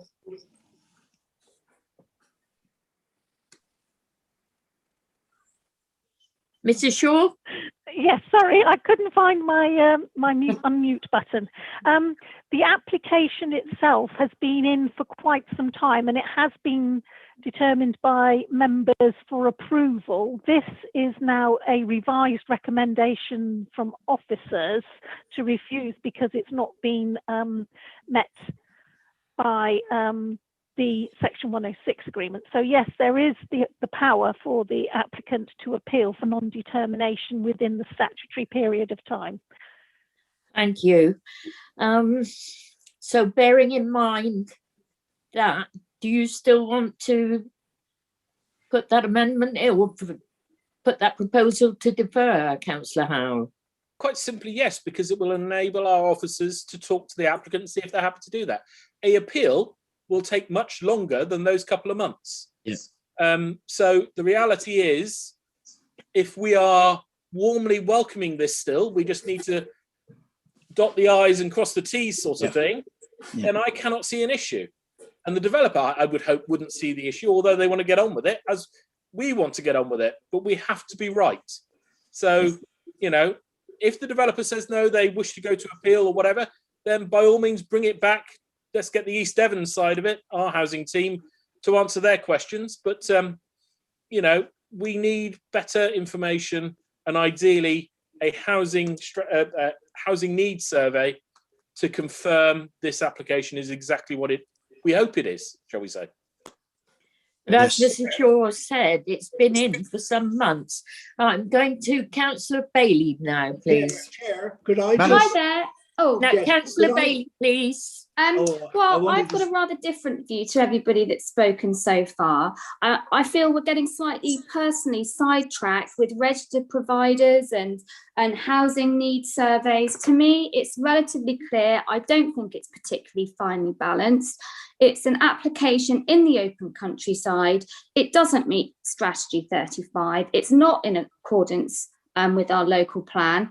The tenure doesn't satisfy the housing needs survey. So I would be minded to refuse this application. And I'm slightly confused why we're going down the route of doing various other things where we've got an application in front of us that needs to be determined. So I don't know the appropriate point, but my proposal would be to refuse it. Thank you. Thank I you. would second that. We've had a proposal to approve it. That's been seconded. That would be a direct negative otherwise. Now, Councillor Key, you're itching to speak. Well, yes, I was just going to sort of actually, with the deferment, I wanted to sort of wonder if that could be sort of pushed through fairly quickly. I would like to then ask Councillor Brown how he felt about sort of going for a deferment what's been proposed. Yeah, I mean, I would go along with what Councillor Howard said and have a deferment so we can try and get this sorted out and get it moved forward. Thank you. Councillor Skinner. Thank you, Chair. And I ought to declare an interest. And one of the interests was I was a previous ward member for Orliscombe. And I know this site very well. It's been ongoing for many years, and Orliscombe has been desperate to have some affordable housing. And secondly, my second interest, personal interest, is I do know Mr. Paul Humphreys. I didn't know he was going to speak today, but I did go to school with Mr. Humphreys over 45 years ago. But I just thought I'd get that one in before it goes. I'm sure we'll have a giggle about that. Yeah. The reason why I'm really keen to actually see this application, I would have actually gone with the ward members and wanted to see it successful and see it go through. But I think the words and the wisdom that Councillor Howe has put forward by deferring the application is because he is, as per usual, wants to know whether he has, and in his words, dotted the I's and crossed the T's. And this application absolutely needs to be going forward for the benefit of Orliscombe. The ward members have pointed that out. Of course, there seems to be within Strategy 35, and I absolutely heard what Councillor Bailey had to say regarding being it straightforward. But no, it isn't straightforward, Councillor Bailey. It's one of these applications whereby this village has been absolutely desperate for affordable housing for a long, long time. And as far as then things take a long time to sort out, and then the policy falls out, then the plan was done 6 years ago, the housing survey and all the rest of it. I've got a willingness to want to see this absolutely succeed. But Councillor Howe's absolutely bang on the money. He also wants to see it succeed, but he wants to see it succeed for all the right reasons and with the right structure put in place to ensure that it succeeds in the right way. And he's also absolutely right that we do have a housing corporation or housing registered providers or whatever we're as a local authority. And surely that is our duty to help our villages to encourage and create affordable housing in the villages of which are difficult for these sort of applications to succeed. That is surely our role as a district council to help these villages out as and when we need to. But whether the answers to those questions, I don't absolutely know for sure.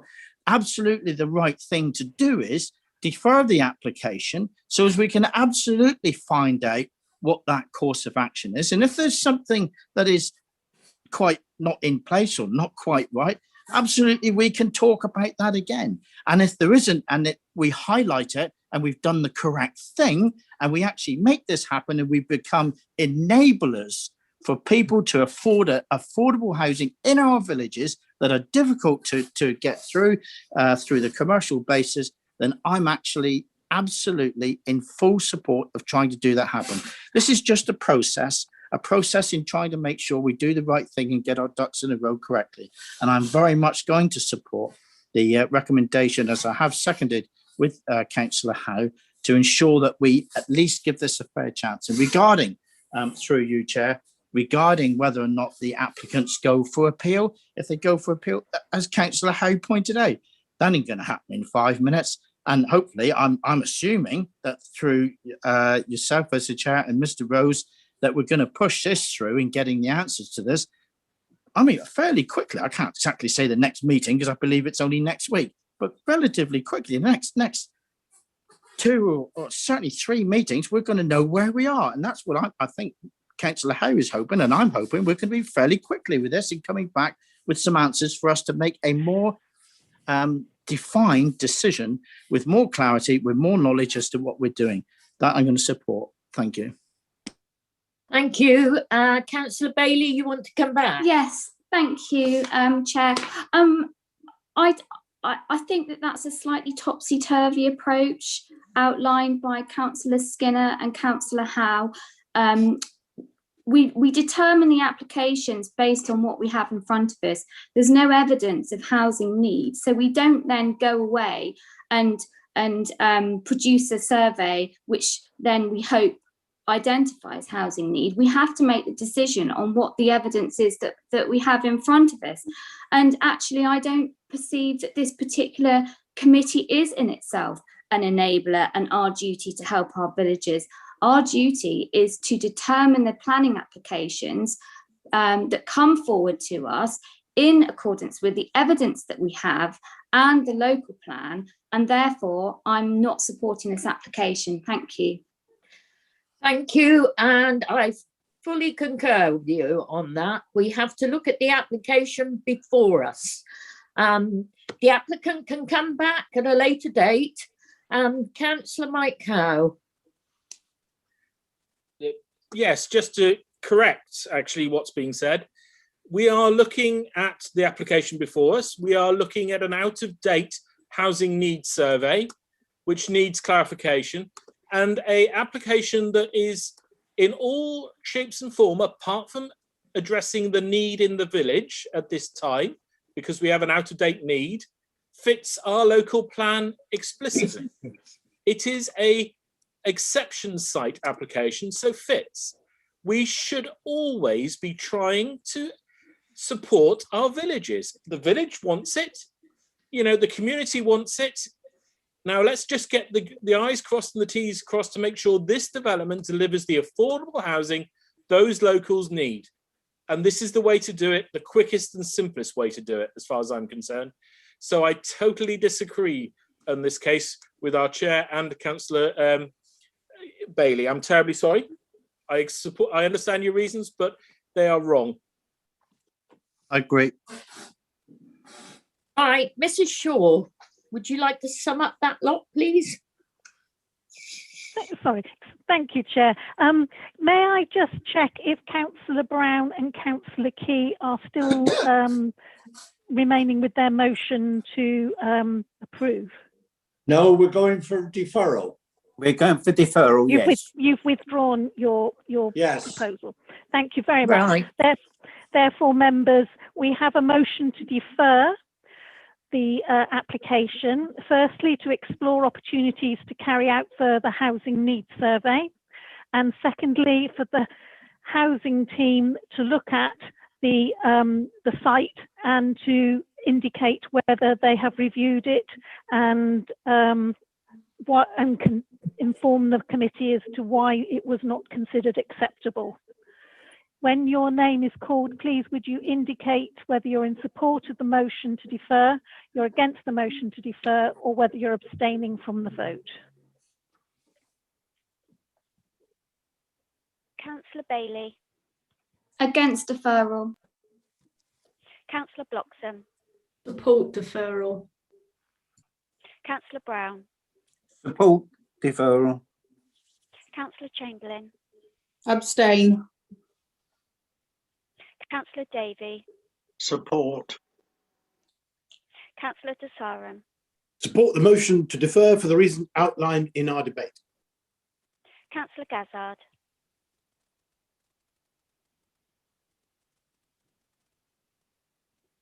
Councillor Oh, sorry, against.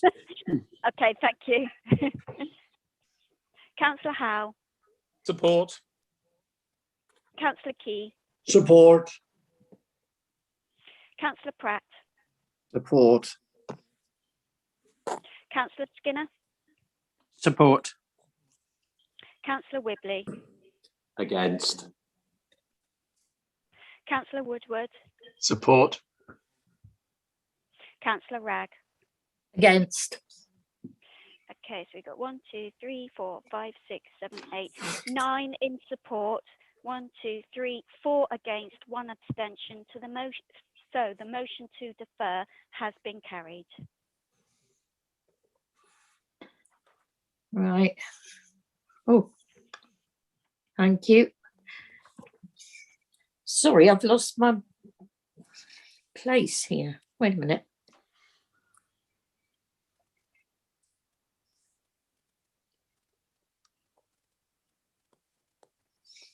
My apologies.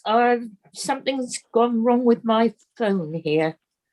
Right. If Can still if hear I you, may help, Maureen. It's yeah, right. I'm there again now. And it's agenda item 13, application 202265, full flat, Sheffield House, Church Street, Sidmouth, and it's on page 214.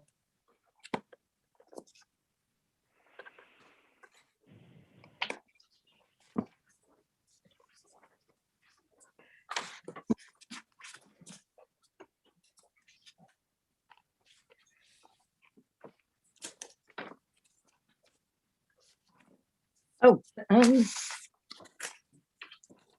we have one ward member to speak, which is Councillor Gardner. Mr. Rose, can you present your report, please? Thank you, Chair. Yeah, so as you can see, this relates to Sheffield House and Church Street in the centre of Sidmouth. So we're right in the by the Market Square here, off of 4th Street in the centre of the church, and it relates to this prominent building on the corner. And it's an application to create 2 flats from a single upper floor masonette. As I say, it's within the town centre and within the conservation area, and it's here because there's ward member support for the proposal. The proposal is for the conversion to change that to 2 flats, but alongside that, there's also a proposal to put 2 small roof lights in the front elevation, which won't have any harm to the building, and 1 fairly small dormer window to the rear, which you won't see from any public areas. So at the moment, we've got this masonette on the upper 2 floors, creating 1 large unit. And then they're proposing to, in terms of, instead of having that, they've got 1 unit at the front at the 1st floor, living room and stairs up, that then serves a further flat at the 2nd floor. The principle of development is acceptable because we're in the town centre and in the built-up area boundary. And as I said, those external alterations are acceptable in themselves. There's no harm proposed from them. So you'll see the main issue here is flood risk because the site was in flood zones 2, well, and flood zone 3. And as you'll be aware, if you've got residential development proposed in flood zones, it needs to pass a sequential test to be acceptable. The sequential test is there, meaning that we should only put new or additional residential development in a floodplain where there's no land available elsewhere in the district that isn't in a floodplain. So it's there to prevent houses and people being at risk of flooding, and it's to prevent the pressure on emergency services when people have dwellings in the flood zone. You'll see there's lots of mention in the report about previous appeals, because there are concerns from people that, if you've got upper floors, what's the problem with creating additional units? And you see that there's appeal decisions in there that talk about size of units, occupation numbers, etc. But it comes down to the fact that if we allow more units, more individual units in a flood zone, then that puts pressure on emergency services and on those people when in those flood events. So this proposal isn't considered to pass a sequential test. There is land available in the district outside of a flood zone where housing can and is being built, and it doesn't fall in one of those categories where development doesn't need to go through the sequential test. So on the basis that the site is within a flood zone and fails that sequential test that we're required to do from our policies and from the NPPF, and puts the more people and properties vulnerability at a flood event, the application is recommended for refusal. Thank you, Mr. Rose. Ward member, Councillor Gardner, welcome to the meeting. You have 5 minutes. Chair, just to say, Councillor Gardner has sent her apologies, but I Oh, do has have she? a brief statement. From Okay, would you like to read it? Okay, Chair. So Councillor Gardner has provided the following statement. I support this application because converting an existing flat into 2 should not increase the actual flood risk to the property. There is a need for smaller flats in the town. End of statement. Thank you. And as Mr. Rose has already said, there are precedents for this, which have unsuccessfully appealed our decision to refuse. So have one speaker, Councillor De Sarum. Good afternoon again. Thank you, Chair. I just have a quick question to Mr. Rose. I presume we all got the email that was mailed over to us from Oliver Salter, the architect, and my concerns are raised in his summary, where he says, I have spoken to the planning officer at length, and it has highlighted an anomaly in that if the first floor had been used as a shop for shop storage, it would also have been permitted development to change the use into 2 flats. And he said, additionally, I understand that the planning officer's report refers to in Alston Terrace, Exmouth, but there is no major difference. So can I ask Mr. Rose whether this is actually relevant, the actual summary with Mr. Salter, because clearly that takes us on a different journey. If we are, assuming that is correct, then the alteration may be suitable if you accept what Oliver Salter has said. So can I just ask you to clarify those points, please, Mr. Rose? Thank you very much. Yes, of course. So the sequential test is relevant in this case because it's the creation of an additional unit, so more residential units. There is I can't remember if it was a quirk that Mr. Salter used, that if we had a unit in the town centre that's already used for business units, and that was changing its use to create 1 additional unit, then that wouldn't go through the sequential test, which isn't very logical, but that's the way the government have written it. But yeah, where in circumstances like this, where you are creating an additional residential unit, so going from 1 to 2, then that sequential test does apply. Thank you. I have no other speakers. So, I knew you would let me down, Councillor Skinner. I feel this is. I thought several people might speak, and I thought I might step out of this one. But this is. Do you know? I sort of look at this, and I absolutely hear what our officer, Mr. Rose, has said, and so you tend to sort of think, yes, okay, this is fairly straightforward. And then I look at Councillor Gardner's views, and obviously Councillor Gardner. She puts her view in saying, well, there's already 1 there. What difference does another one make? It's an odd one, Mr. Rose, because in actual fact, we spoke, and I've got to try to be consistent.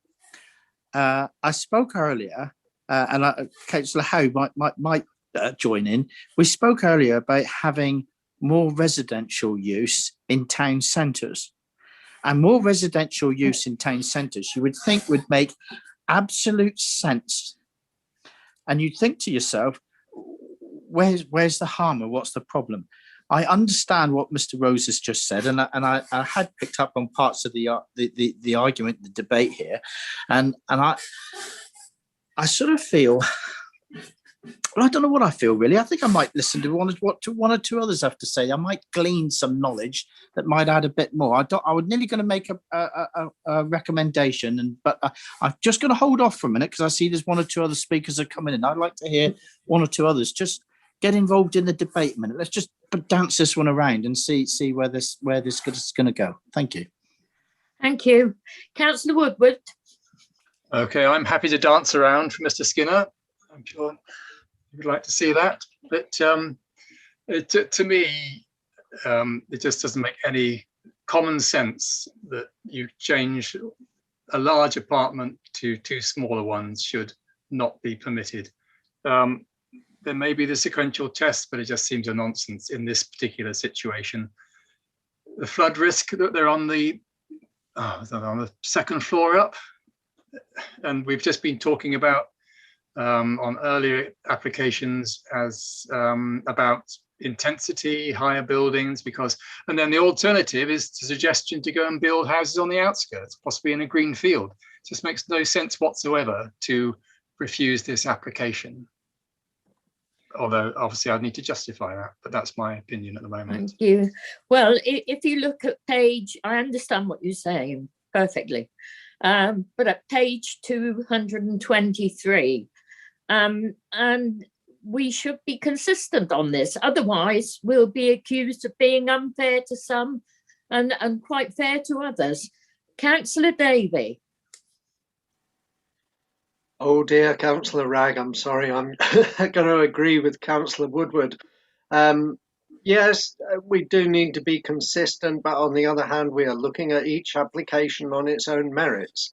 In this case, as Councillor Woodward said, you're subdividing one unit into two, and I noticed reference made to Alston Terrace, which also went to appeal, and the inspector did uphold their reasons for that. And I disagreed with that one at the time as well.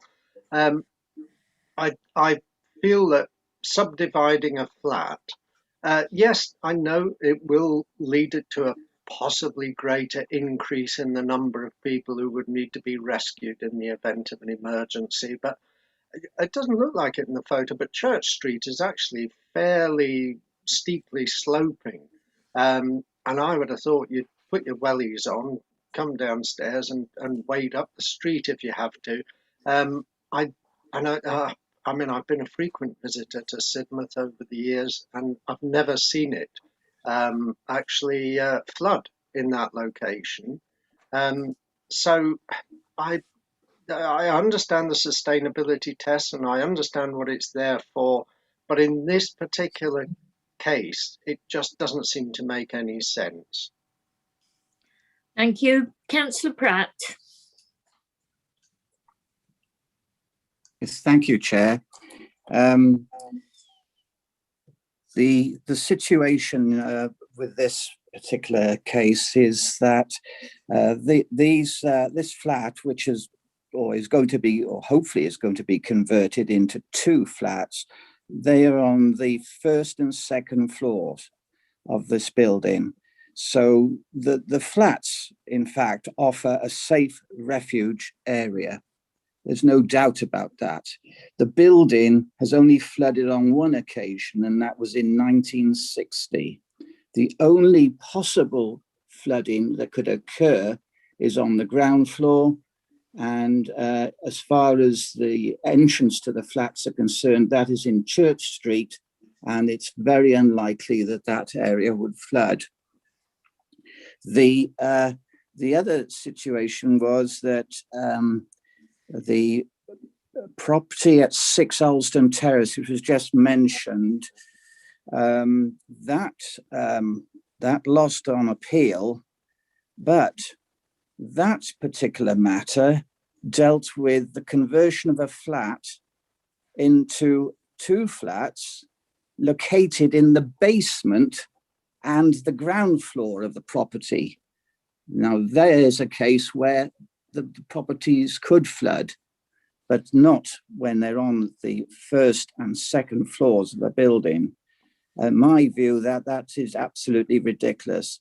The Environment Agency, they sometimes allow applications where a building is put up on a flood zone 3 area, and they do it on the basis that the house is built on stilts. So long as the house is lifted, they're happy to grant the application or support the application. So it's a bit of a nonsense. And my view is that we should support this application. In fact, I'm quite happy to propose that we accept this application and refuse the recommendation I'd just of the like planning to, officer. I would just like to make a comment regarding 6 Alston Terrace. There are several steps up to the ground floor. I'm not sure that there are basements there. I don't think there are. Well, the basement, I'm reading from the court case, or I'm speaking from the case of Alston Terrace, which was recorded in the decision, and it refers to a basement flat.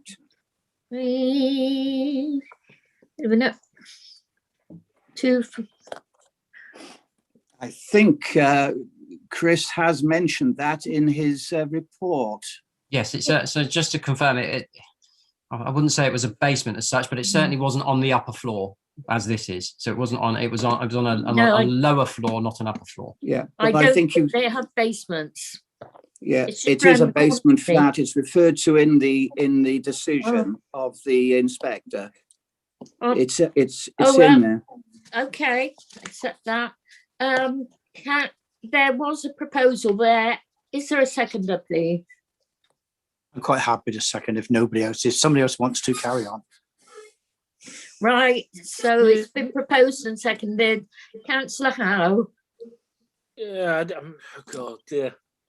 I think I'm going to go against my own beliefs from start to finish of this, because I've always supported and stuck with the sequential test, understand it fully and everything else. But at the same time, I cannot support the motion to approve in its current form because it does not deal with the issue at hand.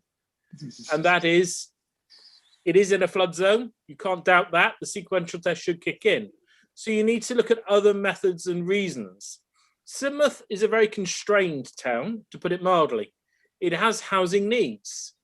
The subdivision of one large flat into 2 smaller flats, I believe, addresses a need in Sidmouth town centre. It also cannot be more sustainable than being right in the town centre. That and the mitigation that it is on the first and second floors, not on the base floor, that there is an access that we believe to be outside of the flood zone, although that needs to be proved. Mr. Rose, one way or another, if you could give us information about where the flood zone is, because I can't find it at present, means there is a reason we could override the exception test. But in its current form, the recommendation to approve, I don't think, I'll use the words, holds any water at all at this minute in time. Thank you. Councillor Jess Bailey.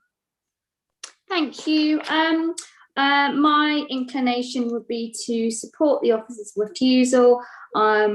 It's in a flood zone. It's going to result in an intensification of use, and I don't believe that we should be supporting it. Thank you. Thank you. Councillor Skinner. Yes, thank you, and the opportunity to come back after my deliberations start with it, and I have heard far more of it now, and Councillor Pratt made a very good point, of course, and it's been said before. In actual fact, we are looking at planning applications on their own merit and on its own merit, and I absolutely understand where Councillor Howe is coming from in us showing consistency in what we're doing at being in a flood zone. But dare I use the word common sense? I don't want to say that because it almost sounds a bit like otherwise anybody else is not common sense, and that's not what I mean. But there comes when you sort of have a feeling in your own mind, in your heart, you say, what real harm is being done here? I absolutely understand where Mr. Rose is coming from in having consistency from its officers in the policies that we make and create and asking them to follow those policies, which they've done absolutely. So it's absolutely right that the recommendation has come forward the way that it has. But in the way that it then comes forward, the common sense tends to tell you and say to you, really, you know, the increase in getting some more people within the centre of the town, sustainability. Councillor Howe's already suggested those things. I think on balance, to me, a common sense approach, which is why we're here. Not everything is in black and white. And the reason we have a planning committee is because not everything is just black and white. If it was, the officers might just well go ahead and do it all and we're not required. So there always comes that heart feeling and that common sense approach and the view that somebody else has a different view on it. And I think there are several members here that are saying to themselves, do you know what? I can't really see no real harm here, regardless of the things that are put in place. So taking what I'm going to take as the balance is going to be for me is we take each application under its own merit. And sometimes not always do our policies fit over everything. So I'm going to support, I'm very much supporting Councillor Pratt in his recommendation and seconding this recommendation in going forward for approval. Thank you very much. Right. Vice Chair, Councillor Sarah Chamberlain, please. Good afternoon. Thank you, Chair. I wonder, Chris, can you just confirm, I think I've got this right, but I just need this confirming, that the existing flat there is a 4-bedroom flat, and they are looking to subdivide it into two 2-bedroom flats? Yes, that's correct. Okay.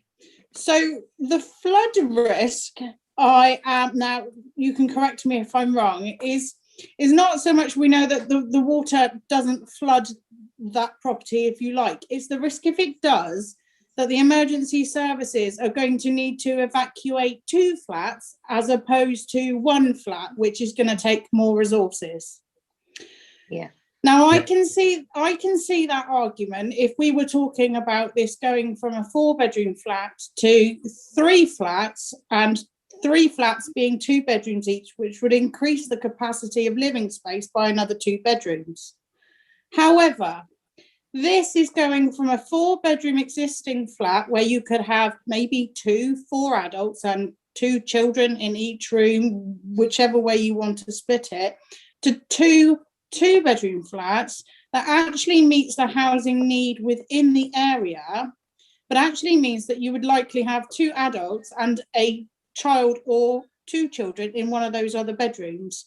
So I can't see that the justification of the flood risk on this application is so high for it not to be granted from the risk of that flood, if you like, because we're not increasing the bedroom living space, if you like. It's going from a 4-bedroom to a 4-bedroom, if you like, but just with a wall in the middle.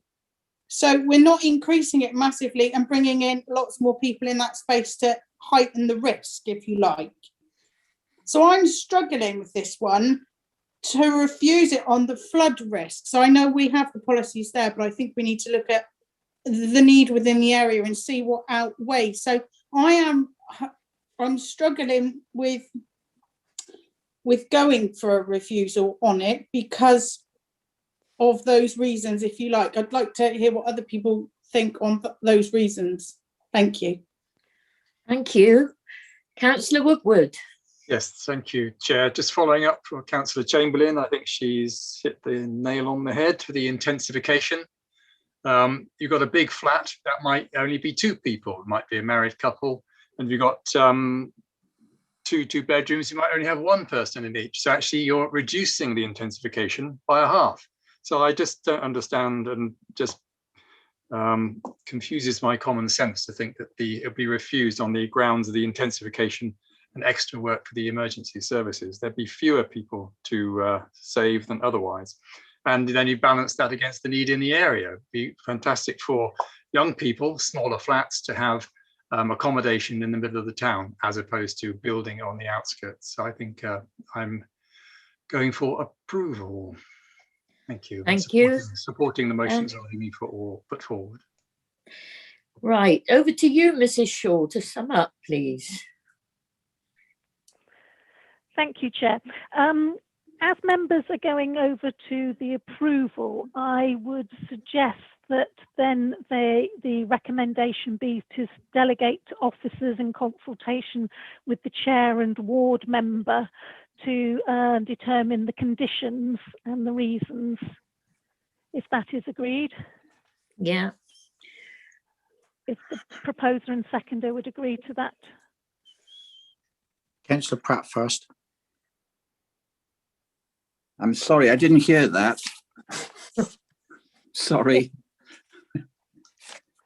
I am recommending to you as the proposer and the seconder that the motion to approve is also delegated to officers in consultation with the chair and ward member to agree the wording for conditions and reasons. Yes. I concur. I concur. I don't know if Mr. Rose wants to come back on any other issues before we go to a vote. Hold on, we have one more speaker after Mr. Rose. Thank you. Yeah, so I'll just answer a couple of points that have come up. So the whole of this building and flats is in the flood zone. So it's not half of it, or you can step out of it. So it's all in. We do need to be careful here. I don't mind if, not my decision, but I don't mind if members want to approve it, but I would, along the lines Councillor Howe said, I would like to know what the reasons on why we're departing from the MPPF and our own policies. If that is because of the numbers, because of the circumstances and the division, and particularly if there's a need for smaller units in Sidmouth, then I think that would be that justification. But I'd like that to be clear as to why we are departing from our policies, particularly as the report points to appeals where we have won similar appeals on this basis, and particularly points to an appeal where this whole discussion about the number of bedrooms and subdivisions was taken into account. And the inspector said the evidence does not show that the number of bedrooms within a dwelling is determinative as to the number of future occupants. So if you want to depart from it for the reasons you're saying, fine, but I think the strongest argument would be because you feel that there's a particular need for the smaller units in Sidmouth that outweigh the harm in flood risk terms in this particular case. Yes. Chris, could I just mention, please, through the chair, it's also that the flats being on the first and second floor offer a safe refuge area. Well, that's okay, but what if you get a scheme of 100 flats? Just because they're all on the upper floor, does that mean that you're going to be okay in a flood zone? We're talking about this particular application, and there's only going to be 2 flats. Yeah, well, and one is on the first floor and the other is on the second floor.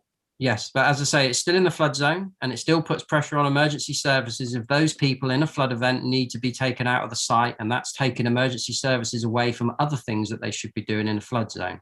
But if you feel that there are reasons to depart from that, then you're entitled to do so. I'm just asking that we make those clear. Well, again, I'd say it's unlikely that the emergency services would need to do anything to take people out of flats which are on the first and the second floor. It may be different where, like in the case of Alston Terrace in Exmouth, we were talking about a flat on the ground floor and the basement area. Could I add something, Chair, through you? No, Councillor Howe is next. Sorry. Yeah. And I would say, in response to Councillor Pratt, Sam's Funhouse were all on the upper floors in St Andrews Road. Right, Councillor Howe. Thank you, Chair. And it is to pick up that point.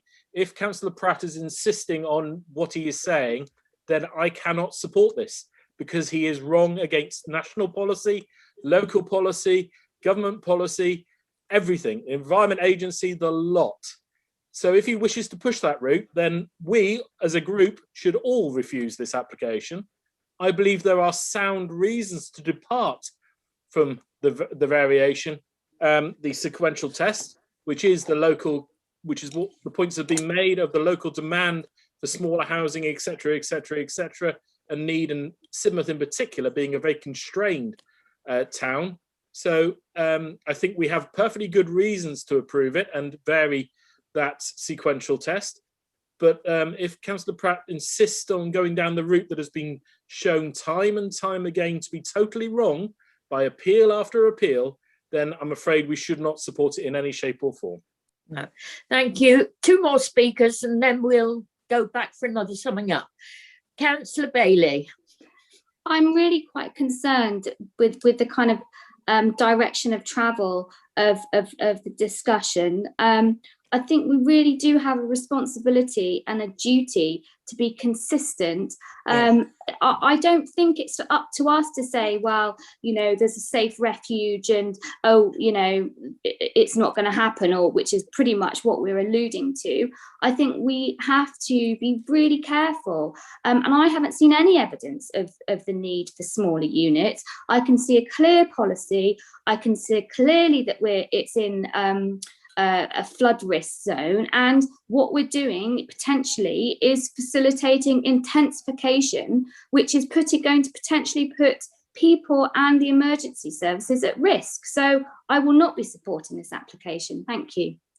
Thank you. And lastly, Councillor Skinner. And the total opposite to Councillor Bailey's suggestions, and I will repeat again, each application comes within its own merit. I think that what is suggested before by Councillor Howard is quite correct, that there is ways that we can go forward.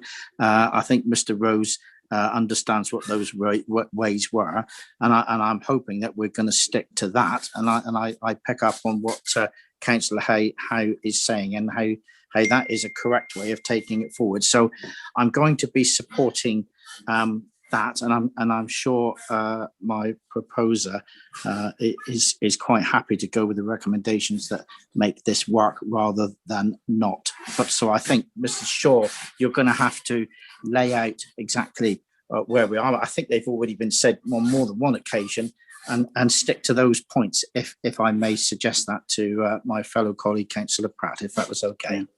I concur with that, Mr. Right, over to you, Mrs. Shaw. Thank you, members. I believe we have the motion to approve delegated to officers and ward members and chair for determination of conditions, for the reason that there is a particular need for this type of development, which outweighs the flood risk harm. I have this all over in different places. However, before you vote on that part of the recommendation, there is also the recommendation that the habitat appropriate assessment is also adopted.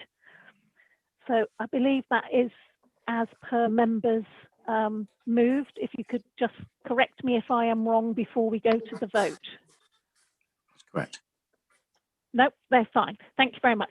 Therefore, members, please would you indicate whether you are in support of the motion to approve, against the motion to approve, or whether you're abstaining from the vote. Thank you. Sure. So, Councillor Bailey. Against. Thank you. Councillor Bloxham. Support. Support. Thank you. Councillor Brown.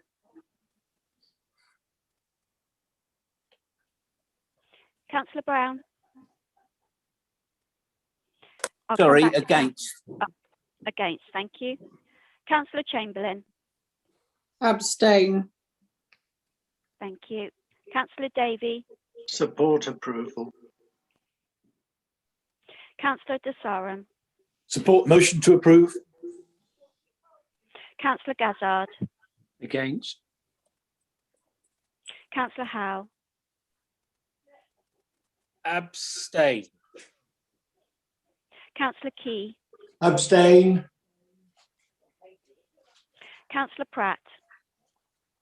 Approve. Councillor Skinner, Support. Councillor Whibley, Abstain. Councillor Woodward, Support. Councillor Ragg. Against. Thank you. So we've got 1, 2, 3, 4, 5, 6 in support, 1, 2, 3, 4 against, 1, 2, 3, 4 abstentions. So the motion to approve is carried. Thank you. Now, agenda item 15, application 202543, outline for the retreat, Stoke Cannon, page 239. And I think we have Councillor King as ward member to speak. Yeah, really sorry to interrupt. I'm about to be turfed out of the room that we're meeting in. So if I leave, that's why. Okay. Okay. Apologies for that. This has gone on longer than I thought. Yeah. Okay. Me too. Yeah. Thank you, Chair. Okay, thanks. Right. Mr. Rose, can you present your report, please? Thank you, Chair. Yeah, so this relates to a property called The Retreat at the outskirts of Stoke Cannon. So this is the locations. The main road runs along here. We've got a tiny group of houses, and it relates to this larger property. And it's an outline application. So you can see there, they want to subdivide the plot and put a small bungalow on this area here. It's an outline application with all matters reserved, although obviously an access would join onto the highway at the front of the site at some point. This originally came here because there was support for the proposal from the ward member, but I understand Councillor King is here with an update on that, so I'll let him speak. This is the site in here. So this is the main road, as you can see. Note there's no pavement, no footway along the road, and it's a busy main road. You can see in both directions, and this is the site in here for the bungalow. So we've got a property on a large plot to this side and properties on fairly large plots to that side, as you can see. And it's relevant to note that the road along here is in the flood zone. So you can't get to the site in a flood event because that's in the flood zone. So in terms of the principle of development, you'll see in the report, Stoke Cannon doesn't have a built-up area boundary. And this property is 750 metres from that boundary, about 800 odd metres to the centre of Stoke Cannon. And as you can see from here, there's no footpaths or roads that lead to Stoke Cannon. So it's not an attractive walk or cycle on a busy road. And as Stoke Cannon doesn't have a built-up area boundary anyway, the proposal is considered to be unacceptable in principle. It's in the countryside in an unsustainable location, so occupiers would be reliant on the car. In terms of the character of development, we've got concerns that it's a narrow plot compared to the adjoining properties, probably best shown in this plan here. So we're concerned that it's going to appear squeezed in amongst those larger houses and plots. So there's a visual impact there on the countryside. And the third concern relates to the fact that you can't access the property other than through flood zones 2 and 3 on the road here.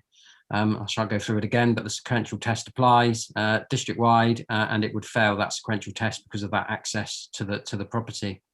In terms of residential amenity, there's been a concern by neighbouring property, but that could be dealt with at reserved matters stage if a bungalow, and we can ensure windows only go to the front and rear of the property. And there's no objection to an additional access onto the road at that point. So the application is recommended for refusal, main reason because it's in the countryside in an unsustainable location. Also the design likely to be out of character with the larger plots there, and the concern about the access being within a flood zone. Thank you. Thank you, Mr. Rose. Councillor King, is he here? Yes, I am, Chair. All right. Thank you, Fabian. You have 3 minutes. Thank you very much. Very quickly, I noted the parish council had no objection to it.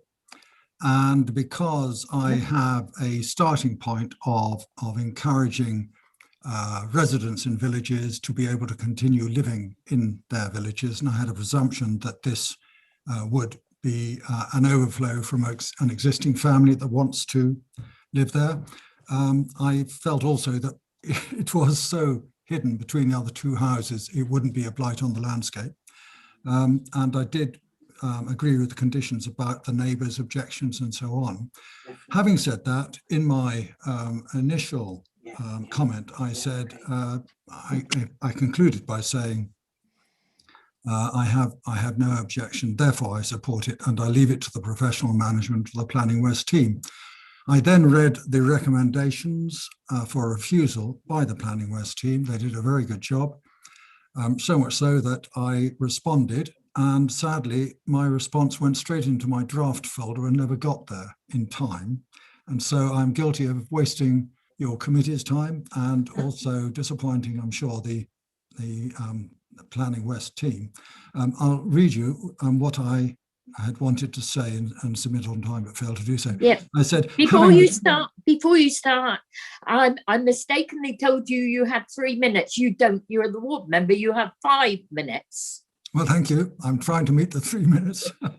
Having read the details, I wrote, having read the detailed reasoning and justification for the recommendation to refuse permission, I must concur.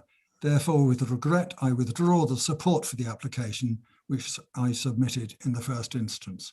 And therefore, I have to say that I do not support it for the reasons the Planning West team have submitted, Chris Rose has stated. And I do apologise to the committee for wasting your time. I should have put this note in within the 3 days of the recommendation coming out, and I failed to do so. Thank you. Not at all. Thank you for that. Thank you for the apology. Accepted. Right. Councillor De Saran, please. Thank you, Madam Chair. Well, Chair, I was going to propose refusal in line with the recommendation on the grounds that it's out of character with the street scene. It's located in the flood zone, as we've heard in this particular instance, and the plot is too narrow. However, I believe that Councillor King has withdrawn his support for it, so I believe that refusal will perhaps automatically follow unless anyone else has the objections. I'll second that. Seconder? Yeah. I shall second that, yes. Yeah. Okay. Does anyone else have any more to add, please? Councillor. Oh no, she's taken her hand down now. So we've got a proposal and a seconder. Over to you, Mrs. Shaw. Thank you, members. You have one motion before you to vote on. Please would you indicate when your name is called whether you're in support of the motion to refuse for the 3 reasons as set out in the report, whether you're against the motion to refuse, or whether you're abstaining from the motion to refuse. Thank you. Councillor Bailey. Support the motion to refuse. Councillor Bloxham. Support refusal. Councillor Brown. Support refusal. Councillor Chamberlain. Support refusal. Councillor Davey. Support refusal. Councillor De Saran. Support refusal. Councillor Gazzard. Support refusal. Councillor Howe. Support refusal. Councillor Key. Support refusal. Councillor Pratt. Support refusal. Councillor Skinner. Support refusal. Councillor Whibley. Looks like he's left. He's left. Councillor Woodward. Support refusal. Councillor Ragg. Support refusal. Thank you. So the motion to refuse has carried. Thank you. That brings our meeting to an end. I'd like to thank everyone, including any members of the public watching online, for taking part. Can I just remind all those present that the supporting officer will confirm when the meeting is no longer being recorded or going live. But until then, your comments will be live to the public. So thank you, members. It's been an interesting day, albeit quite a long one. Thank you, Eileen.